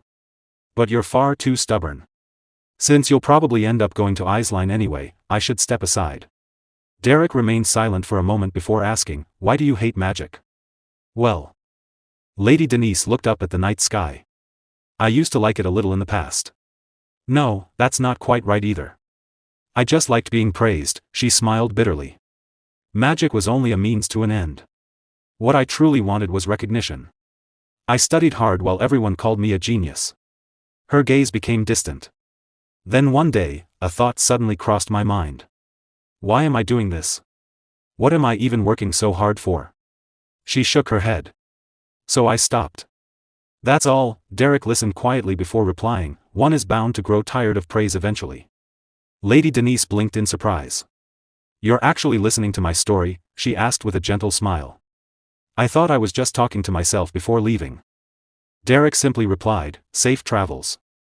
Lady Denise frowned slightly. Then she stood up and looked at him. I'm jealous. Derrick raised an eyebrow. I'm jealous of someone like you, she continued. Someone who never questions the value of hard work. A faint smile appeared on her face. You'll become a great mage, won't you? Derrick calmly met her gaze but said nothing. Well, she said as she turned to leave, if we ever meet again, at least say hello. The next day, the sun shone brightly high in the sky. Lady Isline traveled toward Derrick's location with a group of soldiers, her face filled with confidence and excitement. From atop a nearby cliff, Lady Denise and Bella spotted the approaching group. The moment Lady Denise saw Isline, a trace of jealousy flashed across her eyes. She had failed to recruit Derrick herself. Without another glance, she quickly turned around and continued on her way. The scene shifted to the Veltus Grand Duchy's mansion. Inside the residence, Lady Denise sat nervously on a couch. Isline was rejected, she asked. Bella, who was brushing her hair, nodded. Yes. He's truly an unpredictable person. Lady Denise rested her chin on her hand. Because his training isn't over yet, she wondered aloud. That's different from rejecting her, though. After getting ready for the day, Lady Denise and Bella walked toward the guest dining room. You should stop worrying about this matter now, Bella advised. You're right, Lady Denise replied. I suppose he'll live in that cave forever and eventually turn into a bear, like that legend from the East. Bella sighed. In that story, it was a bear that became a human. Same thing, Lady Denise replied dismissively. Then she took a deep breath and thought to herself, does he think he's the only person in the world capable of using magic? As they arrived outside the guest room, Bella suddenly remembered something. Oh, a guest has arrived to share a meal with you. A guest? Lady Denise asked curiously. Who is it? She opened the door and respectfully bowed. Father, good morning. As she raised her head, her eyes widened. Sitting across from her father at the dining table was Derrick, calmly eating a piece of meat. Lady Denise froze in shock. Her father and Derrick were casually sharing a meal together as if it were the most natural thing in the world. Behind her, Bella's eyes widened as well. Last night, inside Lasp's great cave, Derrick sat cross-legged while carefully controlling his mana. He focused intently as the energy flowed around him. It's aligning. Just a bit more. Sweat poured down his face. He poured every ounce of his strength into the technique. Suddenly, his eyes snapped open. He slammed his hand onto the ground. The mana he could no longer contain erupted from his body. The entire cave shook violently from the impact. Small rocks and pebbles floated into the air for a moment before clattering back down. After releasing all the built-up mana, Derrick gasped for breath, his face drenched in sweat. A calm voice echoed from behind him. At this rate, you might collapse. Derrick turned his head. Dreist Wolftail stood there, watching him. After seeing Derrick's exhausted state, the man spoke calmly. It would be a waste to die right after finally learning it. Dreist Wolftail looked at him and continued, it's time for you to leave this place. Derrick stared at him nervously. Dreist Wolftail added, 3-star tectonic shift acquired. Later, the two sat side by side near a small fire, roasting fish on sticks. As the flames crackled, Dreist Wolftail spoke again. There's nothing more I can teach you for now. As I said before, you won't survive with mediocre talent. He turned to look at Derrick. Think about it yourself. How far do you intend to climb? It's well done. Help yourself. Then he stood up. Derrick looked up at him. Where are you going? Dreyest Wolftail waved his hand casually as he stepped forward. I'm going to get some fresh air for a while. He suddenly paused. Without turning around, he called out, Derrick. Derrick looked at him again. Beware of Kohila, Dreyest Wolftail warned. With that, he left the cave. Derrick remained seated, still holding the roasted fish. He stared into the fire, repeating the words in his mind. Beware of Kohila. Scene shift, Grand Duchy of Veltus, Veltus Mansion. Inside the elegant mansion, Lady Denise's father smiled warmly. I am truly pleased. Thanks to you taking the lead, a precious magic instructor walked in on his own feet. Lady Denise, calmly holding a cup of tea, replied, Thank you, father. I only did what I had to do. Her father continued, By the way, you must have had a reason for rejecting Duplain's request. Tell me. I'll assist you as much as I can. Derrick, also holding a cup of tea, answered calmly, I don't need anything other than the reward I mentioned. I only accepted because of Lady Denise's attitude. Lady Denise's father smiled broadly. Yes, yes. Denise's attitude is indeed wonderful. What other lady on the continent could compare to our Denise? Anyone in the world who sees our Denise wouldn't be able to resist teaching her. Her father continued, Denise, do you remember that time when the maid broke the plate? Lady Denise's expression remained calm, though a flicker of frustration crossed her face. Her father went on, the maid said she had committed a grave sin and begged for forgiveness, right? Then you, Denise, gave her an angelic smile and said, Rather than such a plate, I value you. Before he could finish, Lady Denise looked at him and gently interrupted, Father? I think we should discuss the lessons now. Just between me and the instructor.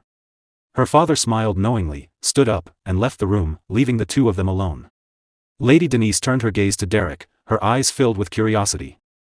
What are you doing here? Derrick replied quickly, I am drinking tea. Lady Denise narrowed her eyes. Are you joking? Derrick looked at her innocently. Pardon? Lady Denise pressed again, her tone serious. No, didn't you say you wouldn't do it? Didn't we have a clear break? Derrick calmly replied, I was grateful for what happened in Lasp's great cave. I received great help thanks to you. Lady Denise folded her arms and looked at him seriously. I already told you. That was just a political approach. I have no intention of learning magic. Derrick answered calmly, to be honest, I didn't feel good about it. He looked directly at Lady Denise, his voice turning cold. Jumping to conclusions about whether magic is good or bad. Without even properly knowing what it is. Because of that attitude. Lady Denise paused for a moment, then lowered her head slightly. Ah, right. It must have been unpleasant for someone like you. But what I dislike, I dislike. Derrick interrupted, it's a pity. Lady Denise's eyes widened as she looked at him. Derrick released his restrained anger and continued coldly, without knowing a single good thing about that beautiful and brilliant magic. To think you hold such disillusionment and antipathy toward it. He stared at her with an intense gaze and added threateningly, I will not tolerate this. Lady Denise felt a surge of fear. She froze for a moment. Seeing Derrick like this, she thought to herself, this is absurd. I shouldn't have provoked him.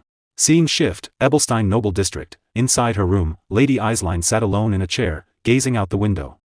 She lowered her head, a wave of sadness washing over her as she recalled her conversation with Derrick in the cave. In the memory, Lady Eislein had arrived at the cave and approached Derrick. He had told her directly, you have nothing to learn from me.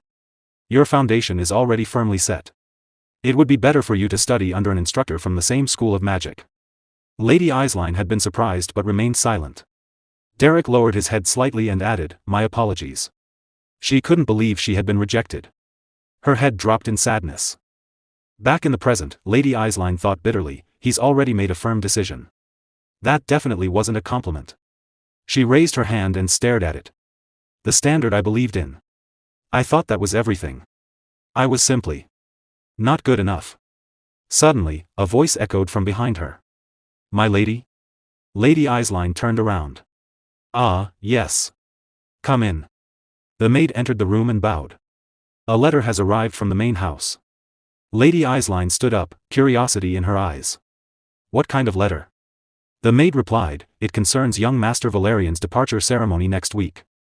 Lady Eislein brought her hand to her mouth. Oh, is it next week already? Since it's his first departure ceremony. I must prepare a good gift. I'll go to the shopping district. She paused, then added firmly, the White Zone is a dangerous place, so I must be well prepared. As Lady Eislein left the room, the chair she had been sitting on suddenly broke with a loud crack and collapsed onto the floor. Scene shift, Ebelstein Noble District, Denise mansion lying on her bed. Lady Denise grumbled, "He's truly out of his mind. He was glaring with his eyes wide open, saying he doesn't know a single good thing about magic. Magic is only good for him, why force it on others?" Bella stood beside the bed, smiling. "Oh my. If you've realized that, then you won't force me to read those vulgar novels anymore, right?" Lady Denise quickly sat up. "To think that you don't know a single good thing about those beautiful and brilliant works.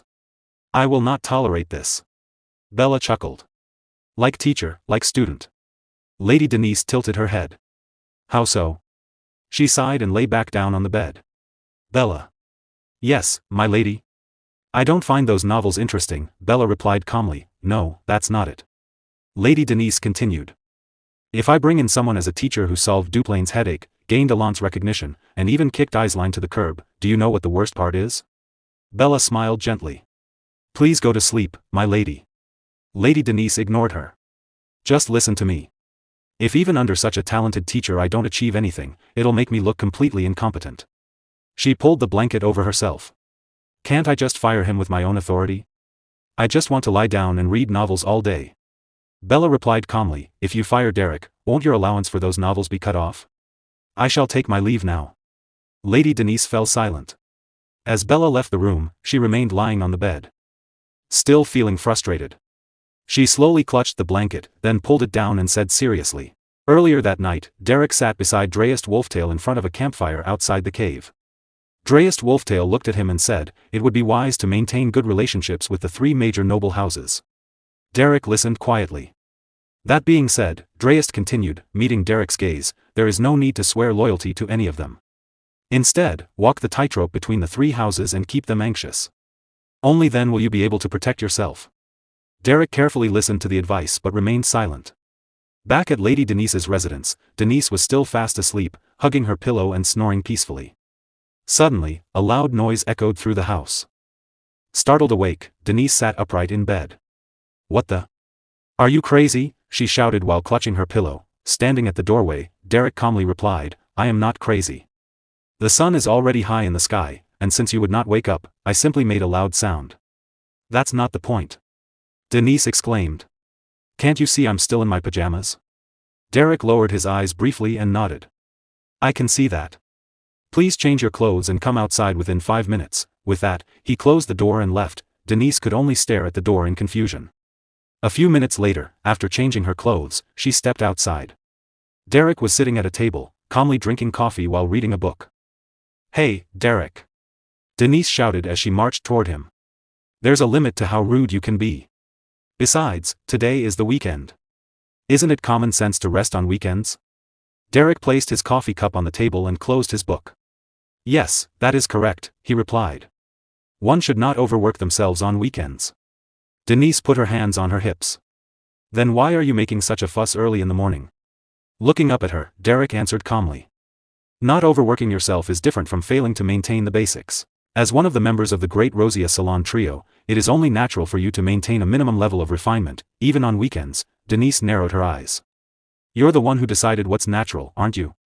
As your employer, I disagree. Shouldn't an employee follow the rules set by their employer?" Without a word, Derrick pulled out a document and showed it to her. Confused, Denise leaned forward to read it. "This is a contract personally written by Grand Duke Veltus," Derrick explained. "My employer is the Grand Duke, and he has delegated all authority regarding your magical development to me." Denise's eyes widened. "Wait. I never heard anything about this." Ignoring her panic, Derrick stood up and slipped the contract back into his pocket. "Now then, I will explain today's schedule." Denise suddenly felt a bad premonition. "After a light breakfast, we will first assess your proficiency in search-type magic. After that, you will relearn combat-oriented elemental magic from the basics. In the afternoon, you will undergo physical training, followed by lessons on mana utilization." Denise's face turned pale. "Wait. Didn't you just say we wouldn't overdo it because it's the weekend?" "Yes," Derrick replied calmly. Then his eyes turned cold. "That is correct. However, maintaining the basics is a difficult task." Denise felt as if tears were about to fall. This crazy man, she could only cry inwardly as Derrick continued explaining the rest of the day's merciless schedule. Once the schedule began, Bella was outside hanging freshly washed clothes on a rope to dry. As she worked, she suddenly heard heavy, labored breathing approaching from nearby. Turning her head, she saw Lady Denise desperately running behind Derrick. Denise was following Derrick's strict stamina training, barely able to keep up. Her face was pale, her breathing ragged, and every step looked like a struggle. When she spotted Bella, her eyes immediately filled with hope. "Help me," Denise pleaded weakly. Bella simply clenched her fists and gave her an encouraging smile. "You can do it, my lady." Denise nearly burst into tears. After the running session came studying. Seated at a desk, Denise struggled to understand the books Derrick had assigned her. She nervously rubbed her head while staring at the pages. "I don't understand any of this." Derrick stood behind her with his arms folded. "Read it again." Then came magic practice. Every time Denise made a mistake, Derrick would lightly tap her shoulder and correct her posture or spellcasting. By the time evening arrived, they were running again to build stamina. Denise felt as though her soul was leaving her body. After finally completing the day's schedule, Denise collapsed into a warm bath. Her face was pale with exhaustion. "Bella," she muttered weakly while soaking in the tub. "I'm going to die." Bella calmly washed Denise's arm. "As for whether Sir Derrick goes to hell," Bella replied, "the responsibility is unclear. You may be the one who ends up there instead, my lady." Denise immediately sat upright. "Bella, why are you being like this?" She pointed accusingly at her maid. "You've completely changed since meeting that guy." Then she narrowed her eyes. "You're just like him now. You have no blood or tears." Bella looked at her calmly. "Without blood and tears, a human dies." Denise froze. "Bella, who are you imitating?" She shivered. "That's terrifying. You're giving me goosebumps." Then she lowered her head onto the edge of the bath. "That cunning guy made a contract with father, so I can't even fire him." Bella continued washing her arm. "Then try telling the Grand Duke. Ask him to dismiss Sir Derrick." Denise's eyes suddenly brightened. "Oh, right." She turned toward Bella with a hopeful smile. "We'll tell father that Derrick has no skills and is extremely lazy." She pointed at Bella. "You have to support my story." Bella smiled. "I refuse." Denise's expression instantly darkened. Bella continued calmly. "You say that, my lady, but you know you can't actually do it." Denise fell silent. "He is the instructor you personally brought in. Furthermore, he is a talented individual whom other noble houses are already watching with great interest." Denise was quiet for a moment. Then she sighed heavily. "You're right." Her shoulders drooped. "Father may be flexible about many things, but when it comes to the honor of House Veltus, he never compromises." After finishing her bath, Denise wrapped herself in a towel and slowly stepped out. She staggered forward like a zombie barely clinging to life. "Finally," she muttered. "I can finally read my novel." Bella watched her with concern. "You should probably just sleep." "No," Denise replied weakly. "If I give in even once." Suddenly, a familiar voice interrupted her. "Are you coming out now?" Denise nearly jumped out of her skin. Standing before her was Derrick. His arms were folded as usual. What are you doing here?" Denise cried. "I thought you went home." A look of horror spread across her face. "Don't tell me there's more training left." Derrick frowned. "What nonsense are you talking about?" He shook his head. "What benefit is there in overdoing things?" Denise stared at him in disbelief. "You've already made me overdo it plenty. I merely followed today's schedule." Then Derrick spoke calmly. "I came here to inform you about tomorrow's dawn schedule." The moment Denise heard those words, she immediately turned around and covered both ears. "I can't hear you. I can't hear you." She repeatedly shook her head. "I can't hear anything." Then she pointed dramatically toward the door. "Guards! Remove this strange person from the premises immediately." The next morning, the rising sun cast its warm light across the estate. As usual, Lady Denise was awakened by a familiar voice. A short while later, she sat in front of a mirror while Bella brushed her hair. Denise let out a long sigh. "Bella. It feels like it's been 3 years since all of this started." Bella calmly continued brushing her hair. "It's only been 3 days, my lady." Denise immediately turned toward her. "Liar." Bella ignored the accusation and continued her work. "More importantly, since you're attending the Rosia Salon meeting today, there won't be any training." Denise's eyes instantly lit up. "Oh, right. Today's the meeting day." She immediately jumped to her feet. "Let's hurry, Bella. We need to leave before that crazy man shows up." Bella remained perfectly calm, even if you don't run away, I think Sir Derrick would let you attend the meeting.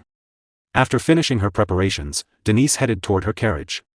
Just as she was about to leave, a familiar figure appeared before her. Derrick. The moment she saw him, her entire body stiffened. A look of fear instantly appeared on her face. Derrick spoke in his usual calm tone. Today, regarding the lessons on physical conditioning and theoretical studies. Before he could finish, Denise rushed forward and grabbed the brim of his hat. I don't care. She pointed dramatically toward the road. Today is my meeting day. Do you know how important social activities are? I am aware, Derrick replied. Denise blinked. Derrick continued calmly, I will wait at the mansion until the meeting is over. The Rosia Salon and other social gatherings are important activities, after all. Denise froze. What? She stared at him in disbelief. Please take your time, Derrick added. For a moment, Denise simply stood there. Her thoughts raced. What? That wicked man is actually letting me go? He must know I'm only going there to waste time. Suspicion filled her eyes. Meanwhile, Derrick merely looked at her calmly without changing his expression. After a few moments, Denise straightened herself. Well, whatever, even those annoying meetings can be useful sometimes. With that thought, she quickly stepped forward and departed. Derrick remained standing where he was. His eyes narrowed slightly as he silently watched her leave.